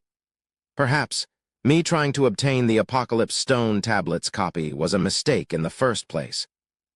Yu Guangming intended to lie to me, luring me into believing that my actions were to escape from destiny, but they were in fact exactly as destiny foretold. Various thoughts were darting around Negary's head. Perhaps the Lord of Aberration wasn't necessary to face the apocalypse. Through misinformation, he led me to giving up the evolution of the dragon of eternal sin. Negary was considering the possibilities. This way, I would be caught by destiny without a way to escape and become one of its pawns. But if I go one layer further, could it be that Yu Guangming hoped that I would doubt him, continue my path to become the Lord of Aberration, and finally become the key to fight against the apocalypse? Perhaps, possibly, I've already been under the control of destiny without knowing it. Even my decision of coming to the seventh domain was under its influence. Can the current me still maintain myself? Have I begun to harbor self-doubt? Negary's heart sank. If anybody else had brought this same dilemma to him, Negary would have been able to ignore it, or even prepare countermeasures to use it against them, because Negary understood people. But right now, Negary did not understand Yu Guangming, and his power was vastly above Negary's. A large part of Negary's power was based on the foundation of his comprehension. Because he had literally tasted every kind of emotion known to the species known as humans, he had an overwhelming level of understanding of this species. For this reason, he was able to grasp the weakness of any human he faced. But when he was faced with an entity that exceeded his comprehension, that would affect his judgment. Although it wasn't to the point that he would be completely clueless on how to react, his judgment no longer had the near precognitive characteristics that it normally did. And this is also one of my weaknesses. Negary understood that to many people, he was a perfect being capable of anything. But in reality, he still had plenty of shortcomings and weaknesses that he needed to overcome. From the very moment that I obtained the copy of the Apocalypse Stone Tablet, all of my judgments have been made on the basis of the information written on it. Negary closed his eyes. Even now, he was nothing but a remnant soul with limitations. In truth, ever since Yu Guangming appeared outside of my expectations and gave the Apocalypse Stone Tablet to me, my thoughts have already been under the control of the Stone Tablet. Negary opened his eyes again. The current me should detach myself from this information and reconsider my true thoughts. The only thing I need to do is to make myself stronger, ignore the so-called process of the Apocalypse Stone Tablet, escape from this interference, and make a proper judgment. All of a sudden, Negary felt that he had been constantly assimilated by this world, following its rules and using the means it provided in order to handle everything. Even if Negary only hid himself due to the lack of information in the beginning, as he slowly infiltrated this world, so did this world affect him in return, and such influence wasn't something that the Dragon of Eternal Sin was able to counter. Wary of Fang Zi's protagonist aura, wary of the DE. R Division's hidden trump cards, wary of the reason for the new deity and the progenitor dragon's disappearance, wary of this, wary of that. Perhaps it was necessary to be wary of a few of them, but if he was wary of everything, his actions would become restrained, then become truly bound by this world and unknowingly turned into a pawn under its control. Completely disregard Yu Guangming's goal and make a choice that I decided to make. I do not need to adapt to this world. This world shall adapt to me. Negary felt no such thing as a sudden understanding of himself, or a realization of the greater path. A few fragments of his soul appeared in his hand. He had simply checked his own soul, compared it to its previous self, and removed the influence. Knacked the plan through his soul connection, Negary ordered Noah. But Lord Negary, the government still hasn't accepted our suggestion, and we haven't been developing outwardly. It's possible that? Noah replied with a troubled tone. It seems you have been influenced as well. No need for any concerns, do it, Negary ordered again. As is righteous, Noah would naturally not resist any longer. A large number of hidden personnel began to act and spread the spiritual inception cultivation method all over the place. Now that survivors are enacting their plan, and the king of people, also known as the protagonist, Ainz, has already arrived, the eyes of those people would be focused on this place. This is our best chance. If we still wouldn't act out of wariness, then we would never amount to anything at all. Negary left a few words to Killer J, who was still infiltrating survivors, then vanished. The gaze of the world might be focused on the protagonist, but there was no need for him to care about what Ainz was doing.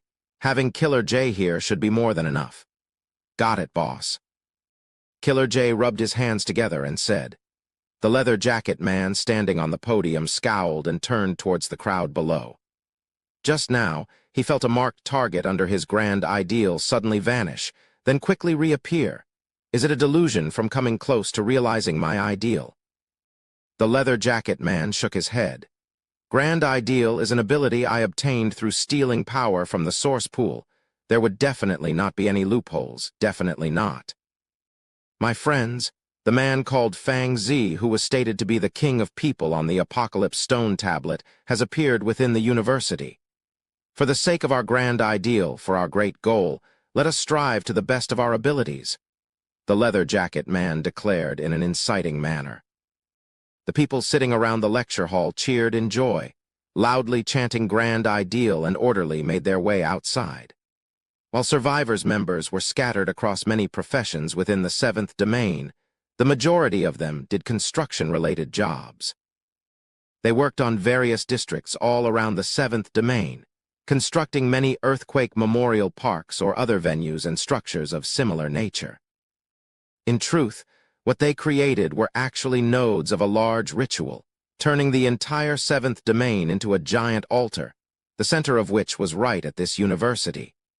A sniper from far away aimed at the leather jacket man who stood behind the marching crowd. With a loud bang, the sniper's head was blown clean off and splattered like a watermelon. The leather jacket man's work during these past years wasn't just on creating the altar. The 7th domain's military force, public security forces, the DE, our division, so on and so forth, were all largely infiltrated by his men, not to mention armed forces from other domains as well, which made it hard for anyone to accomplish anything through force in this place. Liu Baiyan's sword was currently propped against Liu Shi's neck, still maintaining a perfect smile on his face. As he looked at Ainz slowly approaching them, he lowered himself and whispered into Liu Shi's ear with a morbid tone. Your little lover is here to save you, aren't you glad? Seeing Ainz gradually coming closer, Liu Shi's eyes were giving off a confused glow. When she came here on her own accord, she had thought that he would discard her. Who would have thought that he would actually come to save her?